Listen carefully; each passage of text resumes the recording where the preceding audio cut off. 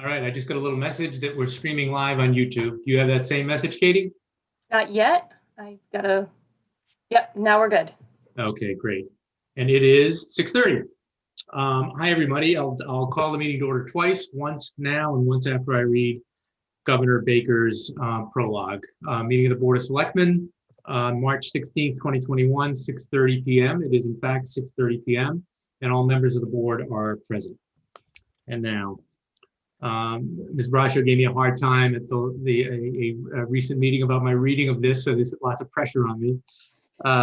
Pursuant to Governor Baker's March 12, 2020 order suspending certain provisions of the Open Meeting Law, General Law, Chapter 30A, Section 18, and the Governor's March 15, 2020 order imposing strict limitation on the number of people that may gather in one place, this meeting of the Southborough Board of Selectmen will be conducted via remote participation to the greatest extent possible. Specific information in the general guidelines for remote participation by members of the public and or parties with a right and or requirement to attend this meeting can be found on the Town of Southborough's website at www.southboroughtown.com. For this meeting, members of the public who wish to participate in the meeting may do so in the following manner by finding the meeting at www.southboroughtown.com/remote meetings. No in-person attendance of members of the public will be permitted, but every effort will be made to ensure that the public can adequately access the proceedings in real time via technological means. In the event that we are unable to do so despite best efforts, we will post on Southborough's website an audio or video recording transcript or other comprehensive record of proceedings as soon as possible after the meeting. So call meeting to order number 2. Again, good evening, everybody. And the first order of business is public comment. I should have checked participants beforehand.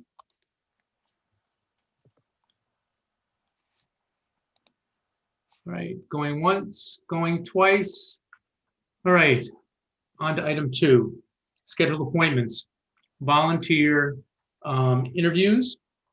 And we have 4 scheduled for this evening. Hopefully most, if not all of the 4 are present, some volunteers for some town committees. And the first up in our order is Rachel E. O'Day for about a 2-year term on the Recreation Commission. And I see Ms. O'Day in the audience, and I think she's on her way over.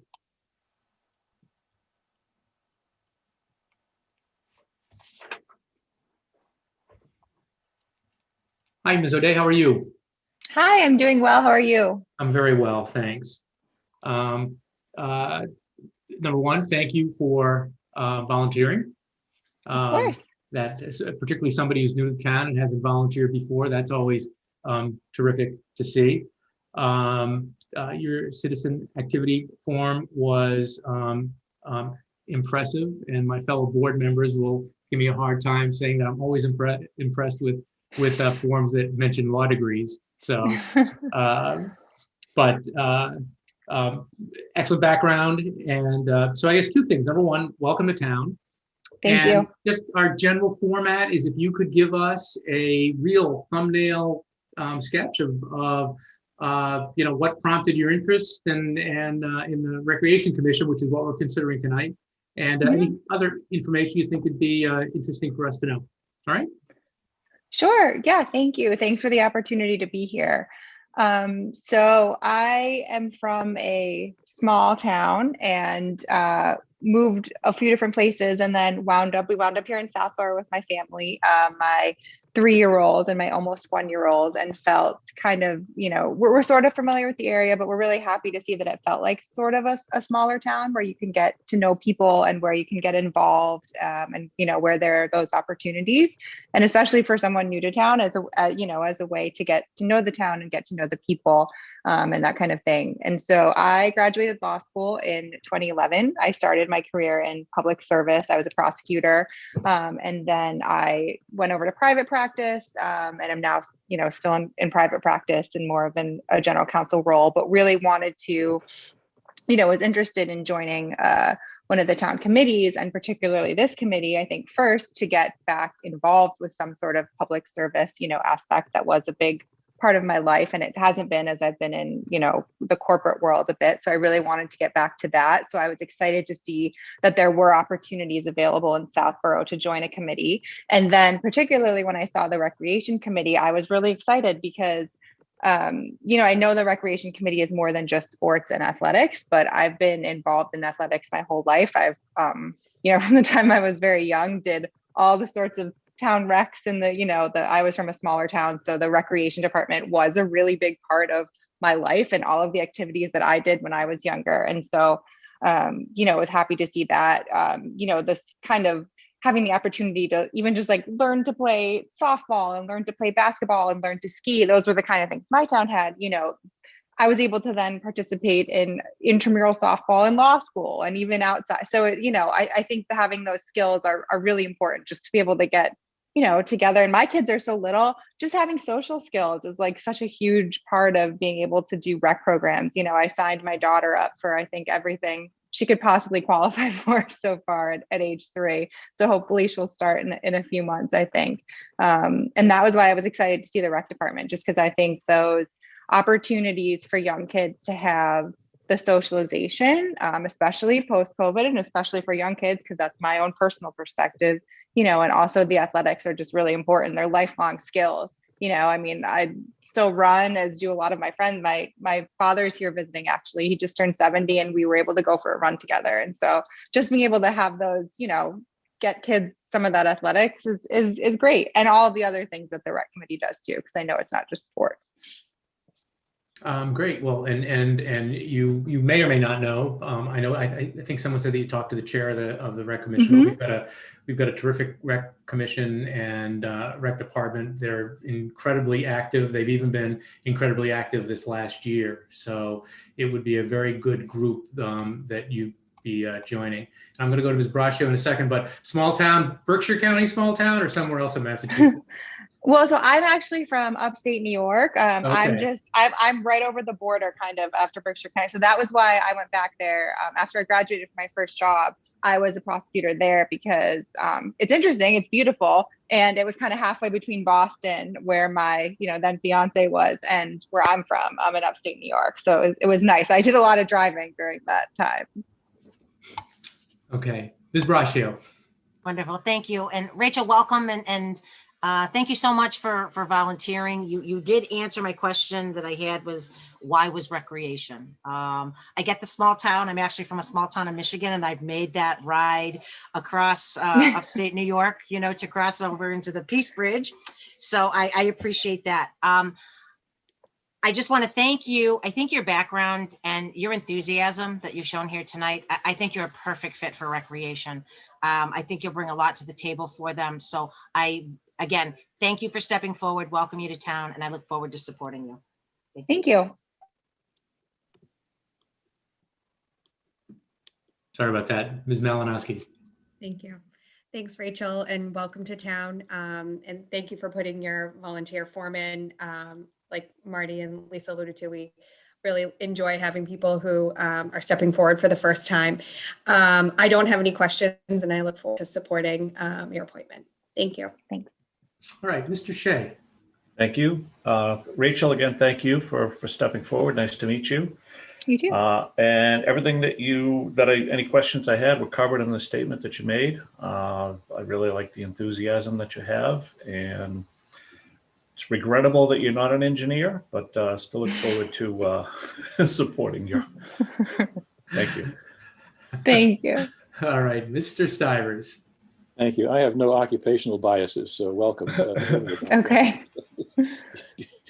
Curious, have you had a chance to look in on any of the Recreation Commission meetings so far? Have you sort of seen some of the things that they're doing, or not yet? I haven't seen any of the live meetings, but I mean, I've looked through some of the meeting minutes that were posted online, and in connecting with Jen, she was able to tell me about some of the projects that they've been working on over the past year, especially. And it seems like they've been very busy.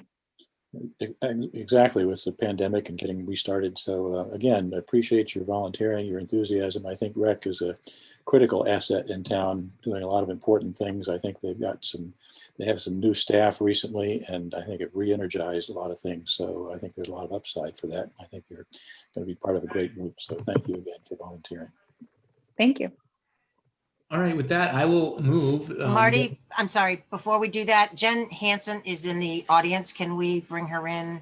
Okay, I did not see your hand up. Sorry, Okay. it wasn't up, but I just noticed that she's there. That's Okay. all. Thank you. Hi, guys. Hey, Jen, how you doing? Good. How are you? Good. Ms. O'Day made a very effective and impressive presentation. If you want to add anything based on conversations or otherwise, you're welcome to. Otherwise, I think we're about to appoint her. Yeah, I would just say that, yeah, we had a great conversation last night and looking forward to adding more energy to the group. You know, we can always use an extra set of hands. So, yep. All right.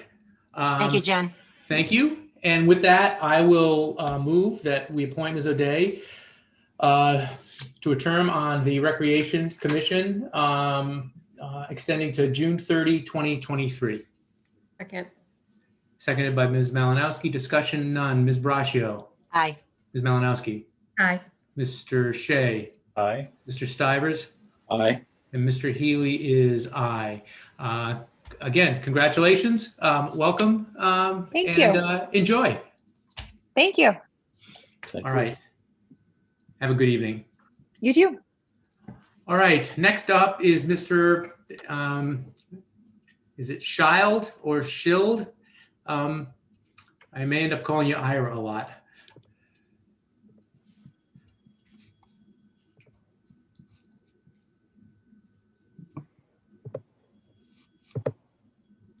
Hi, sir. How are you? I'm here now. It's spelled Shield.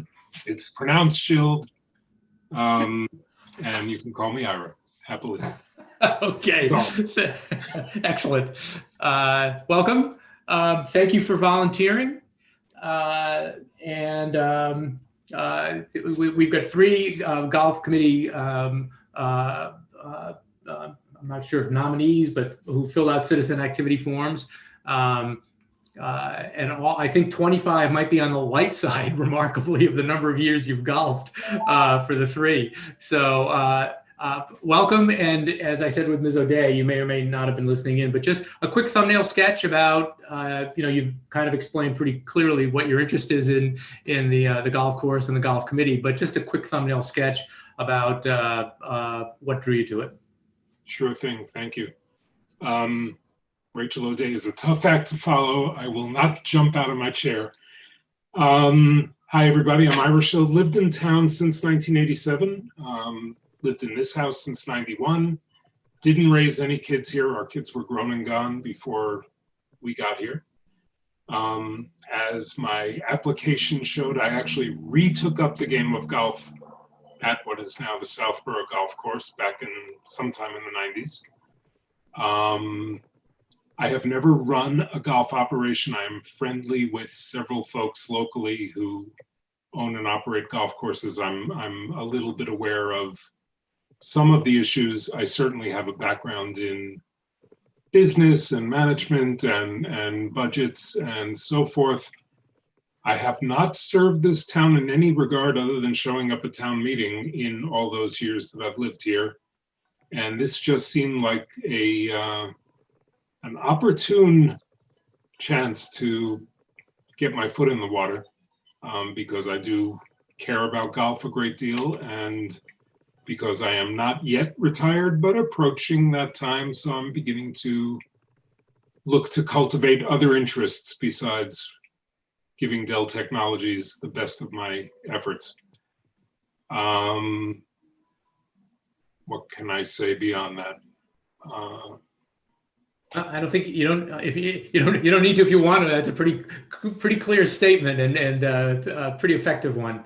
I'm going to go to Ms. Malinowski in a second. I will just point out, you may or may not know this, but and Mark, correct me if I'm wrong, but this past year was, from a financial standpoint, the most successful year in the history of that golf course. it really took off and offered comfort and recreation for folks during a pretty difficult time. And I'm not a golfer, but it's a great resource, and we look forward to having a terrific golf committee to help out with the company that runs it for us. So with that, Ms. Malinowski. Welcome, Ira, and thank you for putting your activity form in for the golf committee. We were definitely looking to fill this committee, so I'm thrilled to have 3 of you step forward for this.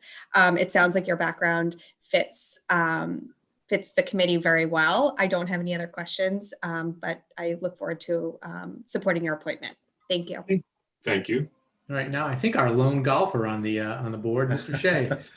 Yeah. So I guess my only question is, this will be the question for everybody. What's your handicap?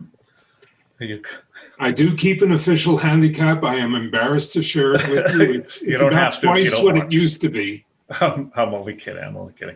It's great to see the interest that you have for it. And I think this is a committee that is really needs to be jump-started, and it's good to see the interest that you have in it, and welcome aboard. Thank you very much. I'm happy to contribute what I can. All right, Mr. Stivers. Thank you. Thanks, Ira, for volunteering. I think this is a pretty exciting one. As Marty suggested, this past year has been the most successful ever financially and rounds-wise for the golf course. But the other interesting piece, as I've followed this over the last several years, is that now that we're back through the construction phase, the consultants that they'd talked to for the prior committee suggest that there's at least a 50% upside for the number of rounds to go through the course at this point. So I think there's a lot of potential, and having a group that is focused on how we get better utilization out of that asset. Think about capital improvements such as irrigation they talked about historically that allows for, again, even more play and better quality play there. I think there's a lot of things that, again, we can do. And with a strong committee, I think that we can realize many of those opportunities. So hopefully you can be a part of that. And we appreciate your volunteering and helping with this. So thank you. Thank you. I very much agree, by the way, given the closure of several local small golf courses, I think we do have a fabulous opportunity. All right, and finally, Mr. Schilt, is Ms. Braccio. Good evening, Ira. Thank you so much for stepping forward. It's great to see the golf committee coming back together, and they were involved so much in the process as we initially started with the town taking over the golf course. They did a phenomenal job, and I think with your help and your experience and your passion for golf, it kind of gives us a whole new opportunity here. So I thank you for stepping forward, and I look forward to supporting your appointment. Thank you. Thank you. All right, with that, I will, is that right that this term is only to the end of June, Mark? Yeah, these are one-year terms, Marty. So this is, unfortunately, we're where we are. So yeah, you'll hopefully this is just kicking off his tenure, and then we can quickly reappoint him again for June. All right, so my motion is to appoint Ira Schilt to the golf committee for a term that ends June 30th, 2021, with the expectation of many years after that as well. Second. Seconded by Mr. Shea. Ms. Braccio. Aye. Ms. Malinowski. Aye. Mr. Shea. Aye. Mr. Stivers. Aye. And Mr. Healy is aye. Great news, Mr. Schilt. Thank you again. And you're welcome to stick around while we talk to a couple of other likely new members as well. I appreciate that, and I look forward to doing this. All right. Have a good evening, sir. You too. All right. Let's bring over Mr. Nixon. I see his name in the participant log.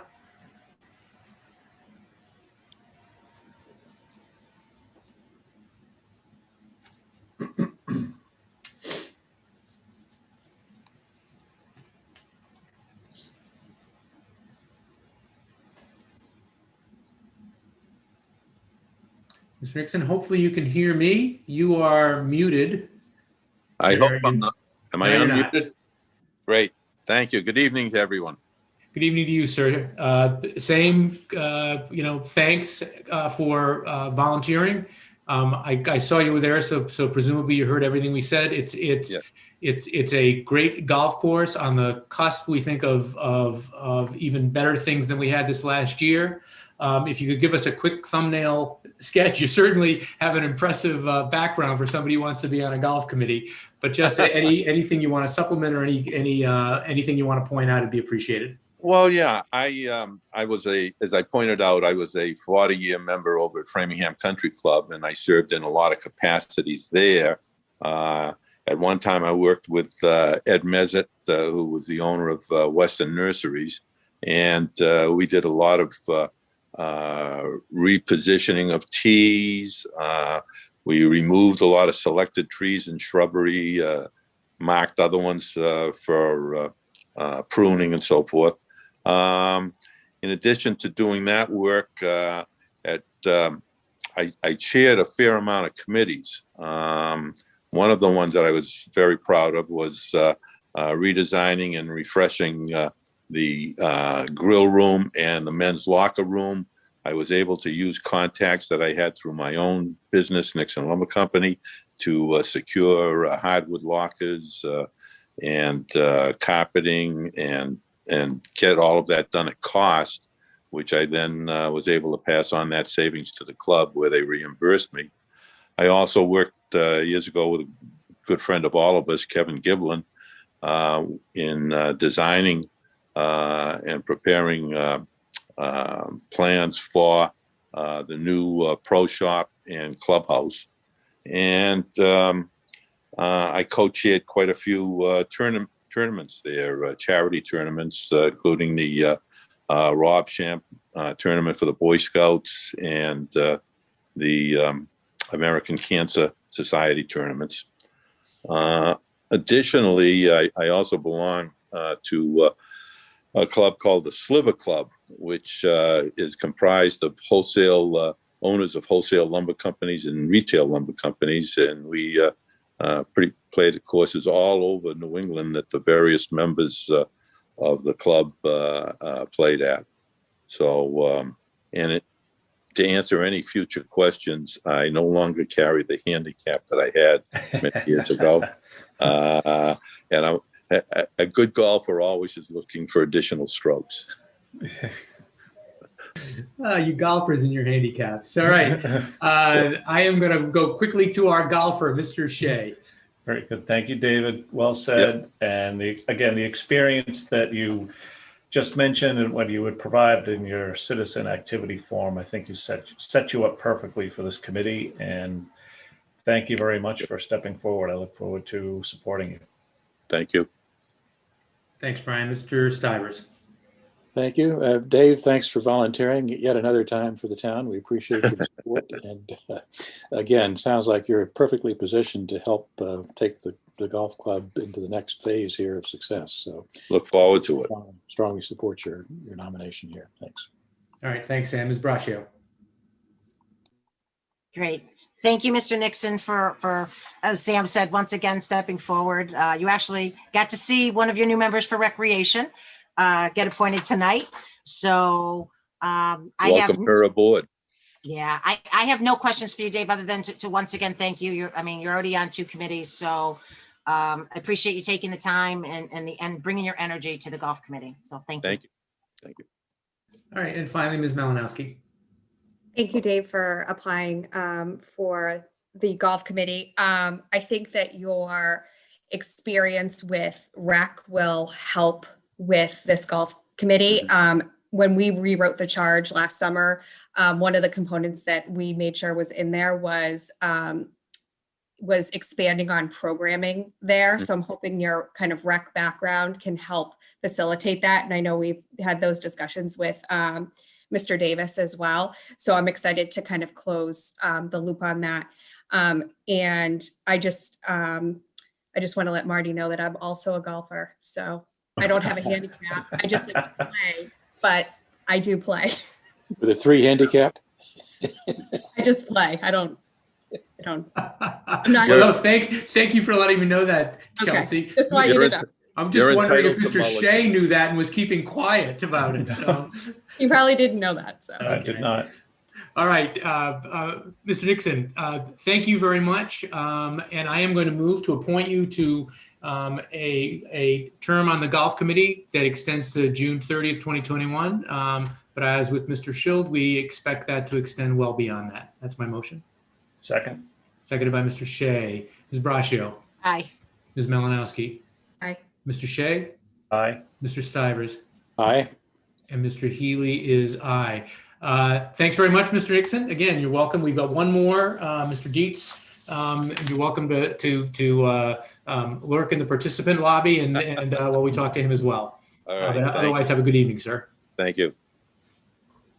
Marty, just for reference too, just so you know, so Mr. Nixon and Mr. Dietz both serve on the personnel board together. So, Okay. yeah, just so for reference. Are there other personnel board members we could raid to join the golf committee? We're now 2 out of 5. No offense to the personnel committee, but I think being on the golf committee is probably a lot more fun. But anyway. Mr. Dietz, how you doing? Good. I'm not sure why the video is not coming up. Well, we can hear you just fine. So I will. You know what you look like, Jay. Yeah, but you don't get to see my picture of Sawgrass behind me. Again. Oh, there we go. All right. I'll give you a chance for, again, number one, thank you for be willing to serve on another committee. You heard our quick conversations with Mr. Schild and Mr. Nixon. If you want to give a quick, again, thumbnail of why you're interested and the like, that'd be great. And then we'll start off with Mr. Stivers after that. Sure. Lived in town for 16 years. Raised 2 kids up here. Been golfing for 25 years-ish.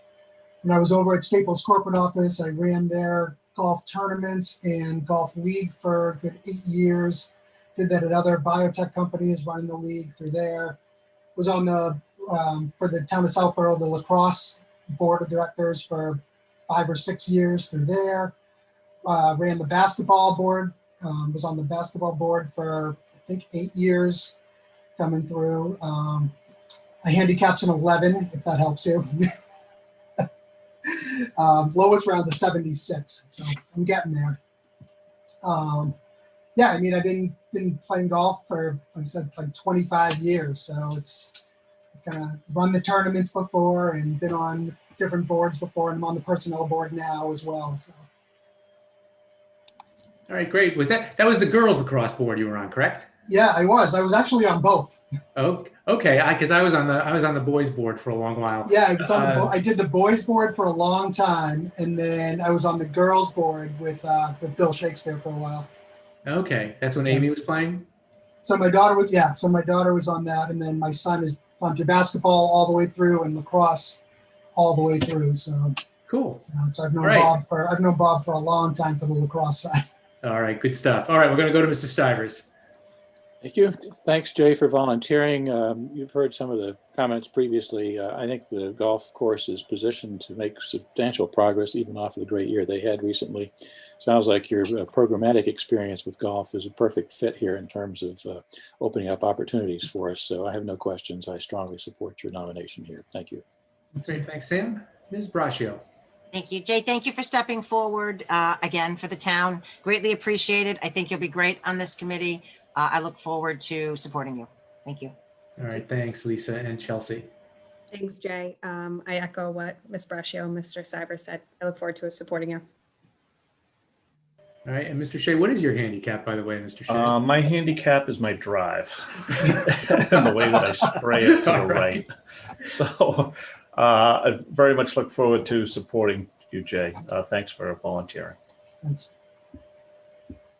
All right, with that, I will move that we appoint Jay Dietz to a term on the Southborough Golf Committee ending June 30, 2021. Second. Discussion on Ms. Braccio. Aye. Ms. Malinowski. Aye. Mr. Shea. Aye. Mr. Stivers.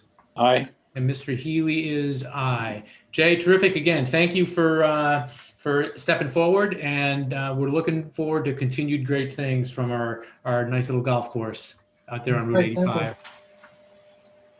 All right, have a good evening, sir. You too.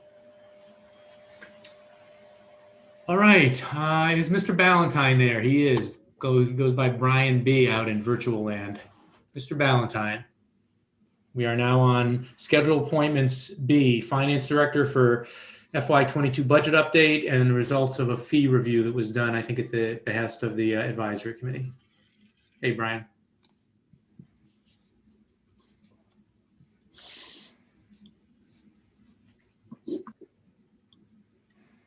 There we go. How are you, Brian? Good, you? Well, thank you. All right. What's FY22 budget look like as we sit here on March 16th? March 16th. So we're down to a 4.04 estimated tax increase. Since we last spoke, there's really been just a few minor adjustments. The fire department had to tweak a small line item, and the Algonquin debt has been finalized. So that went down about 20,000 on our assessment. And finally, lastly, the interface program for youth and family is now being funded through outside sources. So that's great news. And that took their budget down by $20,000. So that's where we stand now. And I think the next steps, of course, are, again, when the board chooses to meet with advisory. I know there's been some talk about that. And basically, most of the budgets are done now as far as being presented. There's some funding questions still of funding sources for the budget. We'll try to hone those down as time goes on, but it's getting, I think I mentioned last time, it's getting very, very narrower, and the things changing are, starting to be less and less because, most of the work's been done. So it's good news. Well, yeah, you, Mark, and the department heads have done a nice job. I said before, we've got, over the next 3 weeks, we've got meetings with the department heads to review the warrant articles and with advisory. And it's going to be pretty embarrassing if after, 2 steady months of you guys driving the tax rate down, all of a sudden it starts going up when we get involved. So hopefully that will not be the case. Nice work, Lisa. Questions for Brian on the budget side of things? Just one, Brian, I know, and I'm not putting you on the spot for anything specific, but do you foresee anything hanging out there that might bring this down a little bit lower? Or do you think we're kind of at the point that advisory and the Board of Selectmen need to pare it down further if they so choose? The major thing probably is the way we fund capital, because we're still looking at possibly, recommending some leases. And we're not quite there to recommend it or not yet. But if we do, it could potentially take some of those capital items and break them up over years instead of, having them appropriated all at once. So that's probably the biggest thing. There could be some other minor stuff, but I think that's the biggest probably. Okay, thank you. And again, thank you for all the work that the finance team has done getting us to this point. That's it, Marty. Thank you. All right, thanks, Lisa. Chelsea? Thanks, Brian. Lisa actually took my question, so that's all I had for you tonight. Thank you. Brian, thanks, Lisa. Thanks, Chelsea. No other questions for me. And Sam? Thanks, Brian. I'll flip Lisa's around the other direction. Anything hanging out there that the state or others are still thinking about doing that might send our tax rate up some as they maybe cut back on funds that we thought we were going to get from them, or other uncertainties out there that could have a material impact on where we are now, or all those things nailed down? Like, for example, I think the schools seem to be pretty locked down at this point. But again, I don't know if there are other things that are potential out there that we could have to deal with. Yeah, I mean, I think the local aid part, if anything, we're at the floor, not where we're going to end up. If prior years are any indication. So I think we're safe there. I'm not sure we're going to, obviously last year, the state with local aid and all that, it was, one of the most unusual years I've seen because it was so late with the pandemic and everything. So I imagine this year they're going to be a little behind again, and understandably. with final numbers, but I don't see anything negatively impacting like you're asking them. Okay. And I guess in the other direction a little bit, given the new stimulus package that most of us probably haven't gotten all the way through yet, there's a lot of opportunity and uncertainty there. And I realize we're not supposed to use that for operating budgets typically, but is there anything there that you and others in the finance team have looked at to say, wow, there may be an opportunity to have some relief from some of those things in ways that we can ultimately translate into the operating budget?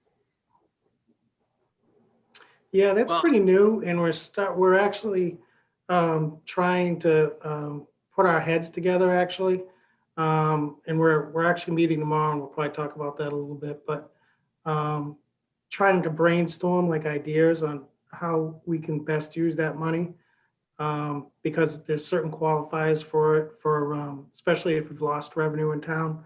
So we're going to kind of brainstorm that and figure ways we've lost revenue, excuse me, and try to make the most of that for certain. There's more to come on that. Exactly. One of the things that I would urge you to keep your eye open for is that that's the kind of thing that there are legal and accounting firms out there in the world who actually have people who love to dig into that stuff at the line by line detail. And they typically will offer, white papers or whatever around those things. I've started to see some of those things come out already. So that may be a good source for suggestions about the fine points of what one can do and can't do with some of that money. So that, again, is something that's probably worth keeping an eye on. But only upside there. I mean, there's money, and if we can find ways to access it and use it, I think that's a positive thing. So thank you. I think the good thing Definitely on about, our tickler list. yeah, I think the good thing about the money is that, is that it's not all coming in one great big, drop. They're looking at, probably 90 days after, the bill has been passed and everything has been set. We'll see the first 50%, the second 50% will come 12 months after that. But the money appears to be able to be used until 2024. So this is something that I think that needs, a certain level of planning, to make sure that we get the biggest benefit out of it, because, we really don't know how the economy is going to come out of this pandemic and how quickly it's going to recover. So I think it behooves us not to try to use it all at once to make things better now, and try and take a little bit of a longer view approach of this. But I do agree it does have some potential, and this is the first time that we've heard the backfilling of revenue being something that we're taking a look at. Where they had talked about this with the first COVID relief, but it never actually came to fruition, and now they're looking at it for this piece. So I think that's welcome news. Brian and Mark, it sounds like from that little colloquy that, for instance, we, to the extent we could, whether it was on types of local taxes and the like, we at least tried to provide some relief, particularly for businesses in town. It sounds like we might be able to at least think about continuing to do that for the next couple of years as they try to get back on their feet. Am I hearing correctly your discussion about that? I think that there may be avenues to continue to do that and help, not only the town recover, but the businesses recover, as well. So I want to see more detail. And again, the way that the federal government rolls it out, and then the way that the state actually applies it, is maybe have its nuances. I know that, we hear from some advisory members or other people, I think Sam has reached out. Well, I've looked at the regulations and it says this. And then Carla says, but I'm talking with the person at the state who makes the decisions on what we do, how we do, and what we can spend it on. And they're saying we can only do this. So it's just, it's little nuances. It changes all the time. I'm hoping we get the rules of the road and we can keep them straight for the duration of the funding. All right. With that, I'm going to move off of the budget update and have you, Brian. I'm not going to ask you to recap the nice summary that you did for us in the that we've got in our packets. Is there anything other than, in the first page of it, the detail following it is great, but is there anything, that you'd like to add beyond what's included in your summary? in that, I'm assuming it's your summary, in the first page of the materials provided on the fee side of things. So the fee side of things, I think there was, and I'll make this quick, but there was a couple takeaways. One was that I'm kind of glad, or I was kind of happy to see a lot of the departments do actually look at their fees on a regular basis. Most of them, at least. I was kind of fearful that maybe there wouldn't have been that level of care, but that's a good thing. So I do also want to say, we presented this to advisory, and that they had at least some level of, I wouldn't say concern, but level of follow-up with a couple of departments to make sure that, they're where they should be. So I've reached out to, in particular, I think it was the fire department and the building department, just for them to take another look at their fees and see if, it's appropriate. It looks like, after I looked at it, it kind of looks like there might be some room for movement there. So more to come on that too, since I just reached out to them today. Okay, and correct, this was my read of the materials you provided, again, except for a couple of instances, and it sounds like they're being addressed. For the most part, number one, either the fees are set by statute or reg that we don't have a whole lot of control of, or the departments have done a good job keeping abreast of what's going on in the state and the region generally, and we're generally in the sweet spot in terms of those fees. We're not outrageously high. We're not ridiculously low. We're charging fees that are similar to what our neighboring comparable communities are doing. Is that a generally a fair statement where we find ourselves? For the most part, yes. Like I said, I think there's some outliers that we can maybe address, but and you're right that, like, my department, almost all my fees are set by statute. There's, literally there's nothing I can do, but yes, I would agree with that statement. And the final thing, and I think I'm going to Chelsea next. In your touching base as a follow-up to this with some of the departments where the fees have been determined to be on the lower side, particularly, I'm hoping that the answer is no. But have you gotten any pushback to adjusting those fees upward? Oh, no, nothing yet. No, nope. Okay, with that, Ms. Malinowski? Thank you. Thanks, Brian.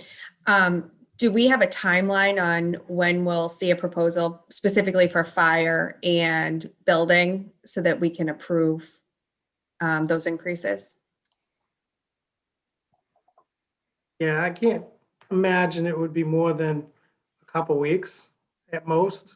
I don't think it'll take long. Okay. Thank you. All right, Mr. Shea. No further questions. Good explanation, Brian. Mr. Stivers. Thanks, Brian, for putting this together. It seems to me that it's interesting that we don't seem to be too far out of line for most of them. I think that's good news. Is it worth putting together at least an informal policy to say that the goal is to be at least at the midpoint or in the middle of where surrounding towns are, if not slightly above, and that we should review this annually or at the least frequently every 2 years to make sure we're there. So put it into sort of a regular review cycle with the expectation that we will be, near the midpoint or slightly above surrounding towns for all of these fees. Should happen automatically, I would think, from a management standpoint. So that's my suggestion. Yeah, I certainly agree with your comment about probably semi-annually. We should kind of bake this into a regular process. If nothing else, it just, does a sanity check on everything. So I think we should absolutely do that. That's it for me. All set, Sam? Yep, thank you. All right, Ms. Braccio. I thank you, Brian, for all the work you did in putting this together. I actually have a recreation question. Marty, is it appropriate? I know Tim is in the audience. Can we bring him over just to answer a quick question that I have? We certainly can. Thank you. We get to see his guitars. Always a plus, always a plus. Tim, are you there? You're muted if you are. I know Tim is also, he's double screening. He's in the middle of a friends meeting. So Okay. Well, maybe then, not respond. okay. Well, then maybe I will ask the question and maybe it's an answer that we can get. So I noticed on the 9/11 turf field that, oh, there you are. Hi, Tim. Sorry, I didn't mean to pull you over from your other meeting. I just had a question I figured your expertise could answer probably relatively quickly. All right, I just put my volume on. I'm actually double timing with another meeting. So if you could just repeat the question, I'd appreciate it. I hadn't even asked it yet, so you're perfect timing. All right. So my question was, thank you very much for the report that you did Yep. on the fees, but I just had a question on 9/11, that the hourly rate is 85 and that was set in 2016, 2017. Correct. And I noticed that you said it won't be reevaluated until a full calendar year is executed. So my only concern is I know you've come to us prior and told us how things are vamping up and you've added softball teams, leagues and whatnot. And I'm just wondering if maybe this isn't an opportune time to actually look at the rates and see, because I would assume that there's going to be an increased need, you know, or people wanting to get out because they've been so cooped up for so long. And I just wondered your thoughts on that. I think it's definitely, I mean, I think it's necessary 100%. You know, there is a study going on. I actually think it was completed and we're waiting to see it, of the state when it comes to, are we talking 9/11 specifically? Yes. Okay. Yes. So of turf rentals and turf fields in the state, kind of a survey of what the average seems to be what the average was for the certain classified users. So we're kind of waiting to see what comes back with that. We were on the higher side compared to all the other towns, based off of what I was seeing come through, because it was a shared document, a Google Doc, so I could see when people were putting everything through. But again, my reasoning for the calendar year, at least for my take, is I haven't been here yet that we've had successful seasons for a calendar year, just because so much stuff has been going on with Triple E and, you know, a small little pandemic. So, you know, things are taking a little longer to kind of come to a full picture for me. What I can say is where we're sitting today, you know, we're planning on a full spring season there. Just 9/11, and those permits have been finalized, you know, to the extent of what's been submitted so far. And so, you know, over the course of 2.5 months, we're bringing a hefty amount of money, probably about between 30 to 35,000 just for that season. So, you know, hopefully that continues, and hopefully we'll have the summer season that we anticipate, and hopefully we'll have the fall season that we anticipate. So the take for the year-round calendar year should be pretty significant. But again, I would just want to see how that shakes, for my own take, just how that shakes out. I know that some people do get kind of queasy when we do give them the hourly rate. So there are some groups that are deterred from it. So, you know, there's always a hesitation of raising it, but I understand, especially given the facility and the history of it and the plan of what we have to do in order to replace it down the line, that if we need to increase it, we can increase it. So, but it's kind of a work in progress, and we're definitely keeping an eye on it. Okay, great. That was it. You answered my question completely. Thank you, Tim. Cool. Thank you, Marty. All right, Lisa. Just very quickly and this isn't for you, Tim. You can go back to your other meeting. Is it? I mean, obviously, seeing all this information in one place is incredibly helpful. And I guess this is for you and Mark and maybe Vanessa as well. How easy or difficult would it be to simply have a sheet like that? We could even put it on the website of what the you know, whatever, however we want to do it, calendar year or fiscal year, what the fees are across the board for the town of Southborough for all of these things. And so it's not a project that we have to engage in at the end of a fiscal year or at the end of a calendar year. They're just there. And when they're updated, whether we update them or statute updates them or otherwise, then that's reflected in what we have on the website. It doesn't seem like it'd be that difficult, but maybe I'm being too simplistic. No, I've actually thought of that, Marty, and I think it's a great idea. So I just didn't want to volunteer for the work too quick, but but yeah, no, it's a great idea. I think we should do that. I'll give you full credit. No, I'm good at hearing other people's ideas and latching onto them. That's one of my gifts. So, all right. Vanessa has chimed in the chat, says that it's fairly easy to do. We just need to pick a format and do it. So I think you piped up and she raised her hand, Brian, so you're out of it. Brian, you should bargain for it, make it contingent on getting the new administrative hours, and you can do it. So. There you go. All right. Before we let Mr. Ballantyne go, is there anything else we need from him? Are you sticking around for some of the DPW stuff, Brian? I'm listening to that. Yes. Okay. All right. And do we have Karen? I know she had. Looks like it. Yes, you do. You've also got Chief Achilles in the audience as well. Okay, so Karen will be in a second. Next up is Chief Achilles for our fire capital item.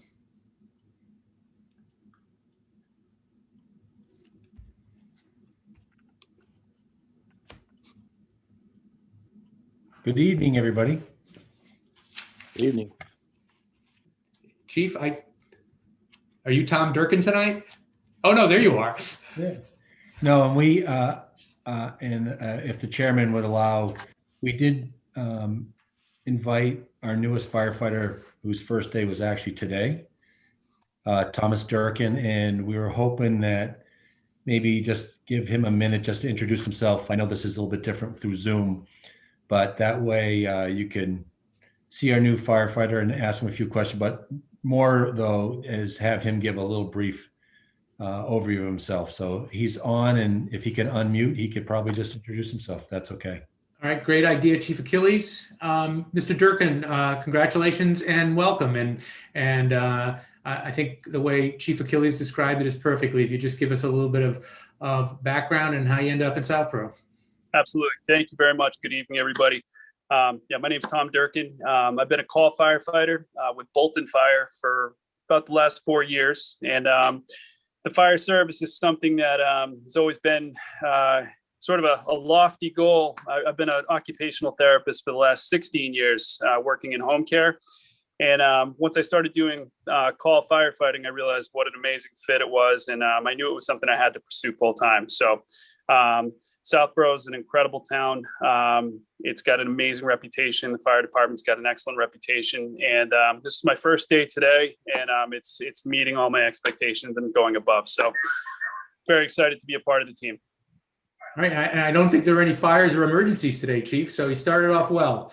It's a good sign. Oh, we kept him busy for a little while. Yeah. All right. I'll start off with you, Mr. Shea, for hello and anything else. No questions. Tom, welcome aboard. It's very good to have you, and look forward to a very long and fruitful and healthy career here in town. Thank you very much. And Mr. Stivers. Thank you. I'll echo Mr. Shea's comments. Welcome, Tom, and we appreciate your stepping forward to work with us. It's a great department, as you suggested, and we appreciate your being part of it. Thank you. Thank you. And Ms. Braccio.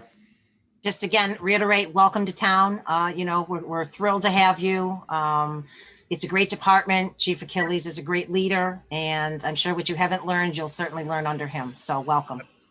Thank you very much. And finally, Ms. Malinowski. Welcome to the department. We're very excited to have you. And good luck. Thank you very much. Appreciate it. All right, Chief, good instinct having Mr. Durkin here. Mr. Durkin, thanks for carving us into your schedule, and go enjoy the rest of your night.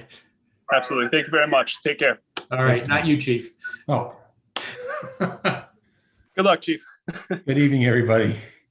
I know I was on schedule to talk a little bit about the water tender or tanker, and I can be prepared to answer any questions. I did prep this a little bit by forwarding, I think it's in your packet, the overview of our project. It really was a snapshot of our grant application. So if you have any particular questions, I hope it addresses a lot of the areas that may have come up. So I'm willing to talk and answer any questions related to that. Okay, why don't we start? Just because I'm having a little bit of difficulty, I've faded in and out twice. Hopefully it's fixed itself. But Mr. Stivers, I'm going to go to you first, just because I'm worried that I'm going to lose connection. I want to make sure it's stable before I start talking for any length of time. Okay, thank you. Welcome, Chief. As you know, I've been part of this conversation for a while here in various capacities. I'm certainly supportive of the need for the equipment. Curious, what do you think the chance of getting grant support for this is? And either way, is this something that I know advisory has been talking about leasing equipment as opposed to purchasing? Is that something that's on the table here that may affect the cash flow associated with it? Well, I was on a conference call webinar with our FEMA region grant coordinators this past week. And I guess the good news is we should hear on these type of grants before June. So that's a good thing. So we'll have a good picture. We're hoping, and you were talking about earlier with the stimulus package, that some grants, especially the AFG, Assistance to Firefighter grants, received $100 million extra, but they don't know if it's going to be applied to this grant cycle or next. So I'm cautiously optimistic, but I think it's been discussed in length with the Capital Committee and Advisory that as we move forward, we need to move on this project. I would recommend earlier than later. I'll work with finance team if they choose to do it as a lease purchase or as a straight up purchase. I have no preference either way, as long as it doesn't impact, if it makes the budget a little bit easier, then I'm up for anything. Okay, thank you. All right, Ms. Braccio. Thank you. Good evening, Chief. Good evening. I had reached out to the chief earlier. I had a question that he was kind enough to answer regarding what the process is as far as the number of quotes that we get to come up with the number. Chief, I'll let you respond to that. You gave a good answer, and I just had one other comment after that. Yeah, typically, and this is true for any large capital purchase, we'll try to get estimates from the vendors. It'd be like you taking a big project on your home. Typically, you'll do estimates before you get a final quote, especially where there's a length of time between the approval and actually being able to move forward and enter into an agreement with somebody and developing the exact specifications and identifying all costs.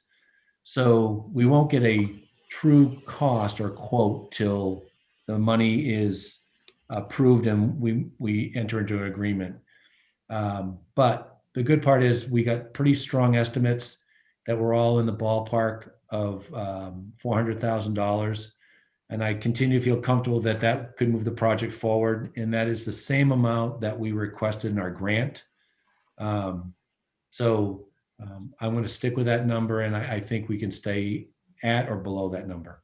Okay, and then I just have a comment. So this item came to the Capital Committee late in the process, and Capital allotted a lot of time and a lot of discussion. The chief had given us some great information. I am in support of this and the reasons for needing it. But I would just ask, Chief, that if we're not awarded the grant, I hope that you'll continue, and I know you will, but continue to work with this item and the amount of this item with the Capital Committee to get the best estimate, because if I'm remembering correctly, it's not being funded until 2023. Is that? I think what it is, and I asked Brian to weigh in, is that typically when we purchase a capital item such as this, or even the fire engine that we'll be getting, the first payment that hits the budget is typically within a year afterwards, not the first day. So I think Brian could probably answer that better, but I think that's how it would work. So it would impact, you wouldn't see a big bill up front. Is that correct, Brian?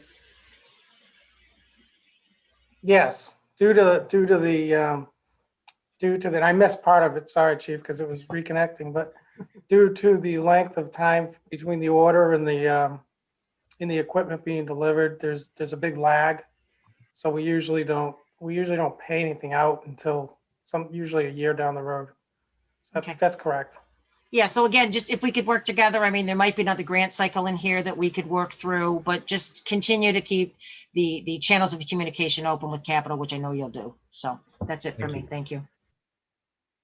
Thanks, Lisa. Ms. Malinowski? Yes, so thanks, Chief, for coming in. I absolutely support the need for this vehicle. I think that it benefits a lot of different areas in town for some of the reasons that you've presented to us.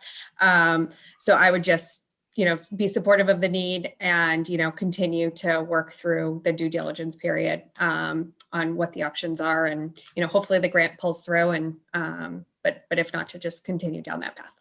Thank you. All right, Chelsea, thanks. Mr. Shea.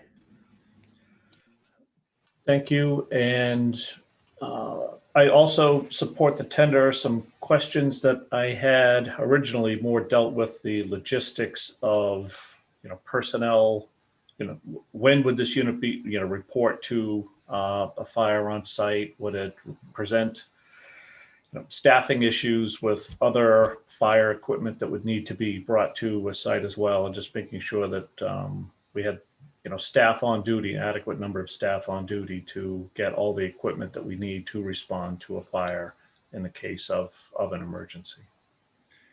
And Brian, I think I put that in the statement on effective operations and what you were provided. Yep, and exactly. For the public is, we're staffed at 5 and often we'll drop to 4, and that's just ensuring that we have proper staffing, but it is also reflective of the cost to operate in our overtime. So we have different models based on and where the call would be and what are the needs, what are the life safety risks. And we will have to weigh, normally right now, as we stand today, it could respond with one of the engines to some of the high risk areas. If there's a significant life safety risk, we may respond the ambulance instead and have the tender respond, much like we do the tower and the second engine now. I think I'll be working with my officers and again with that risk assessment product that we did to identify what's the best way to operate it based on the different staffing models we have. But I'll give an example. The other night, we had a fire that was reported off of Southborough Road, but ended up being in the town of Hopkinton, where Westboro came also at the Southborough Rod and Gun Club. And it's in an off hydrant area. We could have used that piece of apparatus to support our operations as it was. Hopkinton responded theirs. And that gave us a good opportunity, like how would we deploy that? And I think we have a good model to make sure that it's utilized properly, depending on the needs and again, the risk that we're seeing at the time. Okay.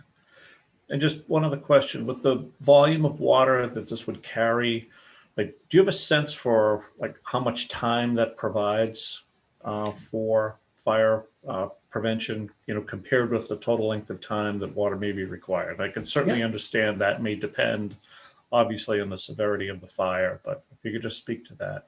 Yeah, and again, that was included where we, typically when we pull a hose line off at a fire, it's operating at anywhere between 150 and 200 gallons a minute. And this is for your algebra problem, and school is, we carry 1,000 gallons on the fire engine. So it takes about 5 minutes of continuous water flow. And most of our fires, we don't have to do that. We apply it over time. But even if we're using 200 gallons a minute, we have 5 minutes with the first engine, and then with the tanker, we want a minimum of 2,000 gallons on that. So that would provide another 2,000 gallons or another 10 minutes. So we would have potentially 15 minutes of uninterrupted water supply. And this is that dance where we would work with our mutual aid partners. We're going to get them on the road and respond earlier, which we're working on now anyway. And we're hoping that within that 15 minutes, we have been able to establish another water supply or have other tenders coming in from mutual aid. And the closest one right now is Hopkinton. So they have about a 20 to 25-minute response time. But if we can get them on the road when we go out, I think the times will just line up, and we hope to have uninterrupted water supply if all goes well. Thank you. You all set, Brian? Yes, I am. All right. Chief, just very quickly, I think 3 things. Number one, you're 85% town covered without this vehicle and the 15% with the vehicle. Do you have a level of confidence that this is, and I hear everything you described. I mean, I mean, obviously for that 15% now, a lot of the time what we're relying on for the first water to get there is a town other than Southborough. Correct. Okay. And hopefully this changes that. You know, if somebody's able to get there faster than us, well, that's great. But at least Southborough will have the capability to be the first or an early truck on scene with a water supply for that 15% of the area in Southborough.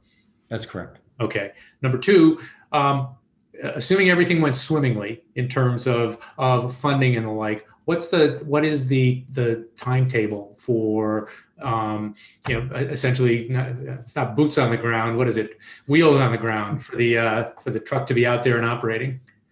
The good thing is these aren't as complicated to build as a pumper because it's not as robust. It's pretty much a pump, a tank, and that's it, and a chassis.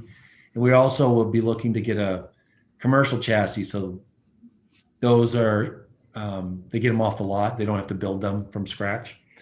So we're optimistic, especially with the economy and kind of moving out of COVID, that the manufacturers either will have these in stock, which we could maybe leverage that and get it at less money and get that earlier, or unfortunately, if there's a larger demand because all the other fire departments in the country are starting to get funding, it could be 6 to 8 months, and that would be the concern. Is the farther we put it off, you got to add 8 or 9 months afterwards normally for when it gets boots on the ground. So I think that's why Capital and Advisor, especially Capital, realized it was a project to try to put forward now so that we're not a year or 2 or 3 from now going, geez, I wish we had this. Okay. And the third thing was, I'm assuming this is, again, a pretty simplistic connecting A and B, but obviously this enhances our ability to provide local aid to other communities as well. That's a big part. Is we would be part of a network. Like I said, we would have been helping Hopkinton out the other night.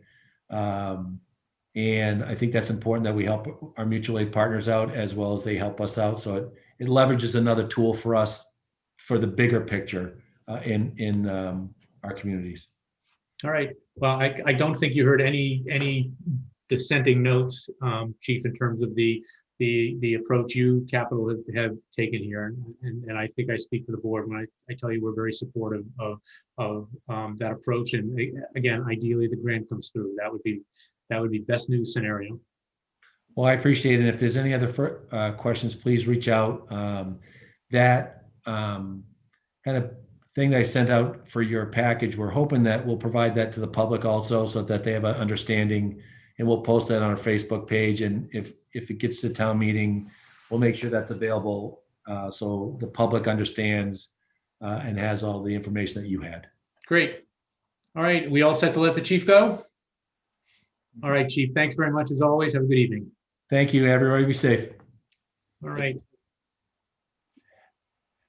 We're going to bring over Ms. Galligan, and as we move into item D on our scheduled appointments. And let me ask Karen a couple of questions first, because I know that sounds like she might have had a tough day. Hey, Karen, how are you? Good, thanks. Um, Karen, my understanding is you had kind of a tough day with an emergency. Yeah, a little bit. So I'm not quite as prepared as I'd like to be, but I think I'm okay. All right. Well, my question was going to be is, are there one or two things that, but believe me, I think we're meeting every day from now until April 20th or so it seems. We've got a lot of meetings coming up. This is a lot of material. Are there some items that you are not as prepared as you'd like to be for tonight?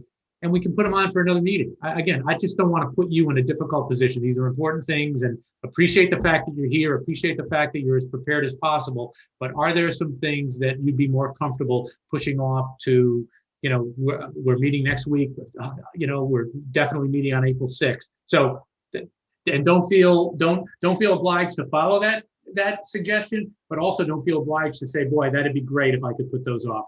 Your call. I think I'd like to at least see what comes up that I might need to delve into deeper, if anything else. Okay. Hopefully, I think a few of the things might be able to tick off really fast. Okay. Well, let's get, but again, don't be bashful about bringing it up. We want to get it right, and again, appreciate the fact that whatever you had to juggle, you're here and available for us.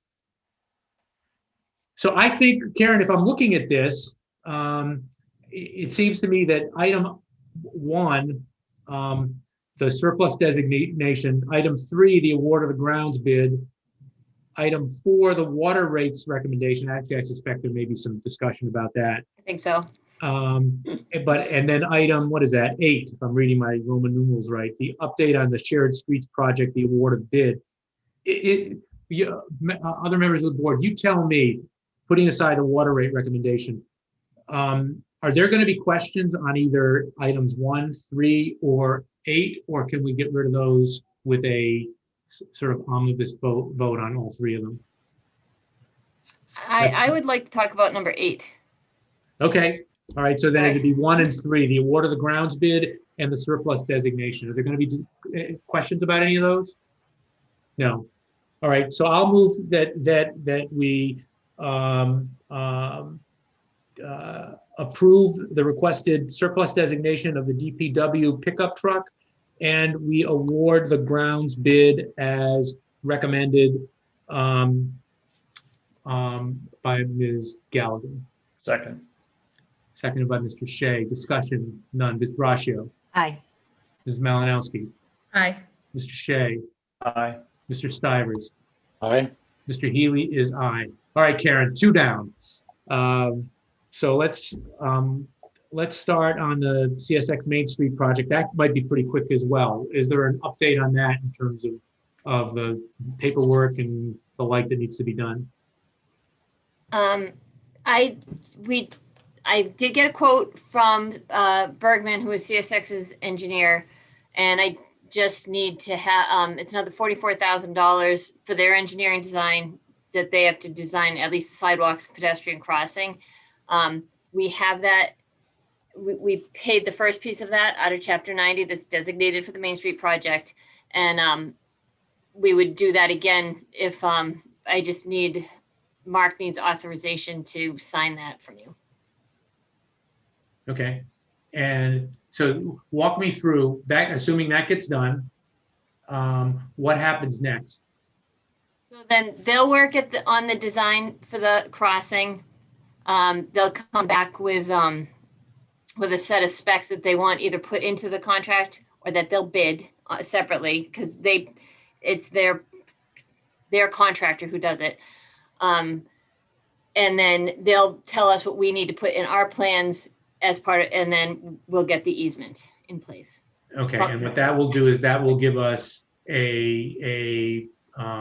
information about what the bottom line number will be yes. for that work. Yes. Okay. All right. And what generally, what do you think the timetable is for getting to the stage of having that information? if you're, I know it's a little bit speculative, but if you have a best guesstimate of when that might be. I think we should end up with something by May. Okay. Probably middle of May, but May. Okay. All right, questions? Any update? Again, I'm assuming that's kind of a linchpin for going forward. Yes, but actually, if you can vote that, and then I have a question for Okay. you. Okay, so what do you need from us? Just for you to, I guess you need to get authorize Mark to sign that for the board. Actually, I think, Mark, that you have that authority. Do you, I suppose we could take it away from you, but I'm fine with your review of that and authorization for that. Or do we have to vote that? So normally if the board approves a document, approves something in that, then I have the authorization to sign it after that. So that's normally how it works. So what is the actual document then that we're approving, Karen? It's an agreement. It's like an engineering agreement for the work. So we had one similar to that, that I guess I should have sent this one around to review, but it's the same one except with a different amount of money Okay, that we've already had. We don't have it right now, though. No, you don't. I can send that along if you want, and you can vote another day if you want. If that happens next Tuesday, is that a big deal in That's terms okay, of timing? yes. That's fine? Okay. Yes. All right. We'll just have the document next Tuesday and we can act then. And once we approve that document, then the authorization passes to Mark. Marty, can I ask a question? I don't know if you're going to go around before we move off this topic. Oh, yeah, no. I'm definitely going to do it by Okay, topic by I'll wait. topic. So I'm done. Go ahead. Okay, so just Karen, just to be clear, so the 44,000 in the engineering is coming out of Chapter 90 money, correct? Yes. Is that money that's set aside for Main Street, and is that going to put us at a deficit potentially down the line? It won't put us at a deficit, but it is designated already for Main Street. It's part of that global Main Street Chapter 90 we have assigned. Okay, so we won't have a problem. We should. Okay. Okay, thank you. That's All right. Just any other questions on that with the idea that we'll have it? Yeah, Sam, go ahead. A quick question, Karen, just so I understand, this is for the engineering that's going to provide a pedestrian-friendly crossing there with a gate with a paddle that comes down and protects people. So we wind up with all of this with a sidewalk that is safe for pedestrians and crossing that's safe for pedestrians that CSX is approving, et cetera, et cetera. Correct. Okay. And maybe with any luck, they'll look at it and say, geez, for twice a week, maybe we don't need the gate, but we won't know that until they look at it and design it. Good. Yeah, Karen, just what I will say on that is when we get to the point of getting of what you described, and that's sometime in May, whether it's me or Mr. Purple or a successor chair, I think it probably makes sense to at least make a run at CSX about exactly what you said in terms of the timing, the limited number of trips and the like, and whether or not there are expenditures that really don't increase the safety, but do dramatically, particularly increase the expense. So just keep that in the front of our minds for down the road. Chelsea? Yeah, so this is the train that runs like across through Main Street, right? It runs twice a day. Okay. Twice a day. Yeah. I mean, I Well, hear I it. can tell you, I live 2.5 blocks from there. I can tell you, my dog can tell you exactly when that train runs. Yeah. So it is more frequent, I think. And well, I know it is because I hear it. But is the 44,000 was not an anticipated cost to come out of Chapter 90 though, right? It was anticipated. We knew we were going to have to pay Bergman something for this. So it's included. It is part of that 585 or 500, 300, the crossing cost. Okay. So, and if they don't spend it all, they only bill you what they spend. The one issue is that it, basically the money for downtown and that whole project it's a group of money for a group of different things, and we'll allocate it as it's needed. So something else might come out of road maintenance, but it's all allocated in there, or will be. Okay, so do you know how you're going to pay for the actual work for the crossings, or will we not know that until we get a bid? The intention right now is that we'll use the road maintenance money. We have about 500 and a little right now, and then we'll have another 300,000 at town meeting. So we should be able to cover anything that comes up for that, because the high side I heard was 550 for the whole thing, or 580. So is this going to impact your ability to use road maintenance for what you thought you were going to use road maintenance for next year? Or were you anticipating using road maintenance for FY22 for this?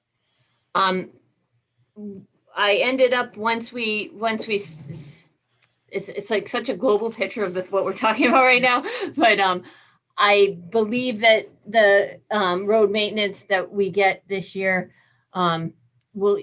some of it will be able to be saved, but some of it we probably will end up using on other projects that are in process, or in the queue, which is really one big project, if that makes sense. So when you work on, or when you've worked on whether the 325 is the right number for that article every year, do we need to revisit whether the 325 is going to work for FY22 and then subsequent years? I just want to make sure we have enough built into that article. And maybe that's not an answer for tonight, Karen. Maybe you don't have to answer it tonight, but at least if we can follow up with that before we move forward with this.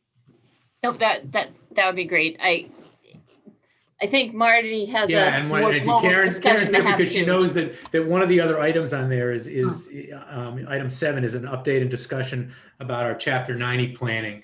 Okay. And I'm fine lapsing into that right now, because the reason I put that on there is because I and I think maybe some others have had discussions with Karen about this very subject, and it is frustrating to me that we live in New England. Our roads take a beating, and we are going from year to year, with the vagaries of sort of immediate needs and projects and the like. And we're really trying to balance at least two things, which is sort of longer term infrastructure projects that the town really needs. At our forum, it's hard to get unanimity in Southborough, but boy, oh boy, does there seem to be unanimity that the infrastructure and that extension of where the Main Street project currently ends needs to be addressed. So, and there are other projects as well. And on the other hand, we've got annual road maintenance. And so as a preliminary talking point and for us to think about, and it's Brian still lurking out there. I talked briefly with Mark about this, is to think about, and quick sidebar, what is happening on the federal level with, sort of, in my mind, remarkable amounts of money that are being directed already towards cities and towns, including Southborough, and in the offing a large infrastructure bill, whether it makes sense to be a bit more creative and 5-year planning-ish for addressing our road needs. And for instance, thinking about, does it make sense for Southborough to have, a 3-year or a 5-year or a 7-year, whatever the number is, plan and do some sort of bonding, so that we're not saying what's happening with Chapter 90 this year and how many different places do we need to put it. Instead, say, what are we going to need for the next 3 years, for the next 5 years, for the next 7 years? If we go a bonding route or something else, I'm not wedded to that notion, but if we go a bonding route, what would the cost be? How much more quickly would we be able to address our needs? And maybe how much less expensive would it be, particularly given the current state of interest rates. So that's why that item is on there, exactly what you've highlighted with your questions, Chelsea, which we got Peter and Paul at least and we're trying to satisfy both of them, and it is becoming an increasingly difficult, dance on the head of a pin. So that was the reason that other item is. That's why your questions were a good lead in, and I saw Mr. Shea's hand was up. Scratching. Did I not see that, Brian? No, that was not up for a question. No. Okay. So that was my thought for putting it on there. That is, and again, for a talking point, and I guess does it need to be reaction? I intend to, working with Mark and Brian and Karen to come up with, a more concrete talking point and what sort of proposal it might lead to. But I wanted to get folks' reaction to it. That's why I put it on the agenda for tonight and see if that's the sort of thing that at least conceptually makes sense. Marty, I don't know. Lisa. So I think it's great. And I think it's a great avenue to pursue. I think, as you said, once this infrastructure money comes into play, and if any of this is going to be put out to bid, I think we're going to be behind the 8 ball if we wait and not have a plan, because everybody at the same time is going to get money and want to do stuff. So I think this is great. Again, this comes down to shovel ready almost. So I think this is a great avenue to pursue and see where it goes. So kudos to you. Mark. Just to jump off of Lisa's point, remember the board, did have some forethought on some of these shovel-ready projects, and you granted, Karen the ability to use a couple $100,000 in Chapter 90 money to get some projects shovel-ready, so that when this some of this infrastructure money comes down the line, we're ready. And especially some of the things that we're seeing with this infrastructure money is that water and sewer is going to be one of those things. So hopefully, we can be ready on that. I think a multi-year bond, or a bond for multi-year projects, makes sense.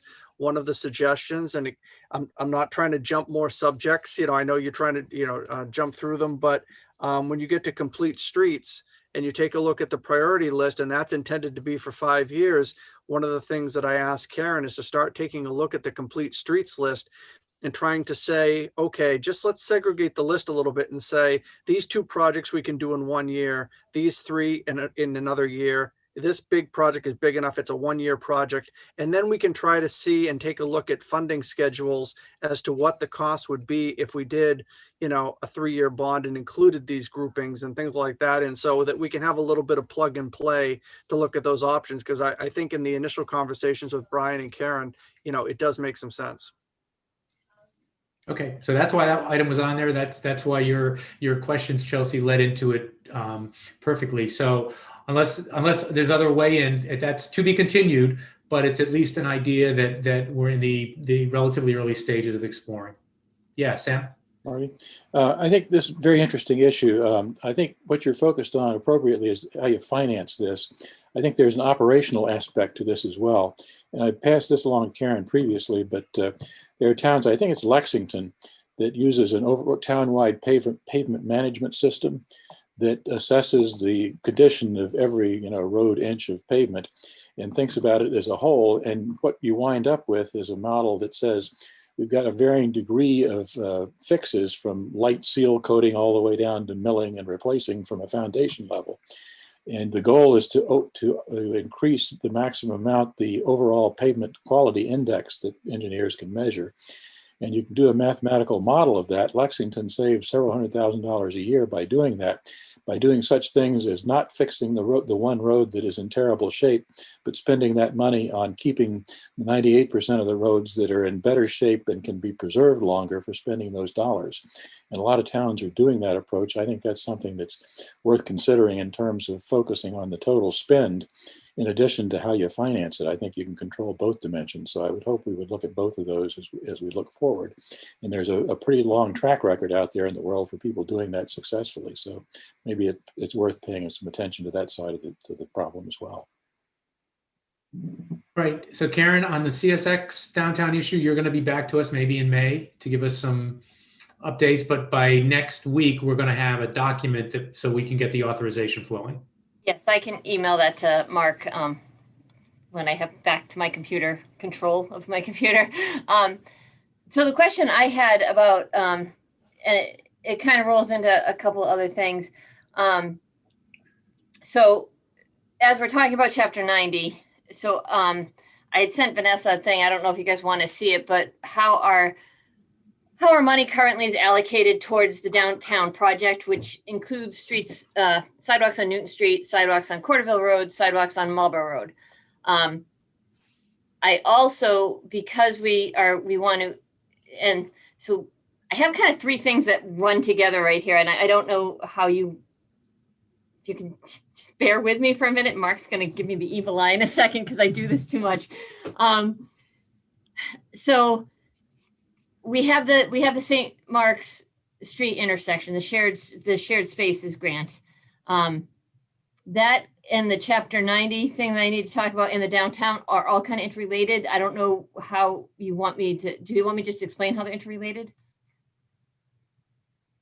Well, I mean, the way they're related is they all, again, it goes back to the whole Peter, Paul, and others, because there are buckets of Chapter 90 work that are pleading for money, and not all of them can be funded without us giving up our normal road maintenance capability for a significant amount of time.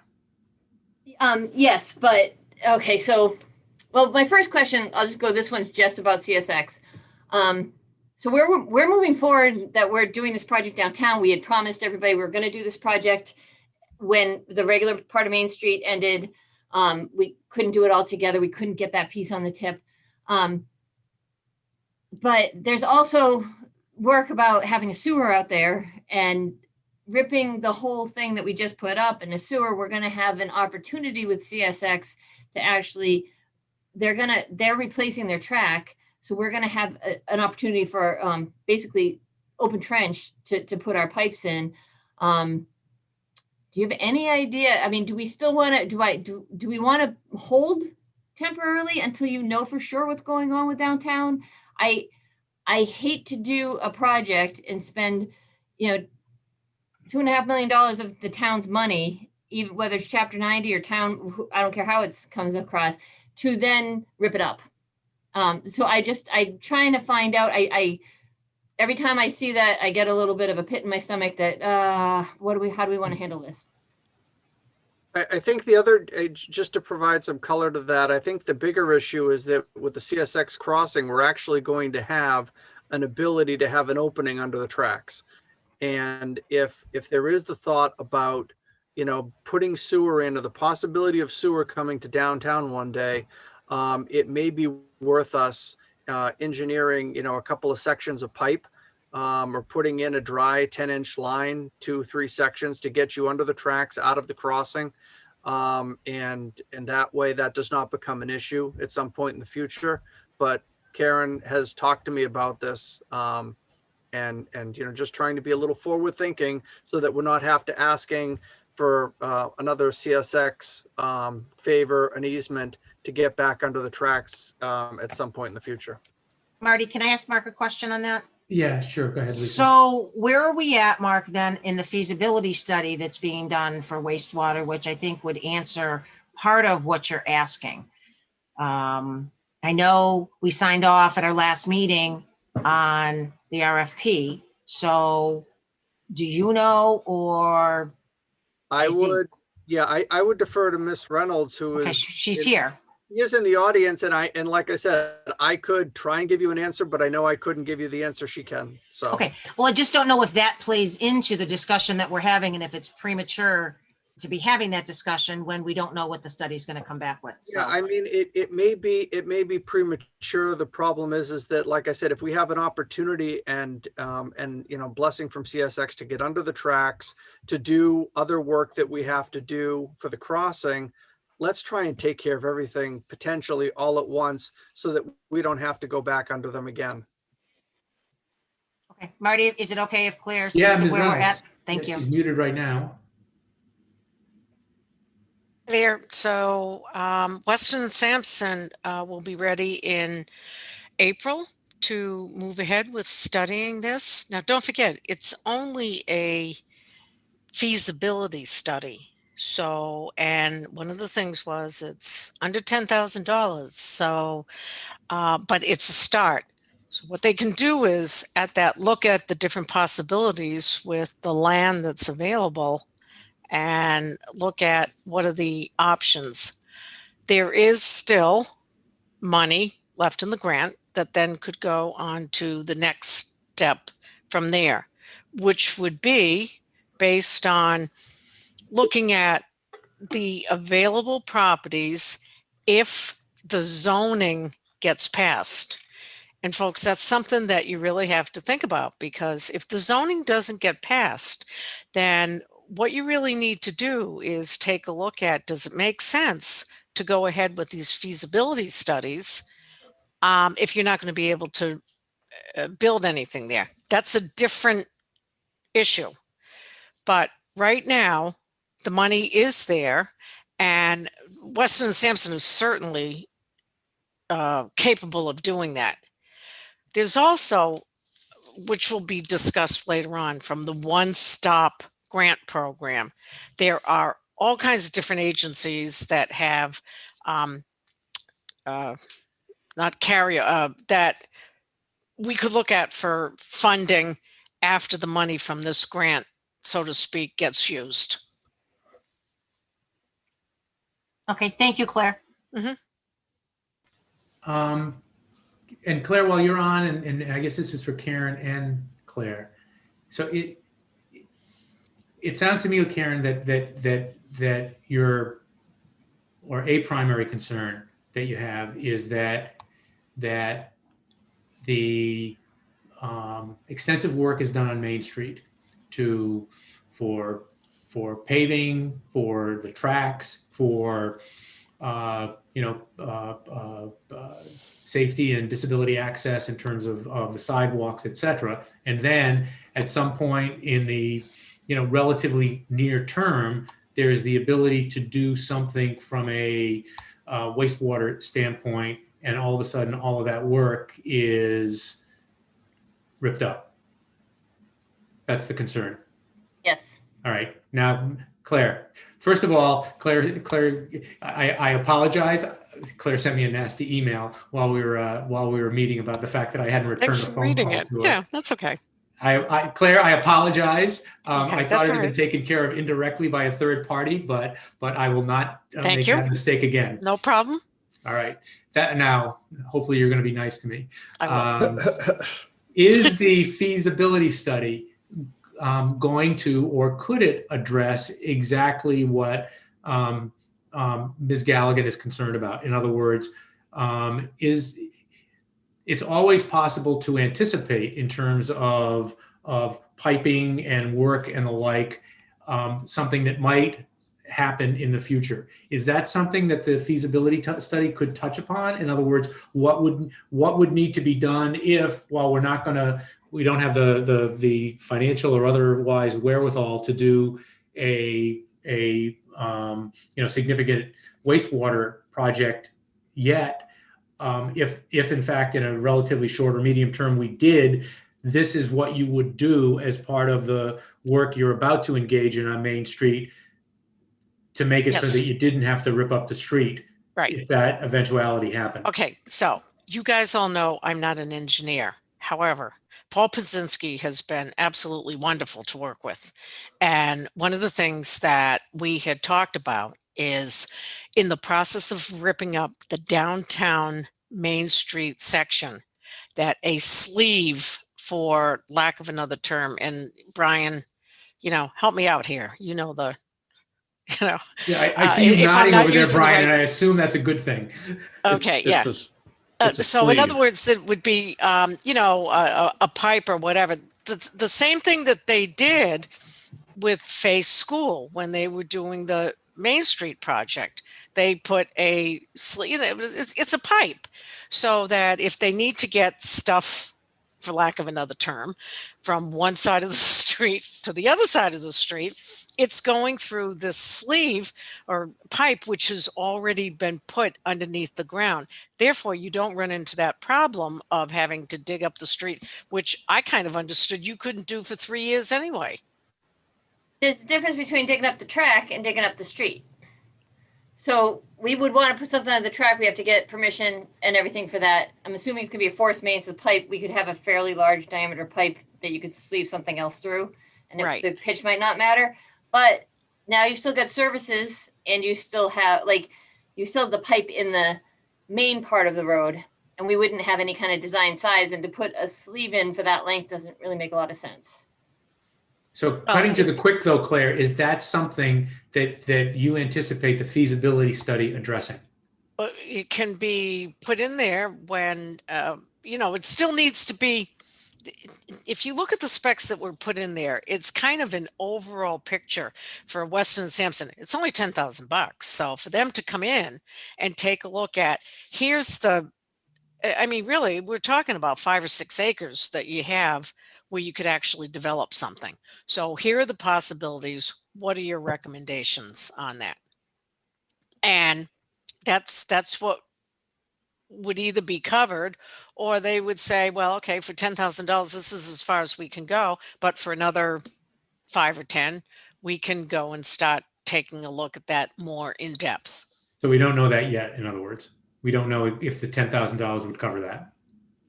Right, because the Okay. $10,000 is going to cover what's already been put into the specs, so to speak. Okay. Marty, can I ask Karen a question? Yeah. So if we did move forward while the road is dug up and put some type of piping, I mean, what would the cost be, Karen? And just, again, I'm not putting you on the spot, just a roundabout. I mean, in trying to weigh, depending on what a feasibility study may say, do we want to make the investment? I mean, it's potentially an investment for the future. I get that, but I'm just trying to figure out what it might be to put just enough piping to go under the track, and your thoughts. So just under the track probably wouldn't be a big deal. Okay. It's if we had to do everything to try to figure out, and then we can only go to the pizza shop anyway. Yeah. But I can get a number for that, like what it is just to put in. I would assume you could put in like a 6-inch, the schedule 40, right? Brian, help me out with that. Right? I don't know. Like I don't know how much. So this is the challenge. So for the money that we're investing in the feasibility study, Weston and Sampson is not going to come back and say, you need an 8-inch diameter pipe at this elevation on this side of the track, this elevation on the other side of the track, located exactly here. They're just not going to, it's not going to be that refined. If you're ever going to if you don't do something now and you have to do something in the future, I'm positive CSX is going to make you do a jacking operation to get under there. And they're not going to let you dig up that whole set of tracks again.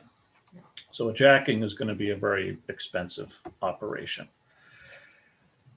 If nothing else, we would potentially have the opportunity now to put in an oversized sleeve, like maybe a 30-inch, and I'm just making these numbers up, a 36-inch pipe that would allow you to put in the future a gravity pipe, because we don't know right now, does the pipe need to slope east? Does it need to slope west? Which direction is going to flow?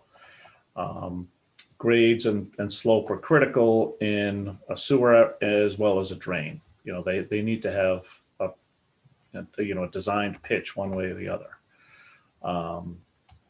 And then you need to look at how long it's going to be. Does it need to extend the full length of the CSX right of way? That's 66 feet, as I recall, 33 Yes. feet on each Yep. side of the tracks.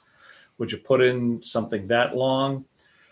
Could you get away with something shorter, knowing that you would still need to go back to them for an easement to, do a little bit of excavation to where the ends of that sleeve are? But that excavation operation doesn't impact the tracks as well, so they can still run trains while that work is going. So maybe if anything, we'll get a sense, if it's feasible, order of magnitude, what size pipes do we have? Would it make sense to put in a sleeve this size so we could put in an 8 or a 10-inch gravity sewer plus a 4 or 6-inch force main in the future to accommodate this? So Brian, you would view this as what's the word I'm looking for? Basically for the future. I mean, we don't know 10 years, we don't know 5 years, we don't know 15 years where we're going to go. So this you would view as more so as an investment in what could potentially happen in the future, and it makes sense to do it now. Correct. And it's a type of thing, if you're already digging up the tracks, if that work is already going to be happening to do a drain pipe and all that, the cost really is, all right, what's the material cost for whatever sleeve you come up with, and how many crew days do you need to price out to do it? Is it's 2 or 3 days for the crew to do it, then, maybe you're looking at a $30,000 investment to do it. But, a future jacking operation would be orders of magnitude that cost. Okay. No, Brian, thank you. I appreciate that. Sounds like good insurance to me. Okay, so we've got a feasibility study and we've got an engineering study that are going to intersect sometime in May. That'll give us some more information about all this. So I'm going to then have to just talk to the engineers to make sure that we at least get them in the idea that they're going to give us a sewer easement also, because they're giving us a water easement, gas has one. So we just need to make sure they know that. So we'll add that into what we're working with them on, and good to know. So, so that And leads me. sorry, Ken, those other utilities, I'll follow up with you on that. Go ahead. Okay. Keep going. So that kind of goes into a little bit onto the shared streets. Do you mind taking that out of order a little bit? Well, let me just see where we are. So we're done with CSX. Is there anything else that? Okay, so we're moved past that. And you want to go stop where next, Karen? The shared streets grant and that intersection. Okay, go ahead. So we ended up bidding that on Thursday. Bids came in high, higher than the value of the work. I think it's partly because there's a really tight timeline. So we did have some discussions about this. What I'm recommending, hopefully, we don't award the contract. We rebid the contract. I will. Mark had reached out to our representative Dykma, and she to see if there's any way we could, if we rebid, because that's gonna, with the bid laws, right? That takes you a little bit extra, so we wouldn't be able to award until sometime in April. And it's supposed to be done by May 31st. Whatever's related to that grant. So we can ask for. He did find out that we can ask for a bit of an extension.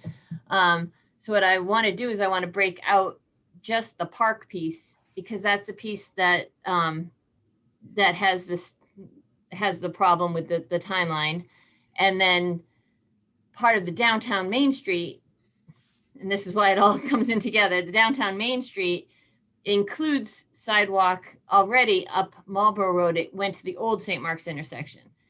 So now we want to bring the sidewalks past that and bring them up further up to what St. Mark's calls their West Campus. So we get that piece done also.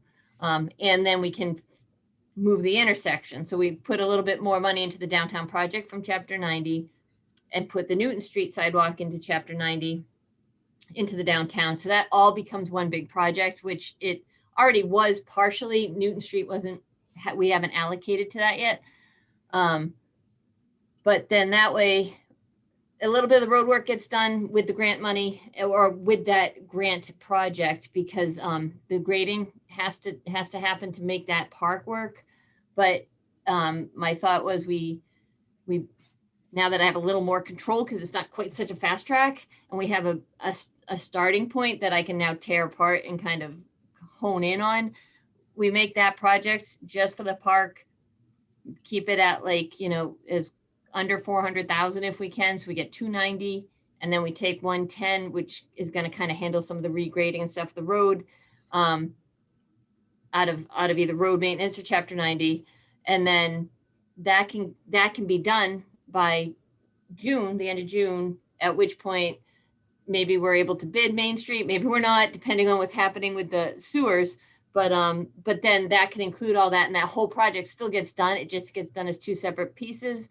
And economy of scale is going to actually help us. And without having that speed, the time crunch on it, I think we'll be able to actually get better pricing, and we can get a reasonable project. I mean, it's a lot of sidewalk. It's actually a good little project.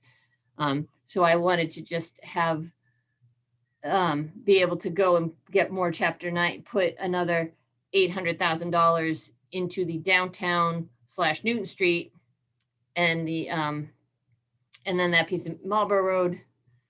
And then it also does a Deerfoot's already included in that money, because the Deerfoot flag intersection is part of that project because it was all coming together at the same time. So that I can put that forward. I just need you to give permission to Mark, who's giving me a look, for Mark to be able to sign that. Okay, I think I follow all that. Mark, you want to weigh in real quick, or are you all set?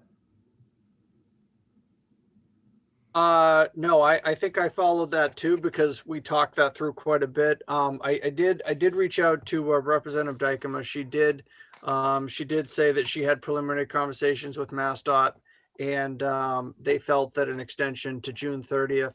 I don't know if that's a hard deadline, but that MassDOT would probably be very willing to do that. We just need to send in a letter requesting that, and there shouldn't be an issue with that getting approved.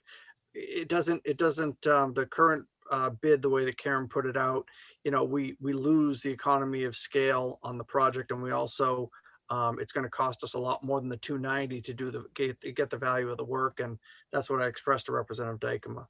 So I like her approach on doing this, and I think that by combining work into these other projects, we will get much better pricing on those other pieces. All right, so what Karen, and I'll go around and see if there's any questions, but Karen, what you're asking us for tonight, or telling us tonight, is that you intend to, the first thing you're going to do is to rebid the project with a focus on building the park. Correct. Okay. And that is the thing, because it's driven by the $290,000 grant. That is the thing that right now has an end of May deadline, or whatever the date was in May. But based on communications with Representative Dykema's office, might extend out to at least the end of June, which hopefully gives us more flexibility, gives us the ability to bid on the narrower focus of the work, and saves for another day that more global project you're talking about, that presumably gets a better price for sidewalk work throughout the Main Street project up to some parts of 85 and otherwise. But that's not something we have to commit to tonight. No, you don't. Well, especially if we end up delaying it a little because of CSX. But that was just something I would like to put the Chapter 90 request in to the state to approve. But you have to vote that to do that. Okay. So if you need more information to vote that, I can get you that, obviously. Well, I'm not sure if we need more information. We may, but I think we want to think about that tonight. Again, that's a lot. That's a big chunk of information. Let me start, Brian, with you. See if you have any follow-up or questions. I agree with that approach. Okay, Sam. Thanks. I agree with the concept, but I'm not as quick as you guys. I'm not sure I follow the money here. So idea sounds sensible, but Karen, where do we wind up relative to how does this affect Chapter 90 money for road maintenance? Is this going to make us any more short for that than we would have been had we gone ahead with the plan as it currently proposed? It'll actually give us more money. So we were going to have to take, and because of the fast track, we weren't able to kind of really hone the project, or I wasn't able to. They honed it, but it higher expense than I expected. So we were looking at needing to put like $1 million in, and it was getting us, that was without the added sidewalk. So the sidewalk was only going up to the intersection, and the remaining was additional. And then the 290 was obviously in there. I'm trying to do is change the project so that the project is less than 400,000. 290s we're still getting. Then we only have the 110 that we'll have to put in, but that will really go towards some road work that we need to build that park, but also to move the intersection. Okay, so, but I'm still a little confused because I didn't remember that we were going to have to put $1 million into the right. That's what I'm saying. When we knew we were going to have to put some money in to start. Yeah. And what happened is as the project turned into, it was a good project, but because it was still fairly small and the timeline was so squished, it became $1 million. We weren't expecting it to be $1 million. Okay, that's what I was trying to clarify because I didn't know that it was going to be $1 million. So that's come No, up. I did not either. When I first heard that, I was like, but it was out to bid. I was like, you can't be, because it was such a fast track. The engineers were just, okay. And I was like, what's the quote? And, or what's the estimate? And when they finally did it, they're like, oh, that's what was confusing me then. So, okay. So it sounds reasonable to me and certainly a better solution than spending an extra $1 million or whatever. Lisa? Karen, so on the original project that we had looked at prior, what had you allotted out of Chapter 90 money for that? So I hadn't allotted anything. I wasn't sure where we were going to be at all because it was such a fast track design. I thought we would probably be under $400,000 for the work that related to the park itself. And then I thought maybe 500,000 for the entire intersection, and then sidewalks would be a little extra. I was way off. Okay. All right. Thank you.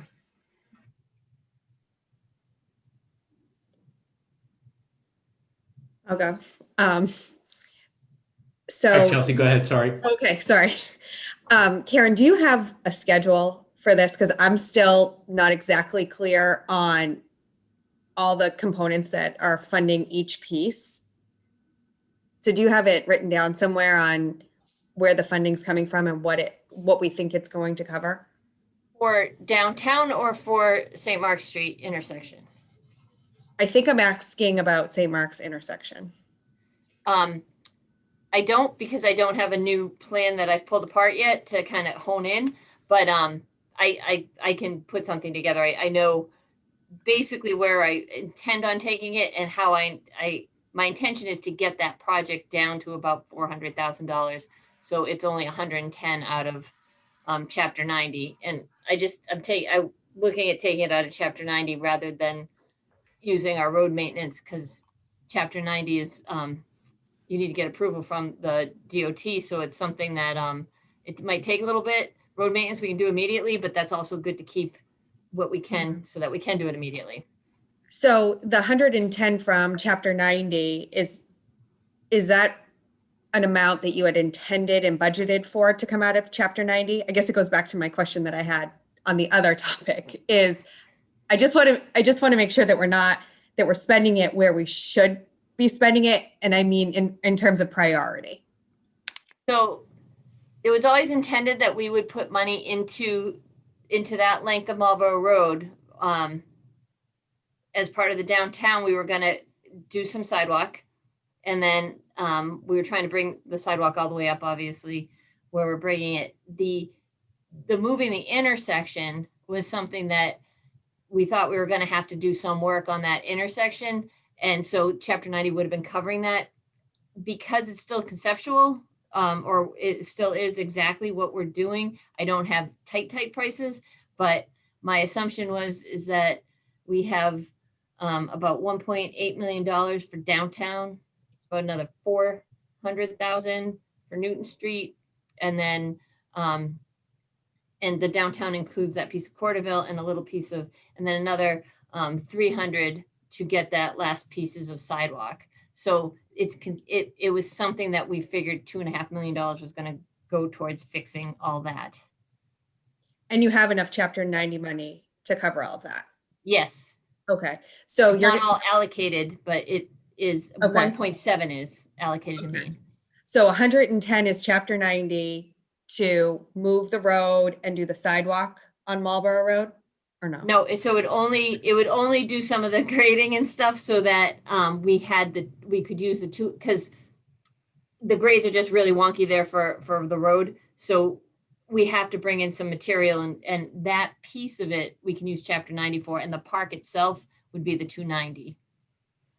Okay, and then the second part of your project is what you said you can hold off on, and that's tying in downtown and the rest of Marlborough Road. Yes. Okay. I mean, I think conceptually it makes sense. I just had trouble following all the pieces. I can send you the kind of this. I can send you all the spreadsheets and the kind of the map of what was included and what we're trying to include Okay, now. that'd be helpful. Thank you. I'm good, Marty. Thank you. Okay, I'm going to come full circle. Karen, what on as to this, what do you need from us, or what would you like from us? I believe just for permission at this point to send, and I don't know that I need permission, but I think I do, to send a letter to DOT asking for an extension, and then to not award and rebid. Like work that project down a little bit with the engineer, and so we can get it out to bid soon. Yeah, I don't think that's something we need to vote, but there's definitely seems to be consensus that the path you're proposing is the one that makes the most sense. Okay, thank you. All right. So I guess the only question I have is, because this was bids were open, do we need to officially reject the bids, or does Karen have the ability to do that, Mark? I just don't want to put another project out to bid while this bid is still lingering. So the selectmen are the awarding authority. So I think the proper path would be for the board to reject the bids in the best interest of the town. So And moved. that would allow her to rebid. Okay. Second. Discussion, we've had a lot. Ms. Braccio, Aye. Ms. Malinowski, Aye. Mr. Shea, Aye. Mr. Stivers, Aye. Mr. Healy is aye. So the bids with the May deadline have been rejected, and hopefully the DOT allows you the additional flexibility at least till the end of June. Yeah, Okay. I think they'll be helpful. All right. So are we ready to move on to water rates? Actually, Marty, can we go back to 7 for just 1 second? I just had one comment on the update of the discussion on the Chapter 90 planning. Yeah. I just wanted to share, and I should have done it. I apologize when we were having this discussion, is that Capital's talked about doing this, and it's on the radar to do, and we're working on a plan for this. We've been talking about this. So it's something that we can do in conjunction with Capital for, because we're already working on that. We just need to figure out, I guess, our role on Capital for this, because it has been discussed on doing exactly what we talked about, is doing a bond, lumping all of these together. Okay. So I just wanted to share that those discussions have already been taking place on the Capital side. That was all. Thank you. Okay, great. Great. As I said, I love to hear other people's good ideas and latch on to them. All right, water, Karen. Okay, so, and actually, I think Mr. Stivers could probably help me a little bit with this. So if you remember last year, we looked at the water rates and we hadn't changed them in a long time. And the vote was we changed tiers, increased the tier levels, not the base rate. And then the idea was that we were going to change the tiers 5% for the next 2 years. With the pandemic, in a very weird way, it happened to be a drought. It wasn't our highest usage year ever or anything like that. We did use a lot of water, but what really is the impetus for our problems right now of our very high, we have to pay MWRA this coming year, right? This fiscal year coming up for the water that we use last calendar year. Okay, so but because of the pandemic, a lot of the offices closed everywhere, right? So Boston has usage, who is the main driver, and they carry such a large part of the flow share of the MWRA, and that's the way we get billed by the MWRA. If they sold 100 gallons of water and we use like a quarter of a gallon, we pay a quarter of their operational costs.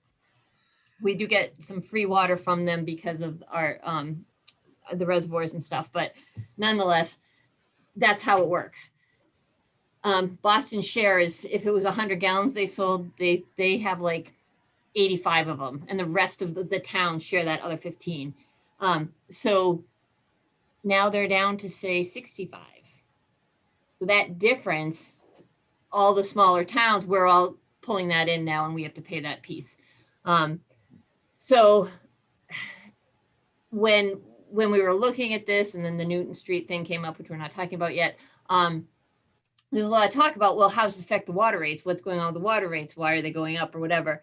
And so the finance team reached out and said, I think you should actually just reevaluate, make sure the 5% is still good, you know, that you guys were thinking of this year. And because originally we were, if everything was the same, I think you guys would have just voted it. You just needed to vote it each year, that even though it was a plan from last year. So they did an analysis. I put it in there. I think we should just keep it at 5% for this year, because I think that it makes sense. We have money in our retained earnings to pay for any shortfall, because we kind of need to see what happens with Boston. Are businesses going to go back? Are they not? Are, you know, within the next couple of years, I think it will stabilize, that a lot of people are working from home, but a lot of companies are saying, we don't like that. We need people in person. And we should seek our own level again.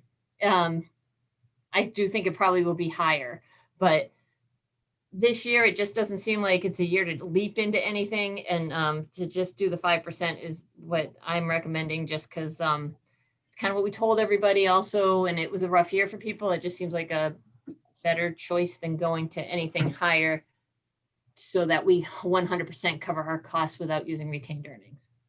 All right, Karen, I think, and I'm going to start with you, Mr. Stivers, but let me ask you first, Mark.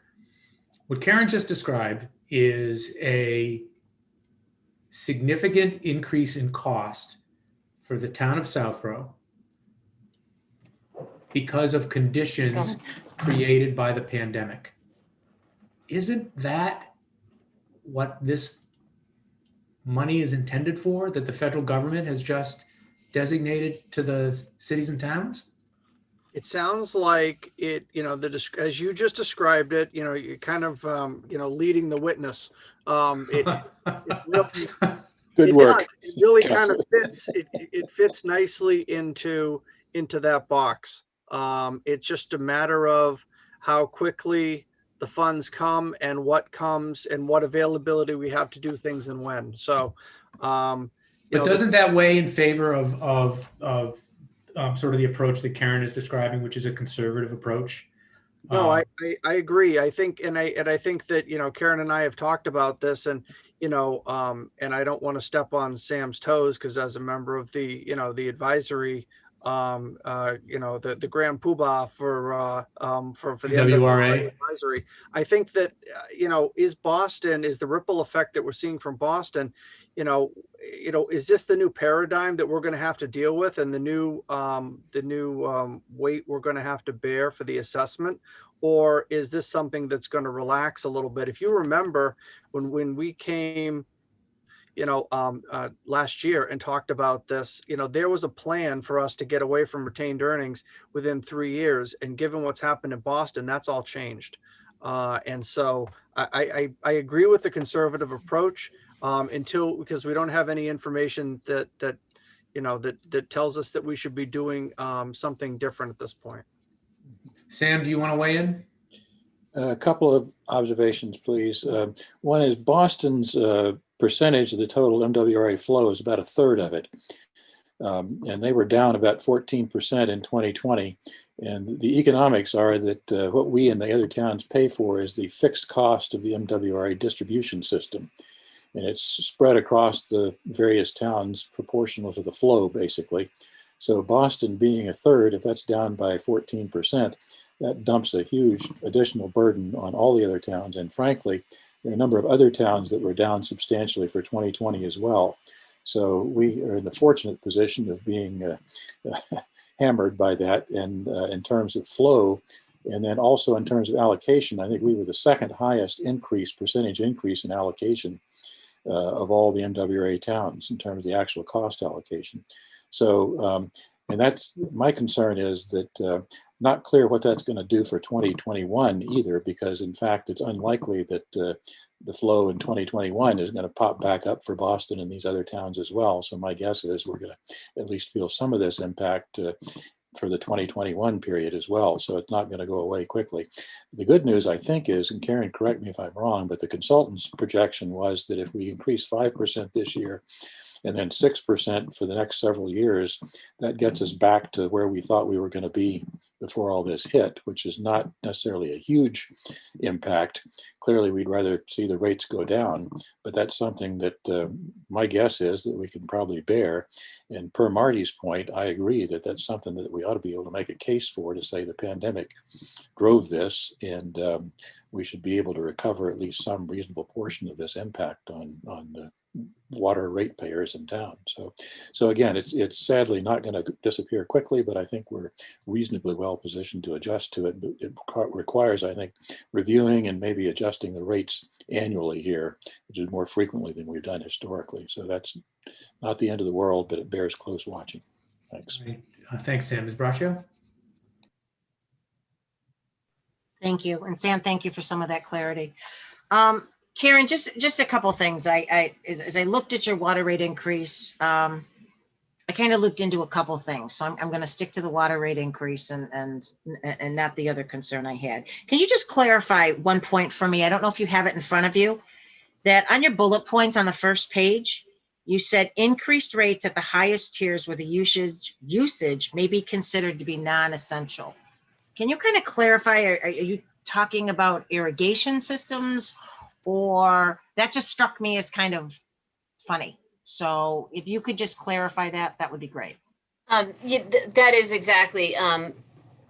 So one of the things that and that's actually from the last time we did it also, that we have that tiered, I think that they call them conservation rates, so that you're paying more if you use more. So it tries to get you to not use as much water, be more conscious. So it generally is irrigation systems, excessive car washing. I mean, in a warm summer like we had, like playing the sprinklers, that's not the same thing, but it's that type of thing that you do that you don't have to. You can do other kinds of moisture sensors with your irrigation systems. You can have it based on a lot of different things, so you don't water so much. So the people who, and this actually came back from when we first originally did this, before we used this group, John Butler had helped us set our first set of tiers. And when he did that, he was kind of like, well, the people who are using the most water are to some degree driving the need for some of our improvements in the system, and therefore shouldn't they be paying a bigger piece of them? And so that's sort of also how we've gotten to this point. Okay, no, thank you. I just wanted to clarify that. I found it kind of an odd statement, that was all. Weird wording. So one of the things I'm concerned about, and I understand that the need for infrastructure and that things are changing and times are changing. I just know what the 5% tax increase created as far as confusion, especially to the high-end user last year. And to go 5%, 5%, 6%, 6%, 6%, I mean, based on this, you're looking at going from 3,700 to the high-end user to 49. But we know, again, it depends on what they use. It could be a very different number than that. And I'm worried about the sticker shock potentially that we're creating for the end user. And, we're going to we have to be explaining ourselves down the line. So I worry about these big increases. I understand the reasoning for them. And I just think we need to be conscious of that. And again, I understand the need for infrastructure and how old our infrastructure is, but I just worry. So if we could just keep that in mind as we go forward and as we're presenting this to the public so that they understand. And I think 5% was scary enough last year for people. And to think of 5% this year and then 666 is a scary thing. So I will leave that for now. I had a comment on Newton Street, but that has nothing to do with the water rates per se. So I will hold off on that. Thank you. Ms. Malinowski. Thank you. So I rewatched the last Capitol meeting, and I know that this ties into the Newton Street conversation, but there was concern on Capitol that we understand the Newton Street project before we set the water rates for this year. So I don't believe that Capitol has weighed in on that yet. And so I'm not sure. I have open questions if Capitol hasn't seen what they had requested yet. Karen, what is that connection? It's how the bonding for Newton Street would affect the rates. That was one of the first questions that happened when I first came in with that Newton Street, because it was a little bit of a last minute project. Well, not a little bit, it was a last minute project. So the concern was, oh, you know, how is that going to affect our rates? And then originally it was sort of planned in. It was a different road, but we had a $2 million project that was planned in for 23. And as Brian keeps pointing out, he's like, you don't borrow it in 22. You borrow it in 23 because you're just starting the project in 22. And I think the chair of Capitol was saying that too. And I don't get really into how we borrow, but so that was they're worried to be a driving force, and it shouldn't have been. However, with the additional cost of water, that created a little bit of a change in the budget. And so that's where everyone was kind of like, we need to look at this. And that's why finance asked. Okay. I mean, what I'm struggling with is what you said at the outset and what Mr. Stivers reinforced is that the town of Southborough doesn't decide how much the water costs. The MWRA decides how much the water costs. And based on the fact that maybe among other things, but based on the fact that the flow of water for Boston, again, because of the pandemic, put that aside from now, but because of the flow of water for Boston went down dramatically, there's nothing we might be able to do something from a pandemic relief standpoint, but in terms of the calculation of the cost to the town of Southborough, that is going up as a result of what happened with Boston. I mean, is there any equivocation there, or is that is a reality? Reality. Sam? Yeah, again, the only hope we would have is if we actually cut back on the flow substantially. That would lower our proportion a little bit, but our ability to do that significantly enough is probably pretty limited, I would think. I haven't done the math, but it got to be hard, I think. So the reality is, again, there's a hope for relief because the increase is pandemic related. But right now, what we're looking at is a pretty significant increase in a fixed cost to the town of Southborough, and I'm trying to see what the alternatives are to address that fixed cost, other than increasing the cost to the end users of the water. So I don't think is the idea that somehow we dip into an addition. What's the idea for where that cost would be covered? I think I wasn't clear, Marty. So in addition to the fixed costs for water, there's also these capital projects on the docket. And so the capital committee had asked, what would these projects do to the water rates? And they want to know that before Board of Selectmen votes on what the water rates are for FY22. And Correct. And if I could just add, so capital has agreed or signed off on a $65,000 capital expenditure for Karen to do the study that she needs to do for Newton Street specifically.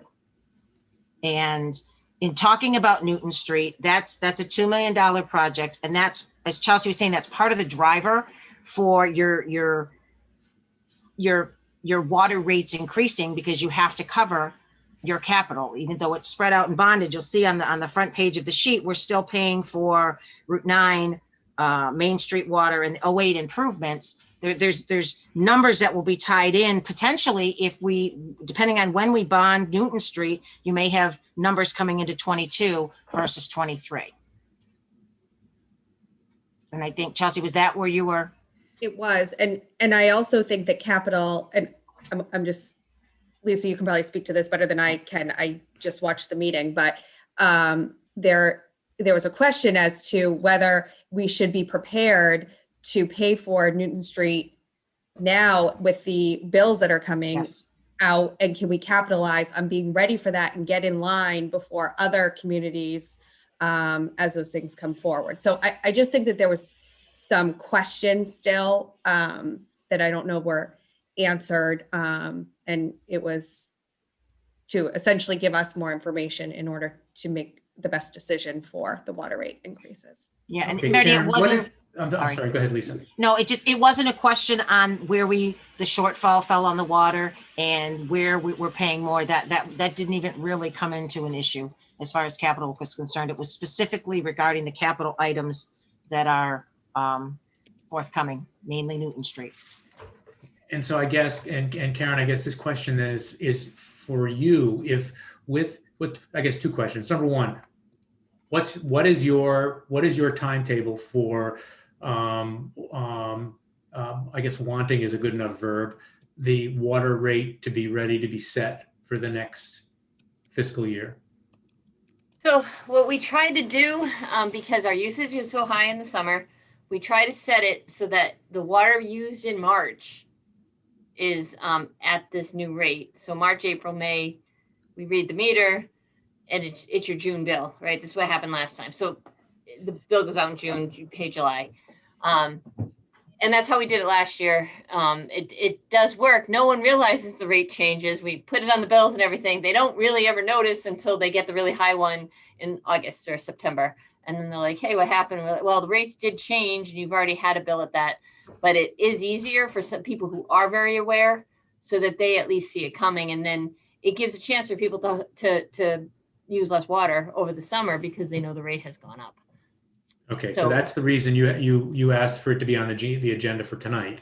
Yes. All right. So I guess the next question is, I get this. You know, we're being deluged with uncertainty about, you know, and the you know, the COVID bill, which addresses, you know, expenses for it's a sewer. I haven't looked to see exactly how they describe that. You know, is that something that this is going to fit into? But what is the risk, Karen, other than other than it's not optimal? If what's the risk if we waited, for instance, a month? That's question 1A. And question 1B, what is the likelihood that we're going to know the answer to these infrastructure questions whenever? I mean, when are those answers likely to be available? It just sounds like, again, just waves of uncertainty. Yes. Everybody's agreeing with me that it's uncertain. Do you have a sense, Lisa, when capital thinks that there might be a little bit more clarity on this? So I think, and again, I don't want to speak for Jason, but I think the gist of the meetings we were waiting for some additional information from Karen and from Mark. and we wanted to see the bills that come out. So I think Capital just wanted to have another discussion, Marty, to find the best path forward. And again, When are you guys meeting? we have a joint meeting with advisory. I was just looking on the 24th. And then we have a capital planning meeting also on the 29th of March. So Karen, is a decision by the end of March, does that allow you to capture March, or is March then gone? I mean, we can capture it no matter what. It's just a matter of feeling like you're being fair to the ratepayers who are using water right now, and And they don't know that it's going to be a new rate. Yes, but March is not a high use month. No one's got sprinklers on, so generally it's just your average use. Yeah. By the same token, I guess it's the driest March since sometime in the 17th century. So, I think we've got like 1/10 of an inch of precipitation since the beginning of the month. You can give some good news. Can you? Yeah. But I heard the snow word, Marty, for potentially Friday, I think it is. The slopes have been fine. That's not good news either. So a couple inches is what I heard, Karen. So we'll see where they end up. So, Karen or Mark, I mean, is there a way to sort of juggle this so that on the one hand we're providing notice, but while maintaining our flexibility to act on fuller information, other than us talking about it and saying that's what we're going to do in a meeting? So I don't disagree with what Lisa has said, and I think also what Chelsea has said about the capital committee. And I'm trying to resist the urge to ask you to bring Brian Ballantyne back in, as talking about bonding. But if Karen were to go ahead and do this work in fiscal 22, I believe that the way the scheduling is going to work, we wouldn't make a payment on a bond payment until 23. So even if the work were to go ahead right away in fiscal 22, I don't see that it's going to have an impact on the 22 rates. So, and if Karen had talked about doing the engineering work, I think one of the other discussions, and Lisa can correct me if I'm wrong, at capital committee was the $65,000, which Karen has put into the water budget for fiscal 22, and doing that engineering work and really refining what actually that number is going to be. $2 million is just the estimate that's come out before the engineering's even done. Is that the right number or not? And so I think that Karen, and I'm not going to put words in your mouth, Karen, was leaning towards doing the engineering in 22 and then coming back and seeking, the bond authorization in 23. So again, without Brian coming in to check me, if the work is being done in 23, then the bonding, the first bond payment is going to happen in 24. So let me add one other thing. So I think part of the reason for this was yes, you're correct, Mark. We talked about that and finding what the exact price is. But this also falls in line with what we talked about under number 7, chapter 90 money, and being able to look at a project. And this might be something that might be worthwhile to, bond now, because again, there may be infrastructure monies or whatnot coming forward. And I think that was part of the reason that tied into wanting to get more information. It's not clear to me, though, that the decision in front of us now, do we go up 5% now, is going to be a lot different given all these other moving parts here. And I would rather not go 6 now, for example. No. And So could we vote tonight to do 5 for this quarter? Because we're not bound by quarter, right, Mark? We can change rates again if we need to for the next quarter. So for historical perspective, I'm going to look at Karen, but in my perspective being here and in other communities and everything in that, you set the rates once a year. It would be a change in how we've done it. Karen, I don't know if operationally that creates an issue with you in terms of the billing or not. Yeah, it would be fine.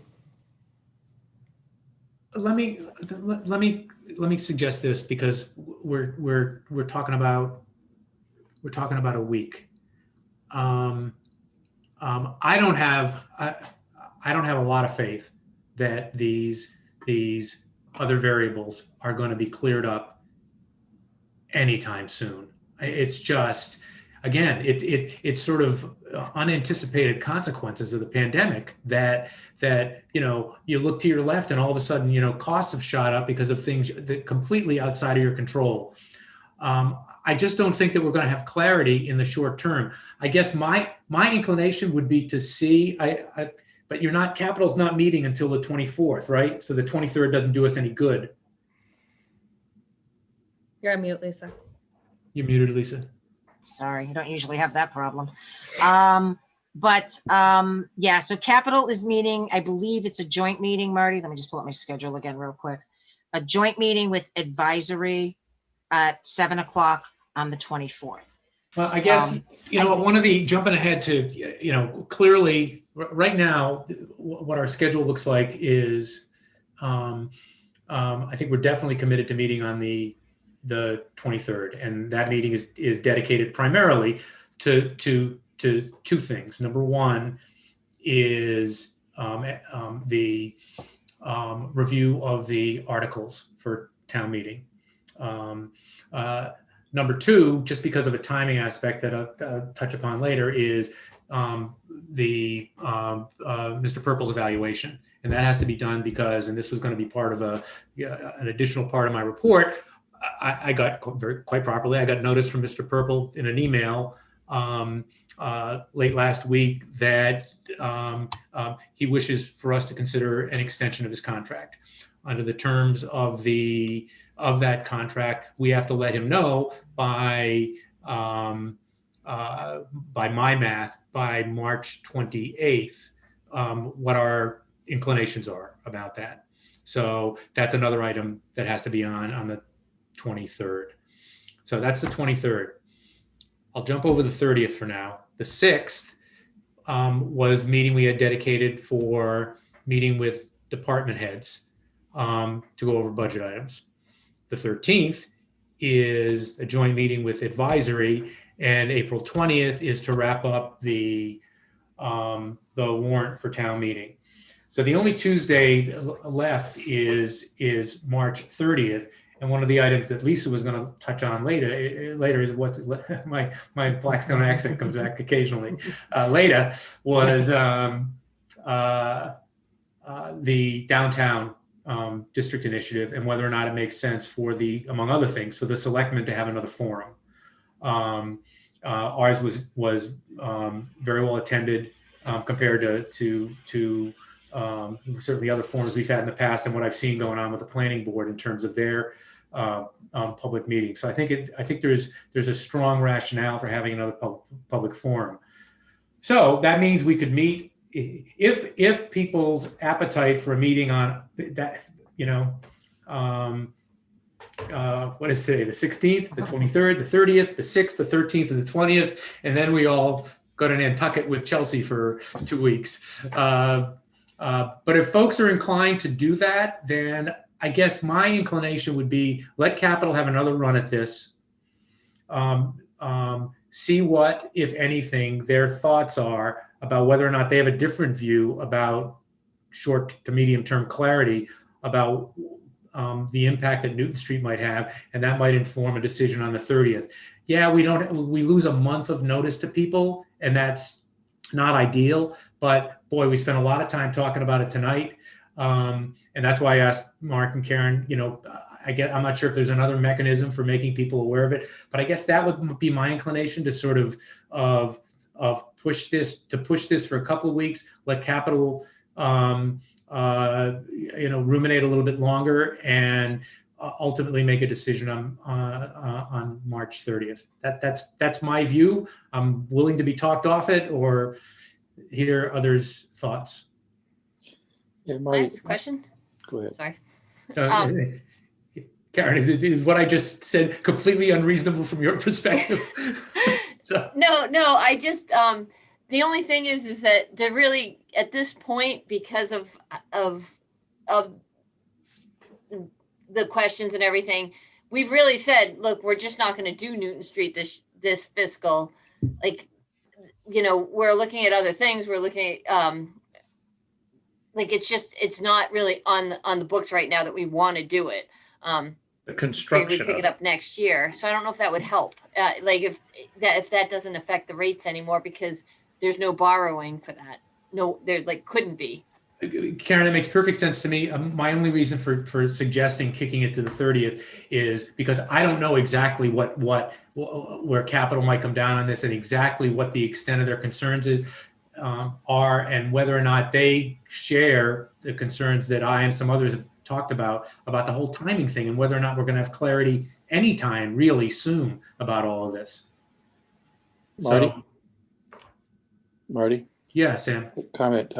I think Karen's point about getting it out sooner to the ratepayers so it has less of a surprise element to it is an important issue. And I guess I still have a hard time understanding how whatever capital does over the next couple of weeks is going to have a material impact on the pluses or minuses relative to a 5% increase at this point. And if some remarkable unforeseen event happens, so that turns out to be not the right decision, I think Karen's confirmed that we could actually, adjust the pricing for the following quarter down the road if we learn more. But again, having the ability to sort of phase this in a little bit when water usage is relatively low seems to me to be helpful in terms of the communication to the public here. Marty, if I may? Actually, Lisa, can I skip to Brian? Sure. To Brian first. Go ahead, Brian. All right, thanks. It seems to me, though, that a bigger driver than that Newton Street capital item is getting the returned earnings percentage down to our 20% target. And that's a major driver in the percentages that have been recommended in the report and the study that was done. So I'm in favor of getting information out to people early. I think I'm very much in favor of letting people know that they could and should be expecting a 5% increase in their water rates. And, even if some decision comes on, and as Karen has just said, Newton Street is not likely going to be constructed this year. We'll move forward with the engineering and the planning for it. So we'll be able to better capture what the capital cost is in the future. Is that right, Karen? Yes. But to be able to get the retained earnings percentage down to the target of 20%, that's the major driver in the percentages. And I don't see that 5% increase going down because of the Newton Street project. So I think the rates have already been built at the 5% increase, assuming a different $2 million project that isn't going to happen now. So Newton Street at some point in time is going to get traded for that. So, I mean, if the vote were held tonight on the, setting the 5% increase for next year, I'd be in support of it myself. So. Okay. It sounds like Sam, you would be as well. Yes, I agree. Okay. I am soft in favor of that. And I guess Lisa and Chelsea, do you have a strong objection before someone makes a motion to that effect? No, I think the discussion we're having is what Chelsea said initially, is to agree on the 5% increase tonight, and then knowing if we need to come back at some point, we could do that. Is that not what you said, Chelsea? That is what I Yeah, so go ahead. Sorry. I don't think the capital has had the opportunity to vet Newton Street. Yeah. And Yeah. Lisa, correct me if I'm wrong. So it's not going to happen quickly. Yeah. And well, it flipped late in the game, right?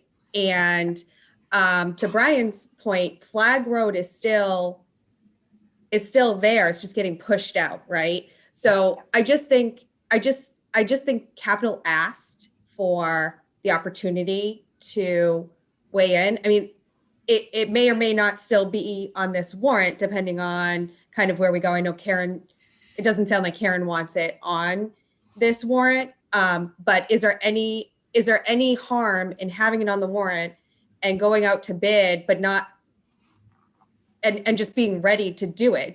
it doesn't necessarily bind you to doing it next year or starting the work next year, right? But I guess that's a separate question than whether or not we should Yeah. go ahead and set the rate tonight. Right, but I wanted to give the perspective of how the projects and the capital tie in to the water rates and just make sure that it's properly vetted. So I'm okay with voting on a rate tonight, but I think we need to make sure that capital does their due diligence on everything. Okay, Yep, I I think, agree.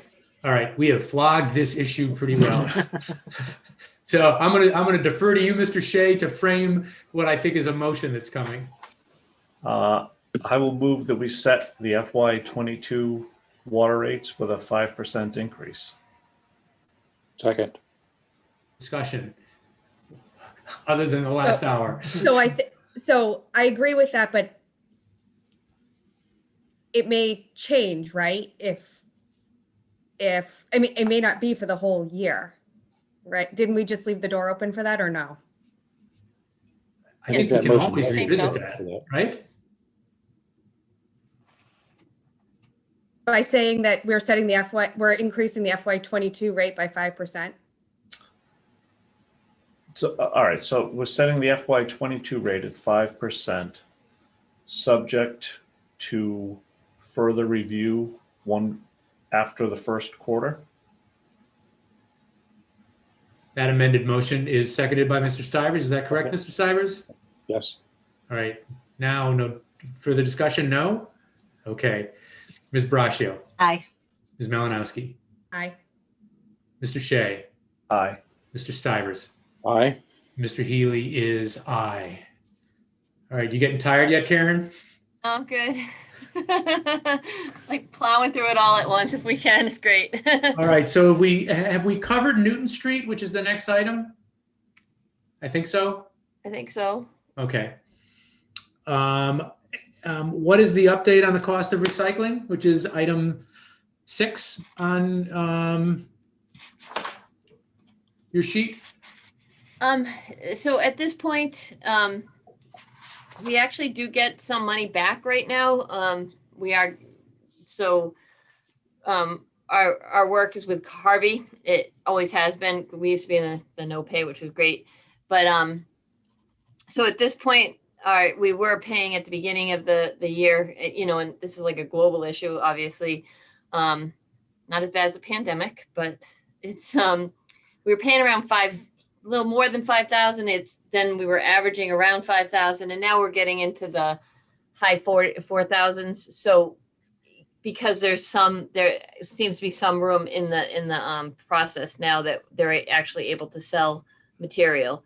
I'm not sure. I think it's kind of volatile at this point still, but we are going to look to, I've been looking at what other towns are doing and who they use, and just shopping it. But we have equipment that doesn't belong to us that we would have to either trade out or have someone sell to us. So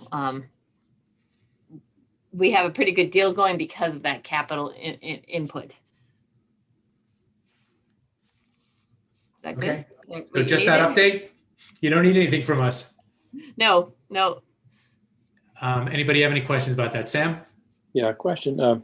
Clearly, the recycling world is still pretty unstable at this point. I mean, it seems to me that it's worth taking a longer term look at what we're going to do with recycling. Do we have any plans to say if it goes in this direction, here's what we're going to do, or this direction, here's what we're going to do? I mean, one of the key things, again, is be able to control the stream of recyclables in various ways.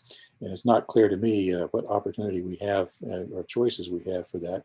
But I got to believe there are people who are looking at that and maybe figuring out ways to do some of that differently. I know there are companies out there that will manage the recycle stream on a very fluid basis. So given the bids for certain types of recyclables today versus last week, they can redirect collected recyclables in ways that maximize the value you get from them.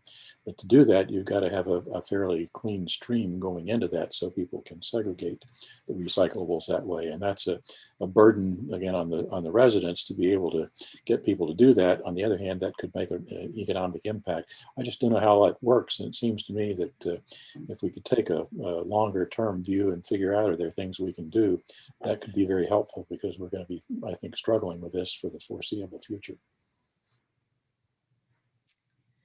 If you're asking, we are not looking at that, but it's obviously a good idea. Yeah. So, maybe it's a project for the Public Works Planning Board. Who knows? All right. Anything else on the recycling issue? Yeah, Lisa? Sorry. So, and again, Sam, that's exactly where I was going with the Public Works Planning Board. In looking at this and the cost of recycling, and obviously it's changed even from a year ago. The cost, when you start looking ahead on the Public Works Planning Board and the DPW as to sticker fees as we move forward, where are we trending as far as, if we stick to the model of keeping $100,000 in the tax rate, where are we trending as far as potentially increasing sticker fees, and where do we need to be? Have you given any thought to that? we did, we started looking at that spreadsheet that we do each year so we can see where our fees are. And we haven't finished looking at it to bring it to you guys obviously yet. And with any changes we have to the rules and regs, but we usually do that in April or May. Okay, no, that's fine. I just didn't know if you were seeing any trends as, over the last 9 months or whatever. Yes, we're going to be higher. Obviously, we're going to end up we're going to be more than $100,000 coming out of the coffers, I think. Okay. The problem we obviously have is that is it the year to change that? Yeah, no, I know. Okay, so you guys are looking at that, and it's going to be in your meetings with Public Works Planning Board potentially next month. With the Public Works Planning Board, okay. That's one that we kind of we do in the office and bring to you. It's not that hard. So, but okay. I mean, we can. Nope, it's fine. I just thought that I wasn't sure what your process was. That was all. So that's it. Thank you. Okay. Cautionary tale about the law of unintended consequences. Man. We need to figure out a way to dump the recyclables in the pit, because that's considerably cheaper. Illegal, but cheaper. Turn them into wind power somehow. Yeah, that's right. All right. Complete streets priority list. What do we need to do with this tonight? Because well, you tell me, what do we need to do with this tonight, if anything? You need to accept the policy, or accept the list, so that we can turn it into the DOT by April 1st. So that at that point, then we can, once it gets approved, we can apply for funds for projects that are on that list. You're only allowed to apply for a certain amount of funds at a time. If you have a certain amount of funds out, yep, no, I got that. And how is it, Sam? You guys at Public Works vetted this? Yep, looked at it, and actually there's one project that I would like to add that Karen and I had a little miscommunication about that I would like to add. Otherwise, that list is one that I think makes a lot of sense. Okay, but it's been run through the yourself and other folks on the Public Works board. Right. Yeah. Okay. And also got input from the Trails Committee and the Planning Board on this too, for potential projects. Okay. So, all right, Lisa, I'll start with you. Thank you. So Sam, that actually answered one of my questions, was the groups, the user groups that you guys had checked with. One of the groups I was hoping, I guess, would have been included was, we have a large contingency of moms that you'll see pushing kids in their strollers as they're jogging, as they're running. And I think that would have been a group that may have given good input as well. It was really hard to read, and I'll tell you, I don't know if it's not just because I'm old, but this printed out really, really small. Yeah. So, and I could be wrong, but as I went through, the only thing I was a little disappointed in was that out of the 59 listed, it only looked like 17 of them were on the south side of town, south side of Route 9. So I was a little disappointed in that, based on most of it is Res B, it's half-acre lots, there's a little bit more density. So, and I think there was a duplicate on there also. It talked about, oh my God, here we go. I got to try to look at this. Sorry. gonna switch glasses. Just for your reference, it talked about Southville. Sorry, River Street, Corderville. It talked about south of I-90 and north of I-90 and south of Route 9 was one of the places it talked about. And then at another point on here, it talked about Fairview Drive to Gilmore, which is encompassed between Route 9 and I-90 on Parkerville. So I didn't know if that one was a duplicate or. It's kind of interesting the way they do it is because they'll sometimes split projects up to make them more palatable, like more of a bite size. Yeah. Sometimes, so they have it sometimes like the same area will be in a couple different spots because of that. So, you know, I know a lot of people on the south side of Parkerville have asked for sidewalk. Yep. Richards Road is asked for sidewalk. So I had those ones that we knew about. Yeah. And then one of the reasons there's also a lot on the south side, there's a lot of density, but through streets, there's a little bit less. So there are actually more sidewalks because of the amount of cul-de-sacs and everything and like neighborhoody type areas. So we tended to, with this, we tended to kind of hit the mains, which are the harder roads, obviously, to get a sidewalk in, but also would be a larger project. So a lot easier to take $20,000 and put it in with a road project and build the sidewalk on a small area. And then that 20 could come from it, but you still have $380,000 to be able to borrow or to ask for, not borrow, from Complete Streets. Okay. Another. And the only other comment I had is the train station is also south of Route 9. And I was looking for a little bit more connectivity between some of the neighborhoods. That I know some of them were encompassed, but then we also have the recreation facility, the field on Liberty Estates, and the sidewalks end before there. So I didn't see that one on there. And I was just thinking connectivity wise between the train, between potentially if a playground gets moved even, you know, and the opportunity to be able to connect the recreation and being able to have some walkability to get there. So those were really my only comments. And unless it's there, Karen, and I just, again, because it's so small, I didn't see it, but I didn't, you know, again, those were just some of the things that I would have liked to have seen factored in, you know, accessibility to the train, which if you did it, some type of sidewalk further down Southville to connect to Liberty, you're also allowing those people walking access to the train. So. I didn't, I'll have to look, but I'm pretty sure this Southville has sidewalk all the way down. To Liberty? I didn't think it went all the way down. Maybe I need to drive it again. I apologize. I will do that. It's a section of state road there, so that's weird. That's like a little piece of state road. Okay. So when they did the train, they did add sidewalks down that area. And there, part of what's weird with the list also, and when you really look at it, so it'll say like Corderville Road, and it's like, it'll say connectivity, or it'll say, and it, you know, if there's like a crossing there that needs to be dealt with, it's included. So a lot of stuff like that is happening in that list. Okay. That's it for me. I will actually drive that tomorrow. I could have sworn that the sidewalks ended way before then. So, Lisa? yes, Sam. I think the last time we talked about this here, VHB did an updated map of the town with sidewalk locations on it. Oh, okay. So I think that was in the pack. I'll dig that out and I'll send it to you. That would be great, Sam. Good look at being able to see how the various networks connected or didn't. Okay. And overall, it struck me they did a pretty good job of connecting networks, but there certainly are neighborhoods that are not internally connected very well. And so I thought the first trick they were trying to accomplish was to connect the big pieces and then work off of the smaller areas that didn't have the connections after you got the overall structure in place.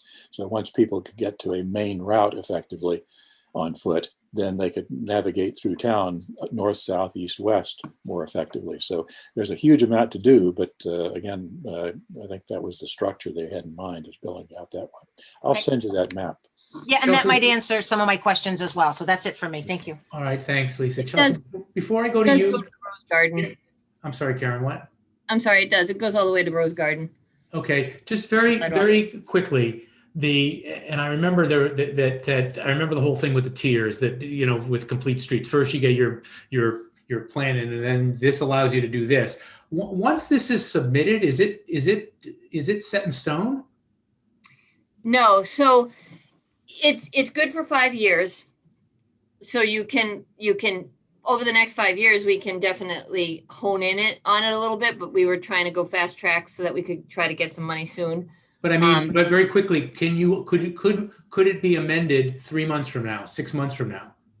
No, in 5 So years. it's locked in for 5 years. Yes. Okay, that was my question. And I'm going to go to Chelsea now. Thank you. Karen, were these roads analyzed to see if a sidewalk is feasible on it? Not necessarily, no. Okay.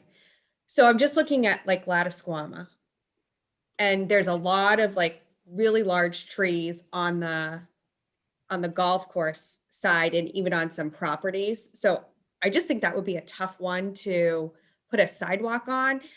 Do we know if somebody requested that be added to the list, or kind of what was the vetting process to add a street? So we really looked at connectivity, right? So we had that old sidewalk committee that we had at one point who came up with so that all those are on there, and those were looked at that way. However, it's one of those things that it might never happen, but Lasquama has a sidewalk up to the golf course. There's a sidewalk, right? Or a little ways down. So it's, could you continue it and get to the golf course? Like it's so, but if the road's on there and you wanted to improve the one that's there and extend it 100 yards, that now it's on there, there's a chance you get some money for it. Got it. Okay. So it doesn't mean it has to be the whole road. Okay. Okay, that was my question. Thank you. Brian, I can't even remember if I started with you. I don't think I did. Nope, I don't think so. I don't have any further questions on this. All right. So what is people's pleasure to hold on one second, Sam, to sit with this a little bit longer? And Karen, that feeds into what happens if you don't get an approval on this tonight, other than you wanted to fast track it, you want to get it as soon as possible so you can apply for grants and other sorts of funding. I get the sense that folks want to sit with it for a little bit longer and maybe consider some of the prioritization. What does that mean? And maybe Sam, you want to weigh in on that as well. So the prioritization doesn't matter as far as the money goes. It's really our internal one, and so we can at any point say you can pick number 60 and do that instead of number 1. It does. They don't care. They just want to know that you've looked at it. And they know opportunity based on some kind of project or somebody coming in doing something. It can change your whole list of your priorities or just what you want to do. So the prioritization is not really a problem. One of the reasons it seems easy to fast track it for me is that it's only 5 years and the town doesn't do that much projects in 5 years, right? So we know we've got downtown. We know we have 3 spurs off of downtown. All 3 of those are on the list. We have Deerfoot. We know that's on the list. Aside from that's if we get some money for that, that's already going to take us 2 years. So we only have 3 years left. You can pick 1-2 projects more. So that's why it's it's not like we're going to be delving into this weird street that no one thought about before. Like that's not really where we're going to be. Everything's going to be fairly much, I have a petition for this street. I've had a lot of requests. No, I get it. Sam, were you going to say something different than that, or just similar? That it's my understanding, Karen, that the grant cycle works twice a year on this. So if we don't get it in by April 1st, we're off to November.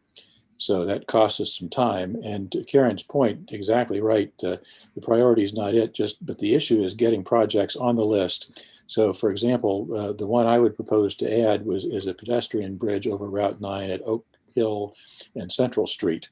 And that's unlikely to happen. On the other hand, it's valuable, according to the VHB guy, to get it on the list should the state actually be doing work on Route 9, around that part of Route 9. Then if it's on the list, we've got an opportunity to try to piggyback on that if they've got stuff going there. So it's valuable to sort of have placeholders here for things that we think are important. And you never can tell what the state's going to do later. Unlikely, but you want to be prepared. So. Okay, so with the possibility of adding that in as an amendment, Lisa, was there something specific south of Route 9 you would want to add in as an amendment? No, and I don't want to hold this up because a lot of work and a lot of time went in. And I agree that probably 3/4 of this won't get done in the 5-year period. I would hope that it would. So I don't want to hold this up, Marty. If the board wants to take a vote on this, some of the streets I think are important are here. Yes. The only thing I'll add is, Sam, think about a pedestrian crossover at Parkerville, then you could connect. That's already on the list. It's on the list. How did I miss that? How did I miss? I couldn't see it. It's too small. So, okay. Pedestrian causeway crossings. There you go. Causeway crossings. All right. So the only Perfect. amendment I heard was Karen was adding in Mr. Stiver's additional suggestion. You've got that one. All right. With that as an amendment to what we provided by Ms. Galligan, I would vote that we approve the proposed complete street priority list and ready it for submission to the state. Second. All right. Second discussion. None. Ms. Braccio. Aye. Ms. Malinowski. Aye. Mr. Shea. Aye. Mr. Stivers. Aye. Mr. Healy is aye. Karen, is that the end of the list? I think so. All right. Can I Thanks very give you much. an- And I guess we'll see you on April 6th. Yes, I am assuming for the budget. Yeah, we'll talk about the DPW budget. Okay, if anybody this weekend, they're gonna have, the youth and families gonna be up at the transfer, or at the entrance, if trying to do some survey stuff, they're gonna have a QR code. So just people, if anyone's still watching at 9:30 at night. And the Hosmer pumping station project is pretty much done, very successful. We didn't have to pay for it. So. All right. Karen, Okay. have a good night. You too. Thank you very much, guys. Thanks. All right. Next item, chairman's report. Oh, I'm sure this is going to be short. Actually, I'm going to try to keep it as short as possible. I think the members of the board have seen various communications last week about the old burial ground. I got involved because, among other things, one of the communications was, I think actually two of the communications from veterans in town indicated that as part of a chairman of the historical commission contacting a veteran in town about potential issues that he wanted to raise regarding the burial ground, that a threat had been issued. This took me aback for a couple of reasons. Number one, because the person involved, Mr. Weishan, I think everybody remembers, had a 2-year hiatus from the historical commission because of very similar conduct that was alleged against him. And when we considered his appointment to the historical commission this past summer, we were assured that that sort of conduct was in the past. Well, interestingly, it had resurfaced earlier in the week with respect to a couple of our town employees at the building department about conduct by Mr. Weishan, to the extent that I advised Mr. Purple that he intercede and tell Mr. Weishan not to communicate with our building employees, either to go through Mr. Purple or through another individual. Happened again. So we had it before, a couple of years ago. Issues arose again with Mr. Weishan's conduct towards employees of the town, the building department. And then it happened again with the veterans. So I sent an email to Mr. Weishan saying that I understand that there has been some complaints. That was part of the information that came to me. Some complaints about flags on the burial ground. I said, can you please provide me with those complaints? Well, both in response to my email and in conversation, I never got those. Mr. Weishan claimed that everybody who contacted him only wanted to talk to him and only and all indicated that they wanted to remain anonymous.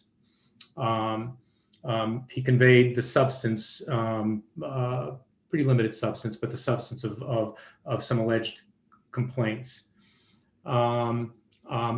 I also indicated in my email that those grounds did not fall under the jurisdiction of the Historical Commission. They fell under the jurisdiction of the Board of Selectmen, that the appropriate path would have been to let the Selectmen know that there have been some issues about properties that we oversee. Again, we're a small town, and if people act responsibly and civilly, this wouldn't have been an issue. I mean, I'm not inclined to throw the Board of Selectmen's weight around about the fact that again, in a small town, people on committees are talking to other people. But again, particularly when we've got past conduct and we've got allegations consistent with that past inappropriate conduct, I pretty clearly told Mr. Weishan that this was an issue for the Board of Selectmen, not for the Historical Commission. And I told him that I know they had it on their agenda for a meeting, that I thought the appropriate path was simply to indicate that the matter fell within the jurisdiction of the Board of Selectmen and that's where the issue would lie. Well, that's not what happened. Instead, Mr. Weishan made a very abridged, and I think based on my conversations with him and based on my conversations with Mr. Wynot, obviously one of the prominent veterans in town, he did not convey information that Mr. Wynot had conveyed to him. He did not convey information that I had conveyed to him. I think there was both incomplete and misinformation in what he told to the fellow members of the Historical Commission, and that generated a letter to us. I'll also note that obviously, if the Board of Selectmen would consider an issue like this, we would make sure that any interested party would have the opportunity to be heard. As far as I know, the veterans were not given an opportunity to be heard by the Historical Commission. And then it appears that an additional step was taken, which was to try to litigate this matter in the press rather than simply forwarding it to the Board of Selectmen. So that's kind of where we find ourselves. As I said, received communications as well from several members of the veterans community complaining about the nature of the communications to them by Mr. Weishan acting on behalf of the town department. At some point, we've got a full schedule for the next month and a half or so. But at some point, number one, I think we have to address what's going on with the Historical Commission. Again, it's not an isolated instance. It happened a couple of years ago, and it happened twice last week. And I think that needs to be addressed. I also think, that the issue, some citizens in town apparently have raised an issue about flags on the old burial ground, and it is perfectly appropriate for the Board of Selectmen, again, who have jurisdiction over that ground, to consider it. And I expect to have it on an agenda and do this the way it should have been done, but wasn't, which is to give interested party an opportunity to, rather than ratchet up temperatures and try to create controversy and allegations, that in a perfectly civil way we discuss, I suspect, what are some conflicting views about the way certain flags are displayed at the burial grounds. So that is my report about that.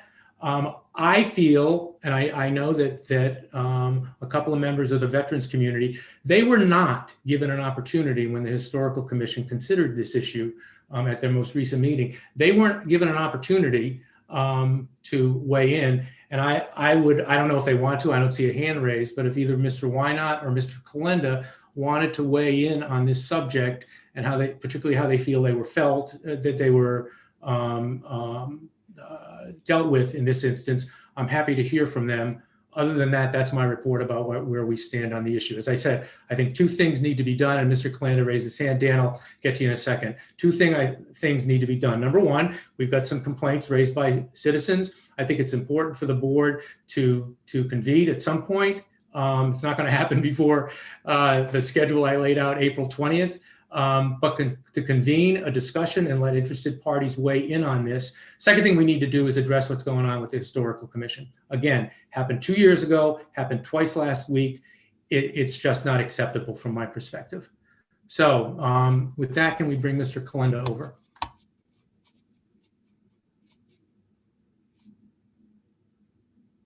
And let me just add, Dan, before I am just assuming that nobody on the board has an objection to me letting Mr. Calanda be heard.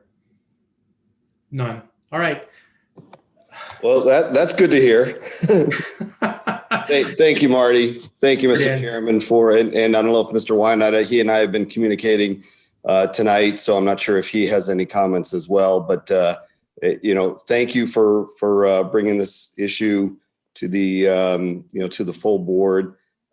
Clearly, this is something that has riled many members of the veteran community. And what I mean, the issue is the manner in which this was handled. So in what we're apparently talking about is the Gadsden flag. So which is the yellow with a snake, don't tread on me flag that was created in 1775 during the Revolutionary War. And we can have this discussion at another time about its historical significance, but the veterans who have responded to Mr. Wynot and to me over this past week or so have been uniform in our support of the history of our nation. Many of the flags that have been used for centuries. And including this one starting the Revolutionary War, and but to your earlier point, it's really the manner in which this was done, and what we're looking for from our town officials is just simple respect and discussion back and forth about issues, and people will have opinions, and then it comes to a vote. What we're not looking for is coerciveness, is threats of, if you don't do what we want, we're going to go to the board or to the media.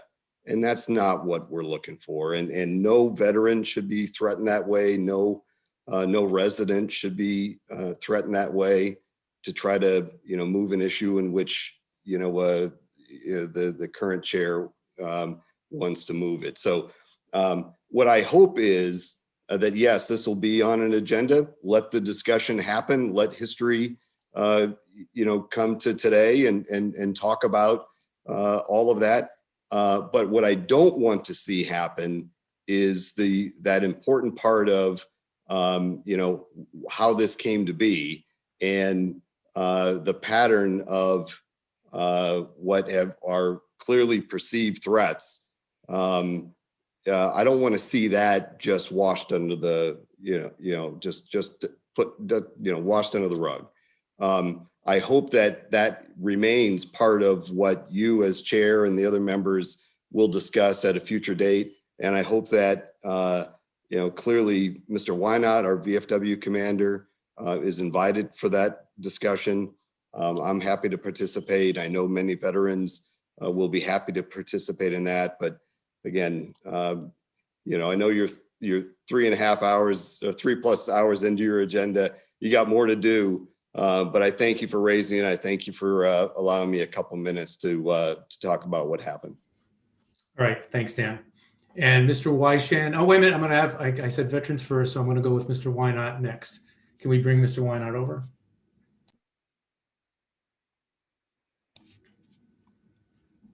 Hey, Steve, how are you? Oh, we lost you.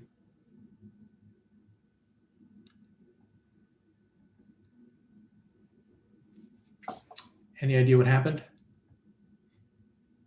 Oh, there we go. Steve, you there? You're muted right now. Do I have you? You have us. Okay. Yeah. Steve, I hope I did not mischaracterize any of the information that you folks conveyed to me. I tried not to. No, you have not. And I certainly do appreciate the comments, and I appreciate Dan being on board as well. Yeah, this whole thing I think is totally egregious.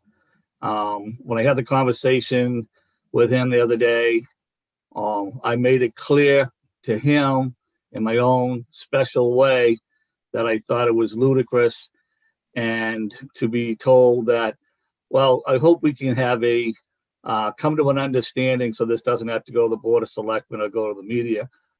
I took it back and I don't believe what I just heard. It wasn't a real pleasant call. Maybe he thinks it was based on his remarks the other day. But as Dan says, yes, I like this to be brought to the Board of Selectmen at a meeting and handled appropriately. I have some very deep feelings about this subject. And I know there's some other things there too regarding the Betsy Ross flag, as a matter of fact, and as well as the ground survey that we're being told we have these flag poles in the wrong place. I'd like to see some proof of that. There was no mention at all of attending or sharing at that commission meeting the other night that I listened to. So I appreciate the time, and I'm sure we will be talking more in the future. And I thank you for the opportunity to speak as well. Thank you. All right, Steve, thanks. All right, I'm going to bring over Mr. Wyshan.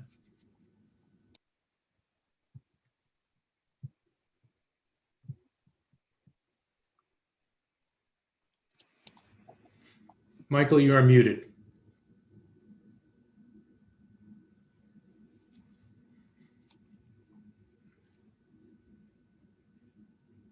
You are still muted. There we go. So I just have a couple things to add here. First of all, I'm happy to release my letter to Mr. Wynot. There was no implied threats. Secondly, the veterans are not a monolithic group, and they don't all stand by this. Thirdly, I think we presented some really rational arguments there.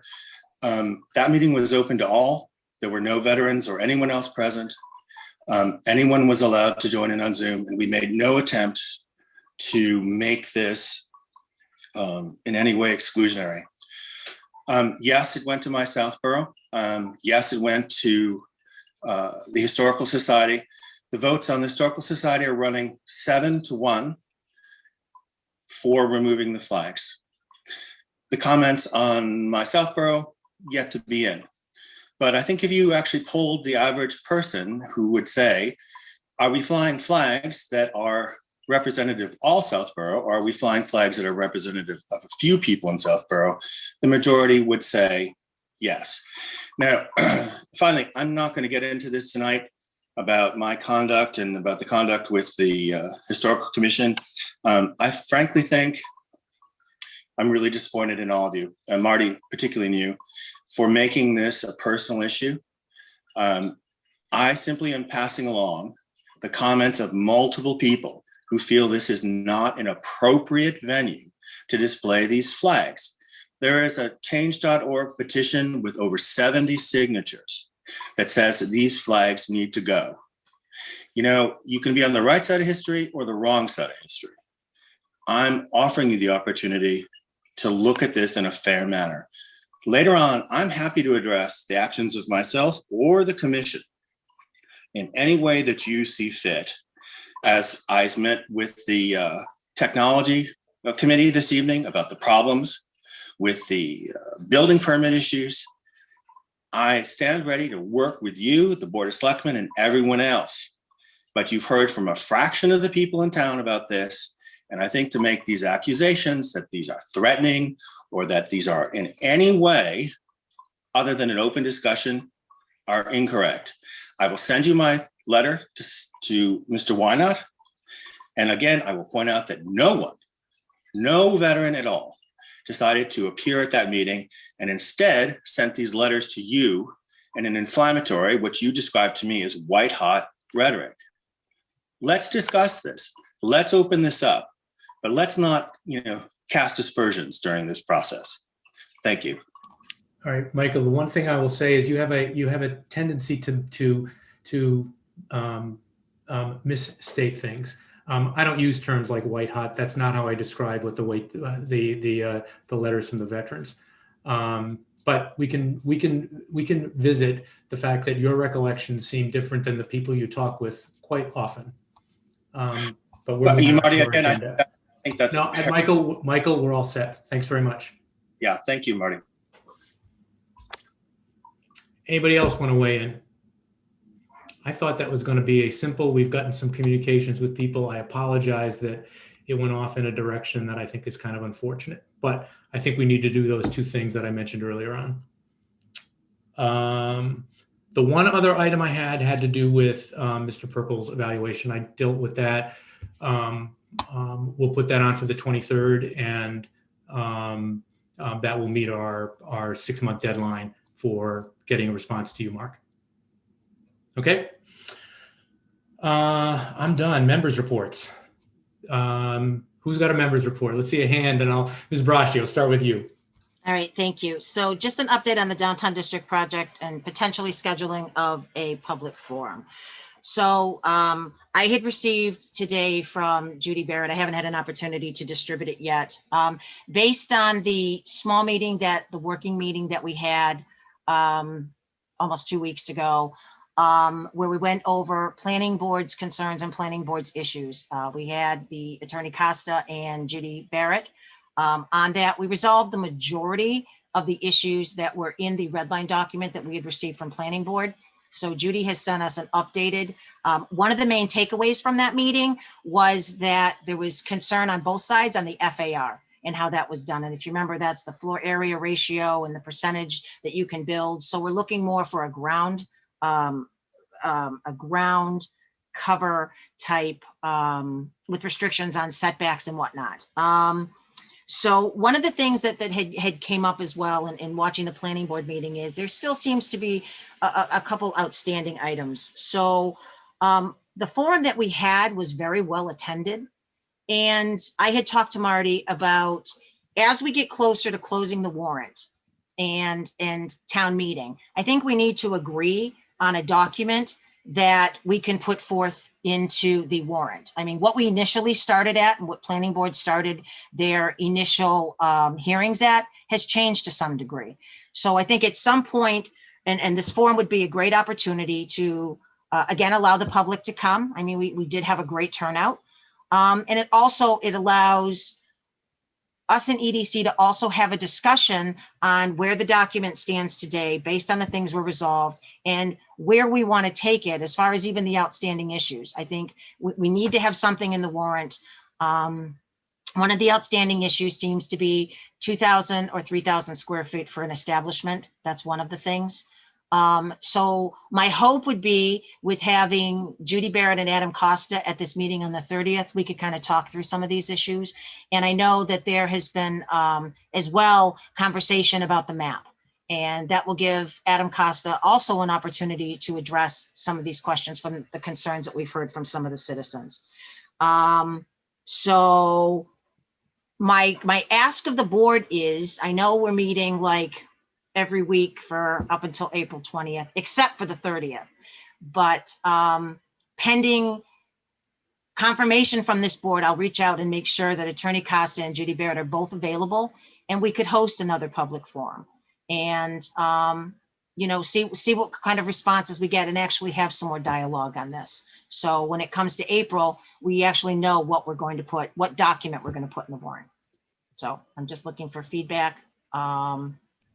If everybody's amenable to an March 30th, sorry, it's been a long night, a March 30th, specific to the downtown initiative. I guess, Lisa, let me just jump in, and Sure. and my guess is that we might even be unanimous in saying that that's a good idea. But I actually think that it doesn't matter if we don't have a quorum.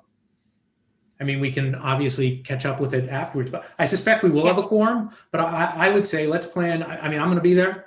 Let's plan on going ahead with it regardless. And Mr. Stivers, Mr. Shea, and Ms. Malinowski, you can let us know tonight. I mean, it's relatively short notice. What are you doing on March 30th? But it looks like Sam is going to be available. I suspect I would do it. I would do it. I think information about this and all of the items you raised, the information that's been able to be provided by Mr. Costa and some others about what issues are with respect to a map and how those can be addressed and how different people are affected different ways and may feel differently about it. I think it's important, and it's important for folks to hear that. So sorry for jumping in, but I guess Ms. Malinowski, what do you think about the 30th? Fine, I think it makes sense. Yeah, Brian? I think it makes sense as well. I Okay. agree. Okay.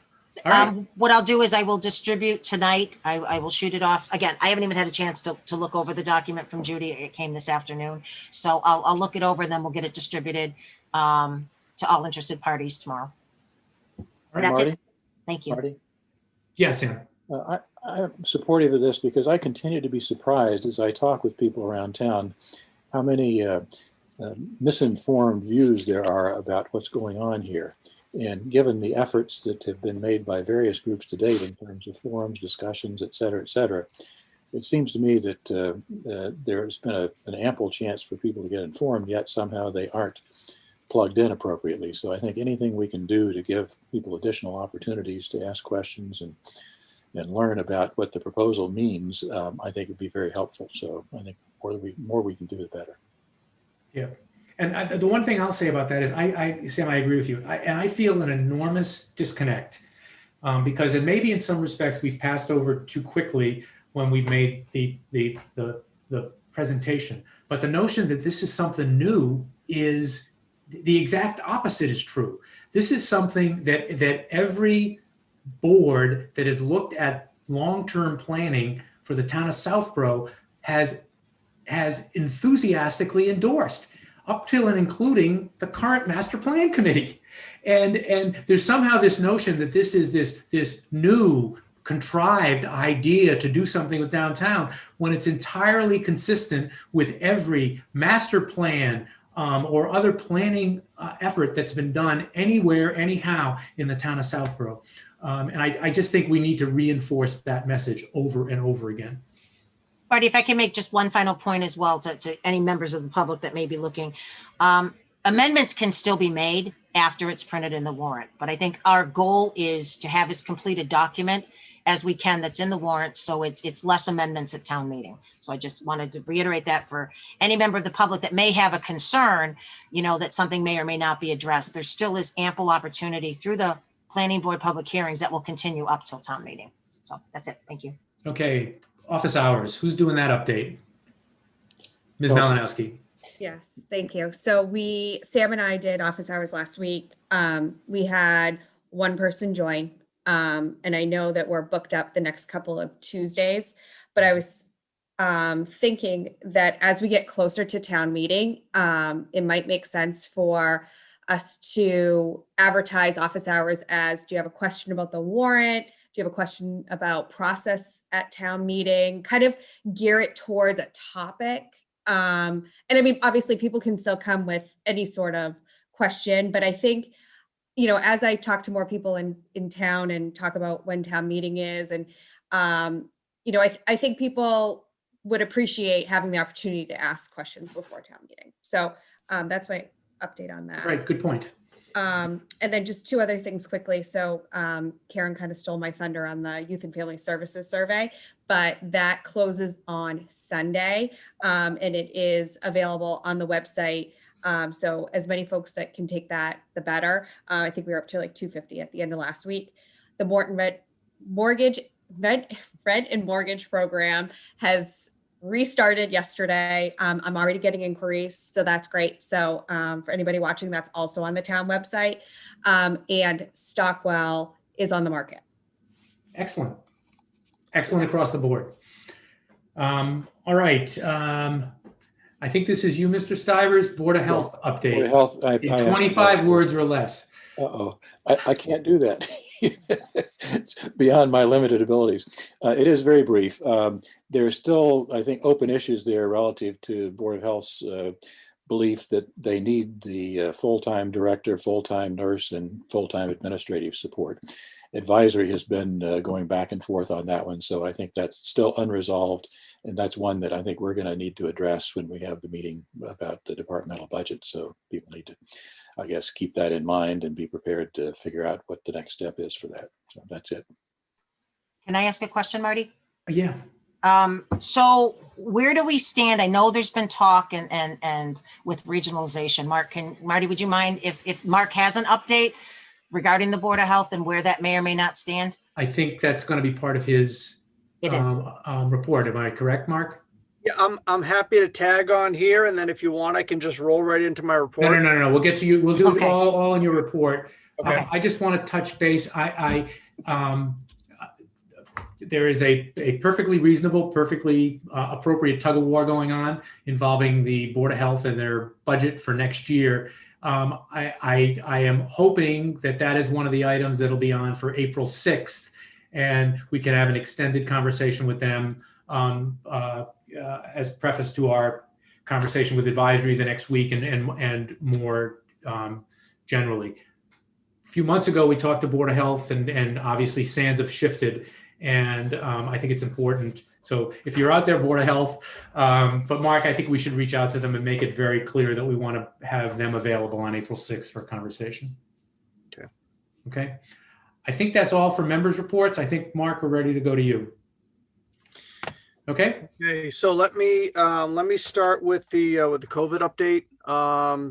Just to let the board know, just after our last meeting, March 5th, there was a vaccination clinic that was conducted for Colonial Gardens.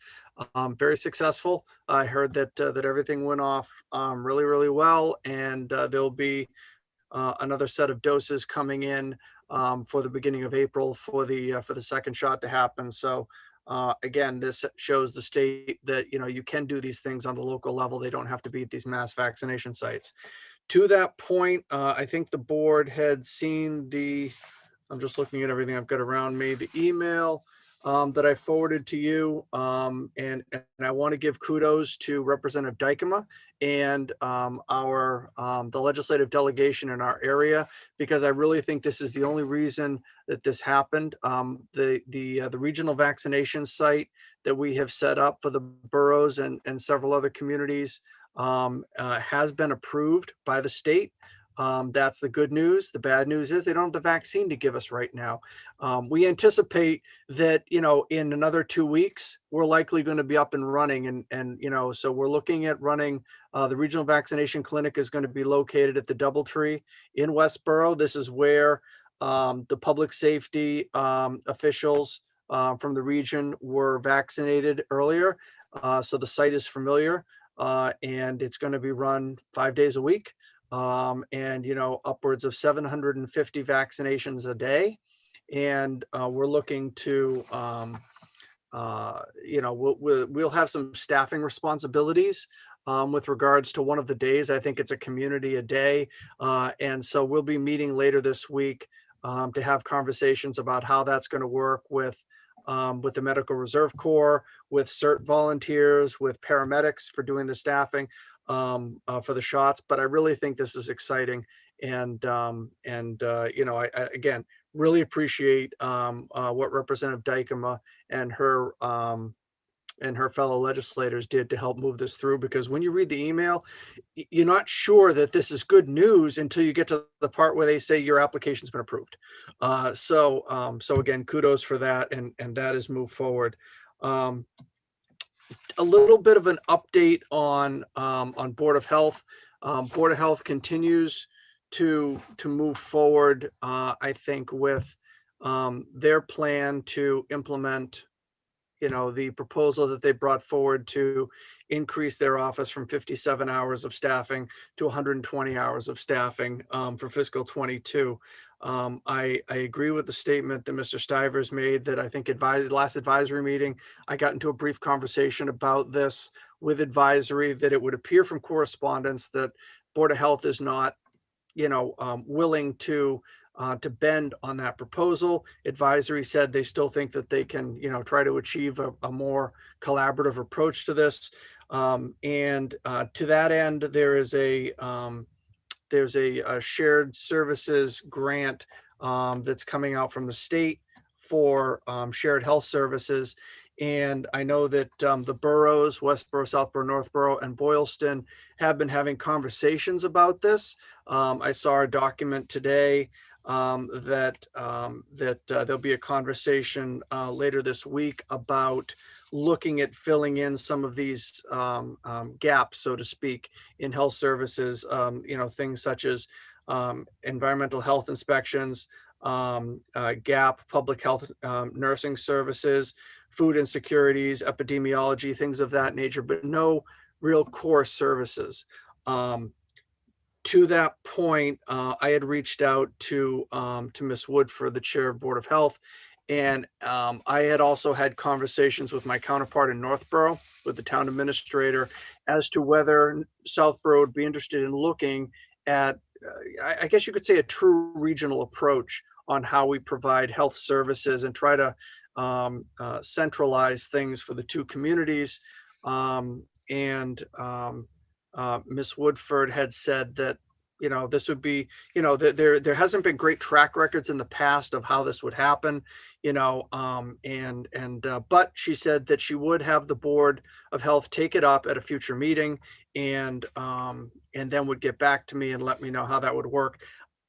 Today, this afternoon, shortly before the meeting, I did get a call from the town administrator in Northborough and let me know that Ms. Woodford had reached out to the health agent in Northborough and informed her that they weren't interested in moving forward with such an approach. So I'm not, and that they were going to move forward with the approach that they were taking to, that they've outlined to increase their hours. I don't know, I don't know what opportunities exist for us to find some way to move this forward. I understand fully, as it's been explained to me, that that they are an elected board, that their budget is what moves forward to town meeting, and I believe Ms. Woodford has indicated in some emails to advisory specifically that that they set the path forward for health services for Southborough. So I wanted to at least bring the board up to date as to where we are, in terms of, and where I see things, with the Board of Health. Regional has been discussed at advisory, and I think that at one point, Board of Health agreed that regional should be explored, but it should not be the total solution.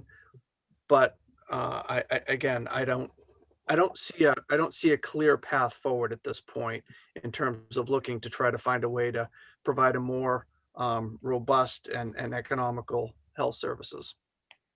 Well, Mark, and then I'll start with you, Lisa. My reaction to that is that just underscores why we need the Board of Health in on the 6th. Number one, so we can explore with them a number of different issues, but this regionalization thing, I mean, it just strikes me, if there's a way for Southborough to get additional services, the specific additional services that are being asked for by the Board of Health, with a regional approach that costs the taxpayers less money, I guess I want to hear the Board of Health's explanation for why we wouldn't consider doing that. So that's my point. Lisa? And like I said, I'm sorry, I'll just add this and then I'll be quiet. It's, yes, there may be hurdles to getting this done. Yes, there may be things that we have to consider doing differently, but it's worth a conversation, because right now it's a concept that I don't think anyone disagrees is at least worth exploring. So when the question is asked, is there another option?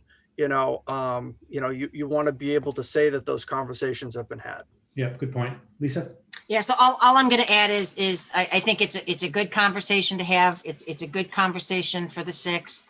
And again, it's all about collaborating and doing what's best for the taxpayers and opening that discussion. And I look forward to having it. And again, understanding the reasoning why this may or may not work. So again, it's their choice as an elected board, but I think we all owe the taxpayers at least the opportunity to explore ways to bring the tax rate down and benefits down as well. So I'll leave it at that. Thank you. Thanks, Lisa. Chelsea? Mark, do you know if the board met on this and took a vote to not pursue a regional approach? I do not, but given the fact that my email correspondence with Ms. Woodford occurred yesterday, in that she said that this issue would go back to the board for some consideration at some point, and that I was called late this afternoon about about the fact that this conversation had taken place between her and the health agent in Northborough, and not seeing a posting, I'm going to say no. Okay. I think it's important for all options to be explored so that we can choose, and I mean the town can choose the best path for this. I just would hate to miss an opportunity to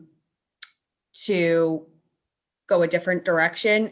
And Mark, I guess this question's for you. Do we know the timeline that we would need to apply to do a regional grant? I think there was a letter of interest that could have been submitted that was due, I believe, yesterday. But that, I think, was more for DPH to kind of get an understanding as to what the pool may be of people who are interested in this. But I think the true application happens, I think, at the beginning of April. So is the timeline of April 6th enough time to kind of understand what the options are to then, potentially work with the other towns to get an application together if that's the path that's decided? I am looking through this. I don't see the schedule. I know I have it somewhere. Okay. Chelsea, so I can see if that does line up. Okay. That's all I had. Thank you. Brian? I would just echo Lisa's comments, actually. Just very, very much looking forward to a communication, between our two boards, just to make sure that we're coming up with the right solution for the town as a whole, and very, very much, need to hear their perspective and learn their perspective, and let's have a good open discussion. And good enough. Sam? Again, I'm a little surprised to hear Mark's comments about the Northborough conversation, because I've heard Board of Health on several occasions say they are very open to regionalization for functions that make sense for. So maybe there's a communication issue there in terms of what makes sense, what doesn't. And I also look forward to the discussion on the 6th to clarify some of these things. So thank you. All right, Mark, is that it? I think that's enough. Yes, thank you. Okay, consent agenda. A, B, and C, any holds? A and B. Okay. A, open session minutes, what do we got? Yep, so line 119. This was on the RFP discussion. So the directive was to work on a draft RFP and timeline, not just a timeline. Oh, okay, got it. That's it. That's it? Yep. All right, I move to approve with that amendment, the open session meeting minutes for March 2nd, 2021. Second. Seconded, Chelsea got there first. Discussion none. Ms. Braccio. Aye. Ms. Malinowski. Aye. Mr. Shea. Aye. Mr. Stivers. Aye. Mr. Healy is aye. That's approved. Item B, the tennis court lighting project. Yeah, I guess I'm not surprised that's held. Okay. So I had a lot of questions on this. One, and the first question I had was, Chelsea, can I interrupt you? Do you want to bring him over? Sure. Because I suspect the questions are going to be for him, or maybe not. Well, so Tim and Mark did a great job of fielding my questions over the last 24 hours, maybe 36 hours. I don't even know know what time it is right now, but so I was asking questions because the original warrant article was 153,000 and the big came in at 95,000. And I was like, well, it's under the warrant article. So then I went back and Tim pulled some expenses that had already been allocated to the 153. So bottom line is the potential without a contingency rate of being over budget is a minimum of $15,000. And Tim and Mark, jump in if I'm off here. So it could be more than that if we have to dip into the contingency. And I understand that this project has been out there for 4 years and that costs could have changed. I understand that. But my issue is that if we go with the minimum amount that it could be over, then it's subject to the capital policy that we just approved a few months ago. Anything over $10,000 is subject to that policy. So I am not in favor of using the revolving fund as a backup funding source or a funding source for the $15,000 overage. So I that was brought to my attention with the capital planning policy. That was off my radar, maybe because it's so new. It wasn't on my mind with things. I guess my only take on that is given the guidelines of that policy and stating that if there is anything over 10, one of the first things to be explored should be alternative funds such as the revolving account. You know, I don't want to speak for the capital committee. I would just hope that the use of these funds would be deemed appropriate by them and then, you know, approved in that regard. But I do understand your point of seeking approval from them. I would just be hopeful that it meets their guidelines that they put forth. I've got a couple of, so Chelsea, your request then is for us not to consider it tonight, but to kick it to the capital committee for their consideration. Right, as per the policy. Okay. No, I understand, but that's the, okay. Yes. And I mean, we're talking about a matter of days. So Tim, what does that do for you guys if there's a week to 10-day delay? So it kind of does push us back significantly. I mean, this was, if I'm being honest, this was originally supposed to be grouped in with the Mooney lights 2 weeks ago. So we could get a jump on this, but because of that extra expense, I wanted to talk to the commission and explore options before I came to you all tonight. I think the only pressure I'm seeing is we do have a scheduled delivery with Musco with the lighting, just because they were purchased of early April for delivery. So waiting any more on this, while you know the reason is valid, I won't contend that, but waiting any more would probably push us past that week of delivery with the contractor. Once we get the contract done, approved by town council, you know, et cetera, we could just be pushing out the project a little bit. So that would be my only concern. I guess my response to that is I think I don't think there's going to be an appetite to not adhering to the policy. That's number one. Number two, I think that I certainly would be fine with what you just described proceeding on a parallel track. In other words, I have absolutely no issue with you going ahead and getting the contracts reviewed and the like in anticipation. Again, I agree with you. I think it's a perfectly reasonable request, but I think we need to go through the process that we've created to make sure that the appropriate boards agree with me, so as well as others. So my guess, Tim, is that we're going to come out. Does anyone disagree that we with Chelsea's point in terms of adhering to the policy? I don't disagree strongly, but I would really like to get this thing done. This has been lingering death here for a I agree. If it were Mooney, I might feel differently. I guess. Marty, can I make a suggestion? Yeah, Lisa, sure. And Anyone. again, I can't speak for capital because again, capital has a couple meetings coming up this month, but it might be worth a reach out to the chair to see if there might be an opportunity to schedule a meeting to discuss this in the interim. I don't think anybody wants to hold anything up. Again, that would be my suggestion. I mean, I can't speak for the rest of the committee, but I mean, I certainly could probably find a little bit of time to have a discussion if it doesn't, again, last thing we want to do is hinder the process, but we still have a process. So, yeah. Well, do the folks have a problem with us, with a motion to award the requested bid for the project as requested, contingent upon approval by capital? So you wouldn't have to come back to us. Does anyone have an issue with a motion framed that way? First of all, is there a second to that motion? Second.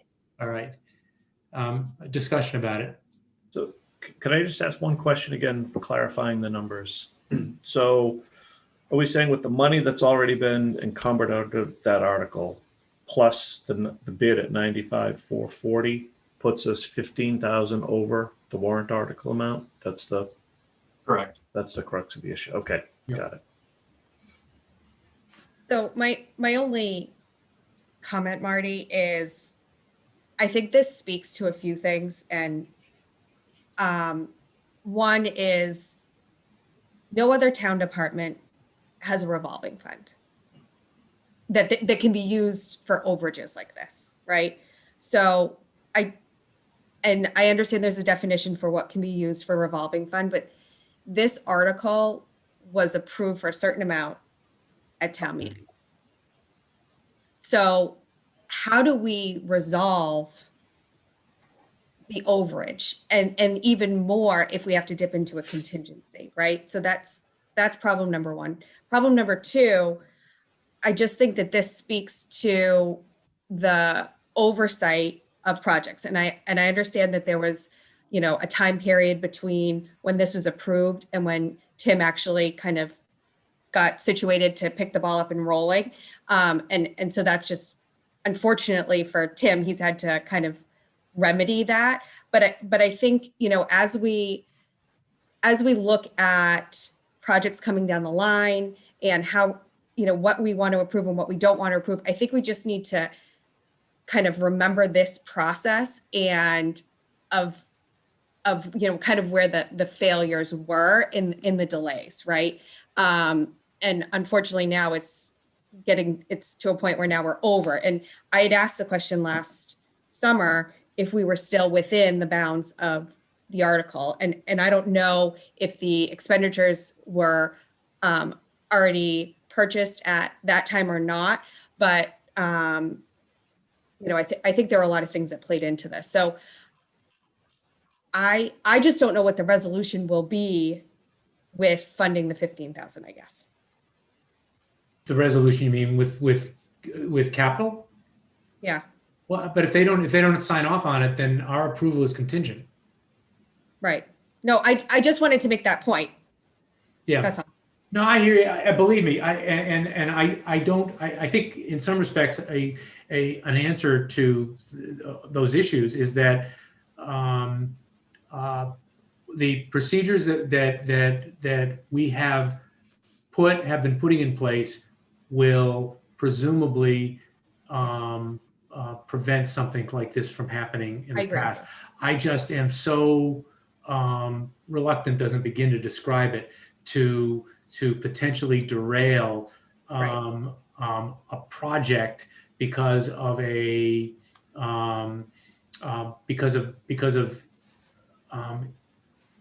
issues not of the project's making in a lot of respects. I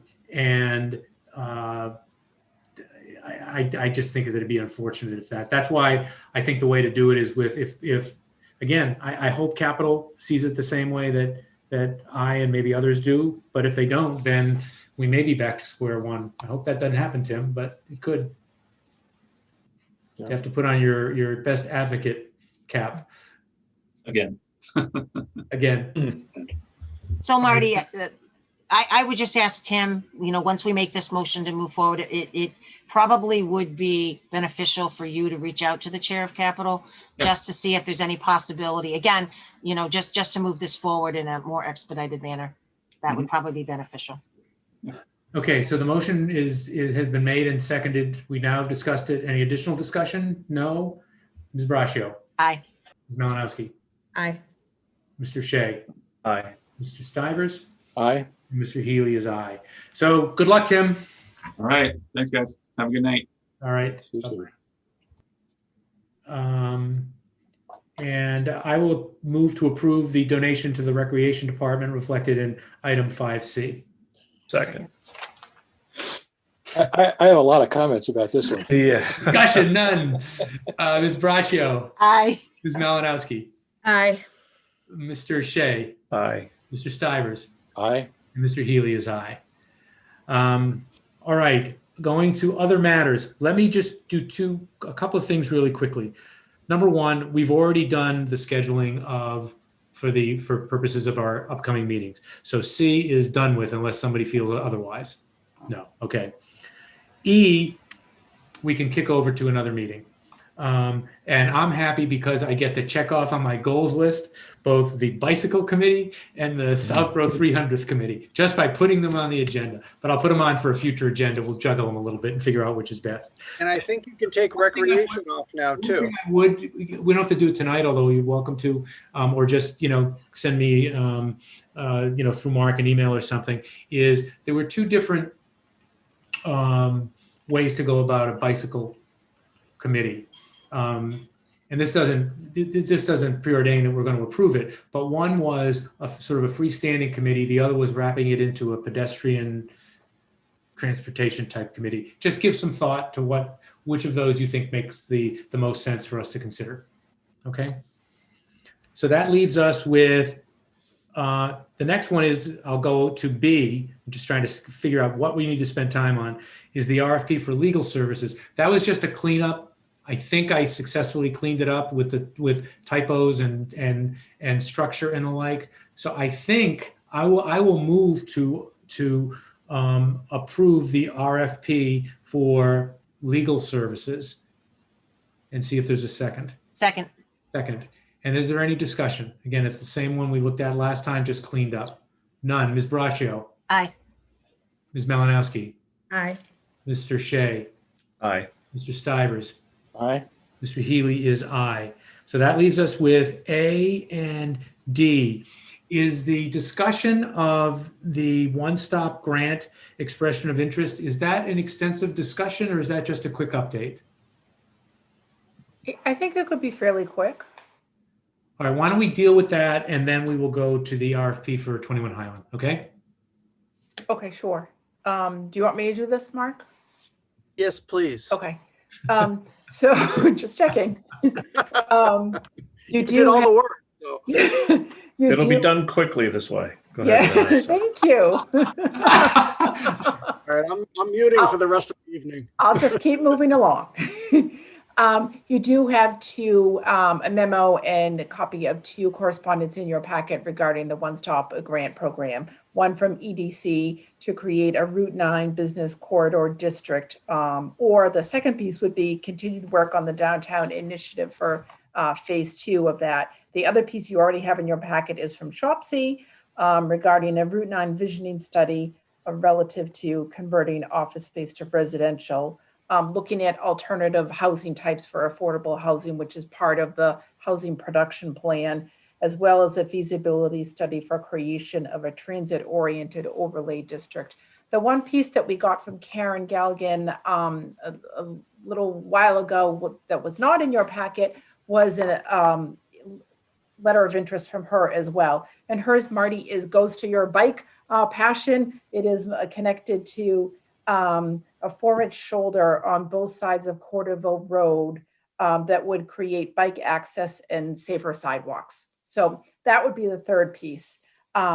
On Karen's piece, on the Corderville Road piece, the sidewalks would be replaced. They would be made ADA accessible. They would be resurfaced and or moved where that would be required, and there would be drainage improvements.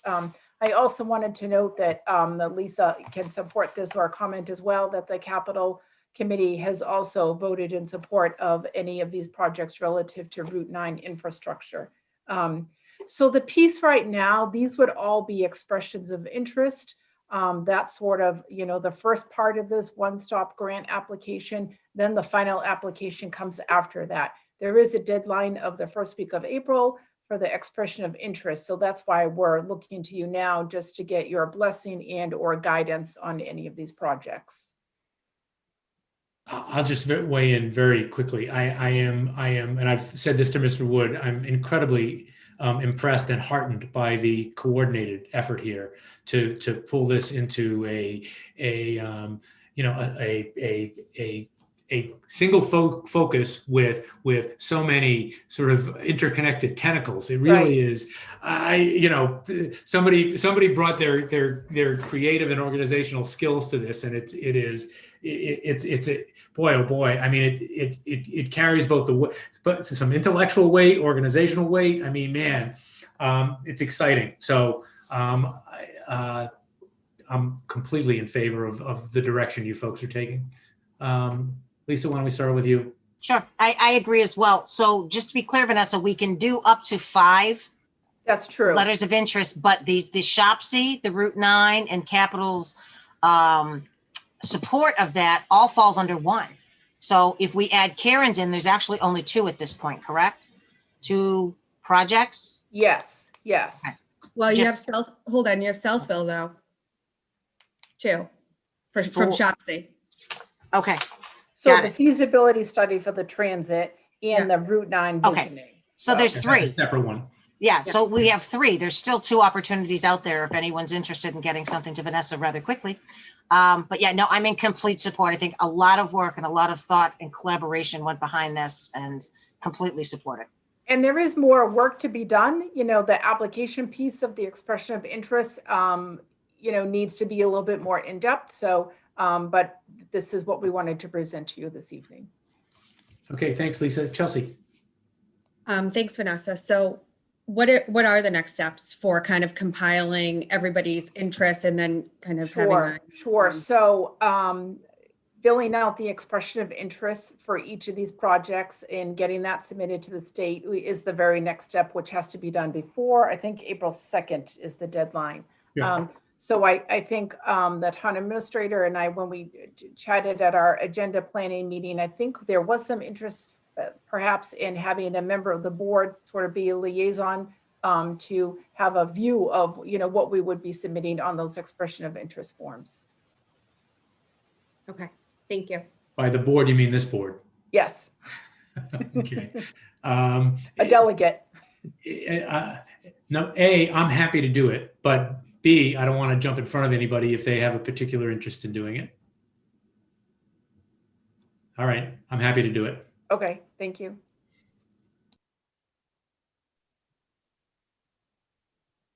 Mr. Shea. No further questions. And Mr. Stivers. A couple of comments. One, if we still have a couple of extra projects, we have a list of 60 on the Complete Streets project list that I got to believe we might be able to find a couple there that could be interesting here to parallel process with the Complete Streets thing. So I'd hate to leave open slots for that. Second, I agree, Marty, this is a great combined effort thing. I think, though, as I've suggested in a couple of the other meetings on this stuff, that this grant cycle gets us money later this year kind of thing, as I understand it. I got to believe that particularly the Route 9 development, looking for some consulting help on that to figure out what we might consider doing along Route 9 to stimulate business development, tax base, et cetera, housing opportunities, et cetera. I could make a pretty good argument that that's pandemic related, and that might be an interesting possibility for the new Stimulus Act to accelerate that process and get the consulting going earlier through that route as opposed to waiting for this one-stop thing. Not that we wouldn't keep going with one stop, but we might be able to find a way to get money quicker. Similarly, around the train station stuff, potentially, one could again talk about housing pressures, pandemic related or whatever. I think that's less a strong case, but I think creatively you might think of some opportunities there to get some money going to at least prime the pump for some of these things that the one stop's trying to do maybe. So something worth considering, I think. But otherwise, I think it's a great thing, and we got to keep moving on it as quickly as we can. All right. So Vanessa, I think I'll work with you, but the next thing is, and we've got 2 meetings before April 2nd, is we will have draft letters of expression of interest for the board to look at and hopefully approve. Thank you. Okay. All right. And I Chelsea, I didn't push this to the end for any reason other than I expect it'll be, and don't hurry. I mean, do take the time that you need to walk us through this. It's just looking at it, a significant amount of work went into, thinking about and crafting this. And so I applaud you for that. And now if you can walk us through where we are with this. All right. So first off, I just want to thank Lori Esposito because she did a phenomenal job with putting this together and fielding all of my changes. So I thank her for all of that help. Okay. So I think where I'll start is with section 7. And I know that the original intent that this board had was to go out with essentially 2 RFPs, which you can't do. You have to keep it to 1 RFP per property at a time. So so in the selection criteria is essentially where we broke it out between facade, no facade, because you can't send it out and say, I want this bid to say no facade and this bid to say facade. So the way that we scored it here, and I'm going to walk through some examples. So if a bid comes in at $1.1 million, you're going to get 40 points. If the bid, that $1.1 million comes in without a facade and no other allocation, then you don't get nothing. Let me back up. If it just comes in at 1.1 and that's it, you get 40 points. If you have a bid that comes in at 750,000 with the facade, then you get 45 points. So that 750 with the facade would beat out your 1.1 without the facade. So there is weight to the price, but that weight with the price kind of goes away if you bring in the facade and you're in the second tier of pricing. And then the third tier, which is the 445 to the 669, if you come in there and you have the facade, then you're going to be at 35 points. And then that third point, which is the extra 10 points, is really for if somebody comes forward and says, I'm going to do affordable, and that's going to align with some of your town goals. I'm going to include open space or something that's aligned with the social cultural development of that area. You're going to get an extra 10 points. So if you come in that third tier with the facade and you bring something like that forward, then you're going to be at 45 points as well, which will put you over the 1.1 without the facade. So I'm going to stop there just because that's a lot to kind of digest and understand the weights of kind of how we came up with the tiers, and see if anybody has any questions about that. I mean, I don't. I mean, the only thing is I might give number 3 more than 10 points, but other than how did you come up with that? So I'll tell you how we came up with that. Okay. So we didn't want to put so many components to this in because this board talked about price and facade. And what we were trying to do was almost create incentive for somebody without putting a lot of weight on it, so that if we needed to, like, we want to incentivize people to do the facade, right? And if we can hit the sweet spot, I think that's a win for everyone, right? And so this was almost created to do a tiebreaker if we needed to. Like if somebody is willing to include something that's going to be a value add to the town, that we wanted to give them something, but I think the direction we were going in was we didn't want to have a lot of limitations on it by saying you have to do affordable, you have to do open space, you have to do X, Y, or Z. And I didn't want to limit what that list was per se. So that's kind of how we came up with the 10, was to put somebody over the top, but not put too much weight on it. Yeah, no, that's good. Again, conceptually, what you've done makes perfect sense to me. And I also like the idea that you haven't presented 17 options. You've scaled it down with broader categories. That conceptually makes sense to me as well.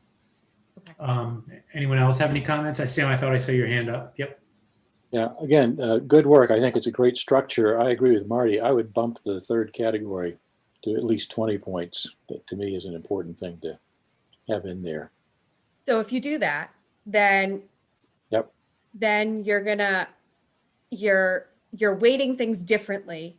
Yep. And I purposely did it this way. So I understand what you're doing there. I think I'm prepared to suffer some on that regard to get more bump in the other. But again, one could have a debate for a long time on what the right weightings are. So yeah. And this was what I debated even putting in the third bullet. I think, Mark, we went back and forth a few times on that, on how we wanted to do it. And when I was going to let Mark add anything, if he had anything to add, but I'm not done, Mark. I will just say very quickly, I'm comfortable with the 10. What you've said makes sense to me. Okay. Oh, I agree, Marty, and I think this is in line with what prior town meetings would like to see when there is a historic building. So I think this covers all the bases, Chelsea. I think you did a good job. Thank you. So with the points, is it strictly like, and I'll just use number 2 as an example, okay? Because I mean, certainly, it's our demolition delay bylaw is going to come into play here. Is this strictly yes, you check this box, you get the 30 points, yes, or depending upon the approach that is offered, if there are, perhaps perceived some better design recognition and some better preservation that is offered between two proposals, is there the flexibility to come up with a grading scale like up to 30 points on this category? So then you're bringing in like some subjectivity, which I think is okay as long as you define what it is, which is why we didn't do up to 10 in number 3. So can you give me 2 examples, Brian?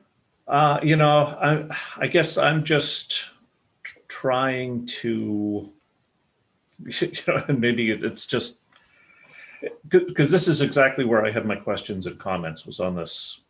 On just cut to the chase. Selection criteria area. Yeah. And like, let me just start with price as an example. There's no benefit or well, I guess gauging what the competition will do. But I'm going to get 15 points whether I submit a bid of 700,000 or 999,000. So I mean, that's a fairly big. That's like a $300,000 swing.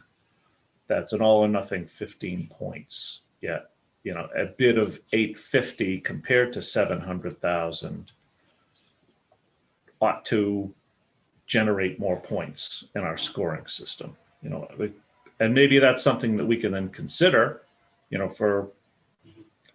Put language in here that, other factors beyond, the point system will be taken, be considered in a final selection. But. So are you saying that if you have an 850 bid and a 700 bid and no other bids and no points for 2 or 3, how do you pick between the 2?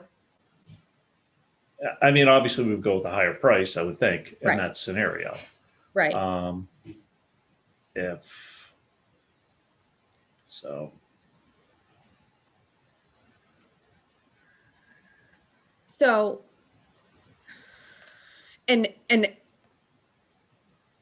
I'm not, I guess I would ask this board then, Brian, based on your question for the price, is this what we would want in terms of the 3 tiers? Like, we just came up with this based on, at first we started at a percentage and then we decided that really wasn't going to work. And then we talked about doing 5 tiers instead of 3 tiers. And we went back and forth on that a couple of times. And then it got a little convoluted with like how to break out the points. Yep. So then we went back to 3. And this is where we landed. And I'm not opposed to changing the ranges if we think that maybe it should be $445 to $799 and then $800 to $999. I'm not opposed to that. This was just kind of what we came up with, but Yeah. And remind me, what is the assessed value of the property currently? it's assessed at 1.5, 1.5. Okay. I think. And so, Chelsea, people who know real estate better than certainly I do, there's not simply because obviously high bid is going to factor into it. Someone looking at it through a real estate lens, you're not going to look at this and say, oh, okay, basically you've just put a $1 million cap on your bids because with 1 million, you get the 40 points. Why would you bid 1.2? The reason to bid 1.2 is to have the higher bid. Right. Oh, okay. Right. So there's not a concern that is somehow acting as a cap. So, so I think that if that was your only selection criteria, just price, then what you just said is true, that you're not putting a cap. But I do think by adding number 2 and potentially adding number 3, we could be diluting our max outcome or max bid. Okay. If you were just going to, if you were, and who knows what we're going to get, you know, we may get, I don't know. I really don't know what to expect, but you know, I do think that by not going out on price, you are taking the focus away from just price. So I think you in fact could be, but I also was looking at it as kind of what's going to get consensus from multiple groups, right? That have a vested interest here. And I think that if that's what we're looking to do, this was a good way to strike a good balance. Yeah, no, I get you're threading a needle here, and you know, I remain convinced that if the facade is maintained, it's going to be because the town owns the property. That's been my view throughout. I think this is a nice. I get what you're getting at here, and I can imagine a completely different approach. But this given what we are trying to accomplish, I think this is a very I think it's an effective way to do it. And you've explained the concerns about the cap that sort of jump out at you when you see that $1 million there. So yeah. And Marty, if I can just add, I think this gives town meeting options when we go there. I don't necessarily think you're going to get a bid just in one category if you get bids. Maybe I'm wrong. I'm not a real estate person, but it might be a good way to showcase for the town what the options are. So it doesn't become as difficult, I think, as Fayetteville came. I think this gives it additional options. And this is going to require 2/3 vote, right? Yep. So by having, you know, at least with Fayetteville, we got the authority to sell it, and then it was just our board that made the decision on it. Yeah. You know, this is you could very easily have 55% of town meeting wants to go with bid A, 55% wants to go with Yeah. bid B, and there's So I believe that we can only, and Mark, keep me honest here, we can only bring one bid based on, like, we have to go with the grid, right? We'll have a committee that reviews all the applications, and we'll put a grid together, right? And we'll score everything, and then we bring one bid to town meeting, and it's yes or no, right, Mark? So the selection process, as Chelsea has described it, essentially is gonna, once all of that work is done, then it all comes back to the full board. And I really think the full board needs to galvanize around a bid that you would then bring to town meeting, and that would be the subject of the motion. And then at that point, I think, it's going to be up to town meeting. Do they want to proceed? Or, do they want to deny it outright? Or I think the valuable third option, if they're not going to approve the position that the board brings forward, is to grant the board the authorization to dispose of the property and give you specific, in the motion or in the vote, give you specific guidelines and said, you can dispose of the property, but you have to include these things, which then gives you a clear guideline. If you're going back out to bid again, you know what you have to ask for, and you know that those results can be acted upon. Chelsea, Yes. can I ask another question? Sure. One of the concerns I have about the rating system is I'm not sure this would give me as a bidder sufficient motivation to work hard within the various categories. And it seems to me that a structure that is more sort of linear mathematical around the price. So you get certain, there's a minimum amount, and then you get more points as the price increases with a either top limit or sort of a asymptotic kind of thing. So you get less and less for higher prices in terms of the price alone. And then up to figures for the other categories. So people, again, it is more subjective, but people have some motivation to say, I got to work hard to get the maximum evaluation for this particular category, not just that I got to do something here that sort of gets me over whatever I think the hurdle point is to get the points for the thing, and then that's just enough, versus somebody motivated to say, I got to really knock this one out of the park to get the maximum number of points for this thing, because if I don't, I'll get 10% of the maximum number of points. And I guess I don't mind subjectivity on the part of the review committee. It gives them more flexibility there to award points. And it seems, again, to me, you get more motivation for bidders to work harder to either pony up more money or more creativity in terms of meeting some of the other requirements. So structurally, I would find that more motivating as a bidder.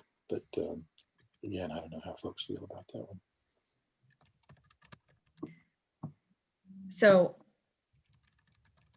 I guess, are you suggesting that between 445 and 669, depending on what you bid on, you would increase the points, yeah. Every 50,000 or something? Yeah, you or could build however a function in there.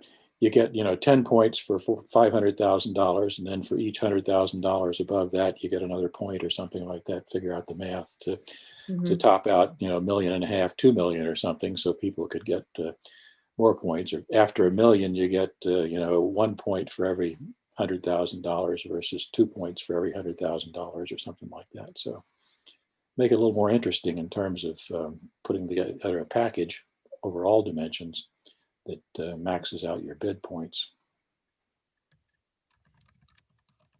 More complicated. As I'm listening to this, the only thing that I'm worried about here is that and I suspect, Chelsea, you wrestled with this a little bit. A camel is a horse designed by a committee, and I'm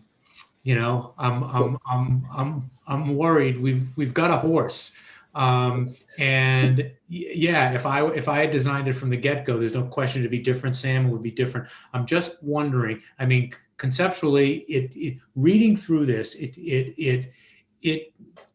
I had some questions, but the concept made sense to me. And I really worry that if it's, again, unless we want to scrap conceptually what's been done and start all over, the tinkering at the edges is going to, when you move something over here, you affect it over there. And I'm very worried about that.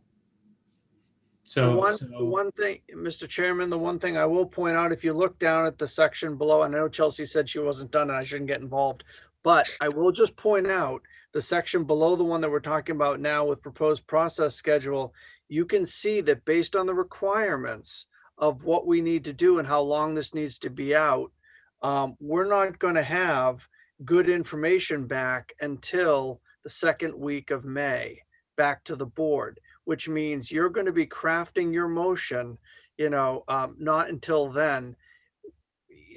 Really, this needs to be decided tonight so that we can get moving on this. And I understand it's not perfect, or it may be perceived as not perfect.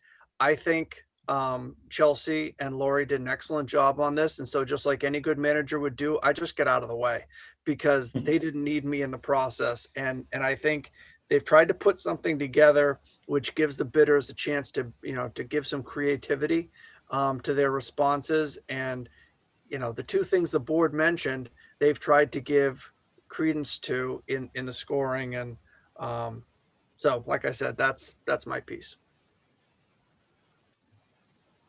So I guess based on that and based on some of the discussion, I'm actually okay with what's in here because I agree, Marty, if we start tinkering too much, you lose the effect of what the document was about.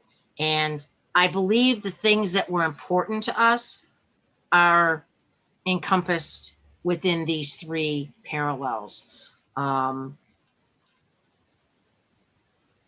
just leave it at that. I mean, ultimately, it's going to be up to town meeting to decide. And for me, it's a clear path with this. So I will just leave it at that. All right, I'm going to see what Brian thinks. You've been kind of quiet, Brian. No, I tend to agree with Lisa, and I think Mark has laid out the time frame pretty clearly that if this is something that we're going to have information for this upcoming town meeting, then we need to act on this. And, again, Chelsea, I think you know that. I mean, the questions they're just intended to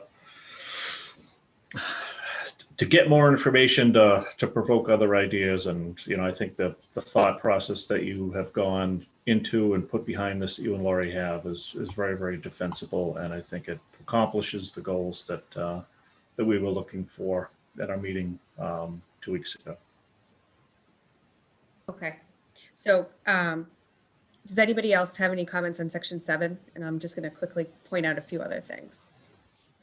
Okay. Well, I just want to make sure Sam. Oh, I'm sorry. I would tinker some more, but I clearly am outvoted, so let's keep going. You'd want to keep building that camel. That horse is perfect for desert work. Camels weren't made with red lines, Sam. It's okay. So section 4 on the redevelopment options. So there is language in there related to demolition delay bylaw, that kind of thing. So I just wanted everybody to be aware that that is in there. And then in section 5, there is a section on the adaptive reuse of historic buildings bylaw, and that was adopted in 2017. That essentially allows certain uses that isn't otherwise allowed in RESB. So that's a good thing to have in there so the developers know essentially that there's more available for them to do on that property. Because that will fall, the school actually falls under that definition. Mark outlined the process timeline. And I think those are the things that I wanted to point out. Mark, was there anything else in here that you wanted to bring our attention to? I think the only other thing, and you wanted me to mention this, Chelsea, is the appraisal that the town had received. So the appraisal is something that is considered, would be considered a public document if people requested it. I think there's a question as to whether or not that you want to put it in the RFP document, or you want to make it available if in fact it's requested.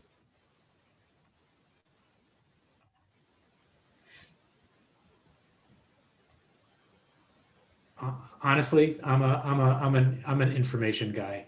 Since they can get it anyway, I'd give it to them. Yeah, I think everybody's going to request it, so.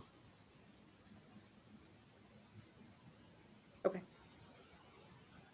No disagreement? So, okay. Yep. I can't find it looking here, but I really like the reference to the possibility of community preservation funds being Yes. available. Yeah. Yes. Whatever That's idea that was a very, very good idea. So that actually was in Fayville's RFP. Okay. So we pulled it from that. Yeah. Good point. Thank you. So is that it? Is that what you wanted to go through, Chelsea? It is. Yeah, it is. So if we approve this to move forward tonight, then I believe council needs to review this, Mark. Yes, I would probably just run it by council just to have him take a look and see. Again, it's very similar to what was put out previously. There's been some changes, but so I think the review should be fairly quick. Okay. And then Lori can go ahead and start advertising whenever the next window opens for 30 days. That's correct. I think we can get that advertisement in while council is reviewing this, so that can happen on a parallel track. So that's not holding it up. So then would you want us to approve it subject to review by council, and with the understanding that if there are non-substantive changes that we don't need to see it again? Does that make sense? I do have a couple other points, Marty. Oh, I'm sorry, Sam. If I may. Two things. One is, I think this down payment of minimum of $5,000, I think is way too low. The Burnett house was like 50 grand originally when they did that deal. Seems to me 50 is not a bad number for that. Second point is, I think there's an issue with the hazmat stuff and the purchase and sale agreement. The way I read that, we have liability forever on that. So it seems to me that there ought to be an end point for that. They've got a certain amount of time, 90 days or whatever after closing, to determine if there's an issue there. And then they take that responsibility after that, because that language said that that term survives indefinitely, which again, I don't think the town wants to be on the hook for 10 years down the road. Somebody finds hazardous materials there. Typically the buyer has an opportunity to do whatever studies they need to do to determine the situation relative to that. And then that becomes their liability. So maybe that's a question for town council, but I wouldn't be comfortable sitting on that liability indefinitely. Which paragraph are you talking about, Sam? Purchase and sale agreement. Yeah, which paragraph? 4, I think. Yeah. Buyer should pay amount of consideration, blah, blah, blah. Provided, however, at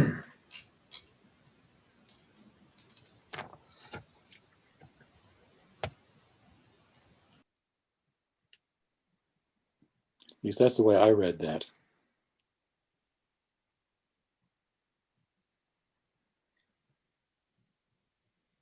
This we just took from the Fayville PNS. Yeah, and I'm not the attorney here, so my main concern is to be sure that language releases us from obligation after some point in time.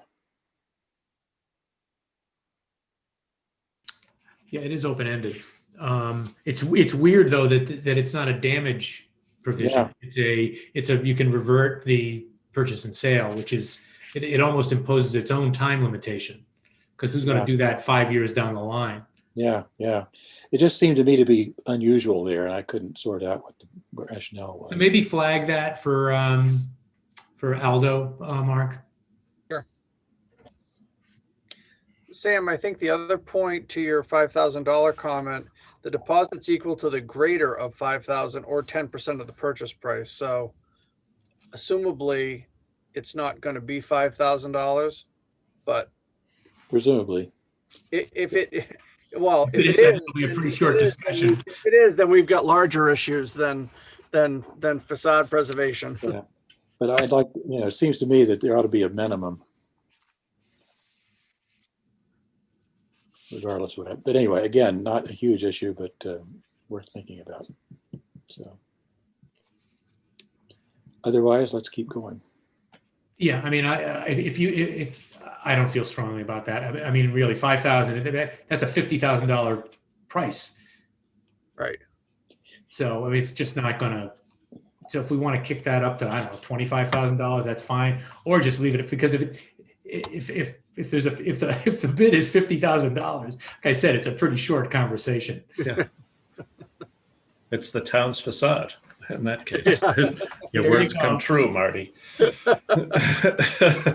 This is one on which I want to be proven wrong, but I don't think I'm going to be. Okay, is that it?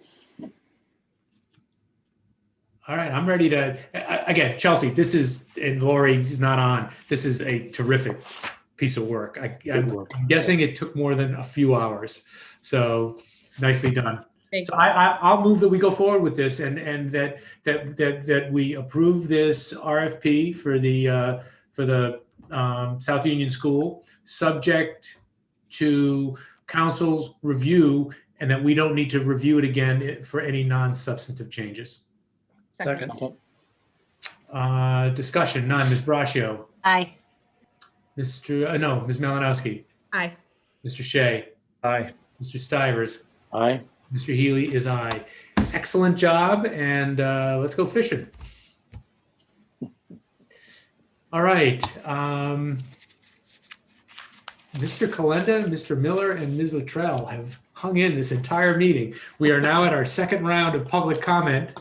It is 11:04 p.m. And I don't see any hand raised, but I'll give folks an opportunity.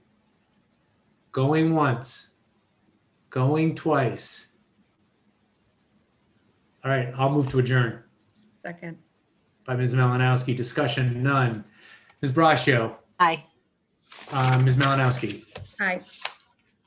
Mr. Shea, I'm having trouble keeping the alphabet straight. Aye. Mr. Stivers. Aye. Mr. Healy is aye. Thanks, everybody. Hopefully the next, 9 we have, and before the 20, the next few will be a little bit shorter than this one, but we got a ton done. So I've heard that before. I know. Blame it on the chair. I believed it for the first 10 times. But All right, folks. Good night, And everybody. getting all your emails and everything like that. We'll touch base about them.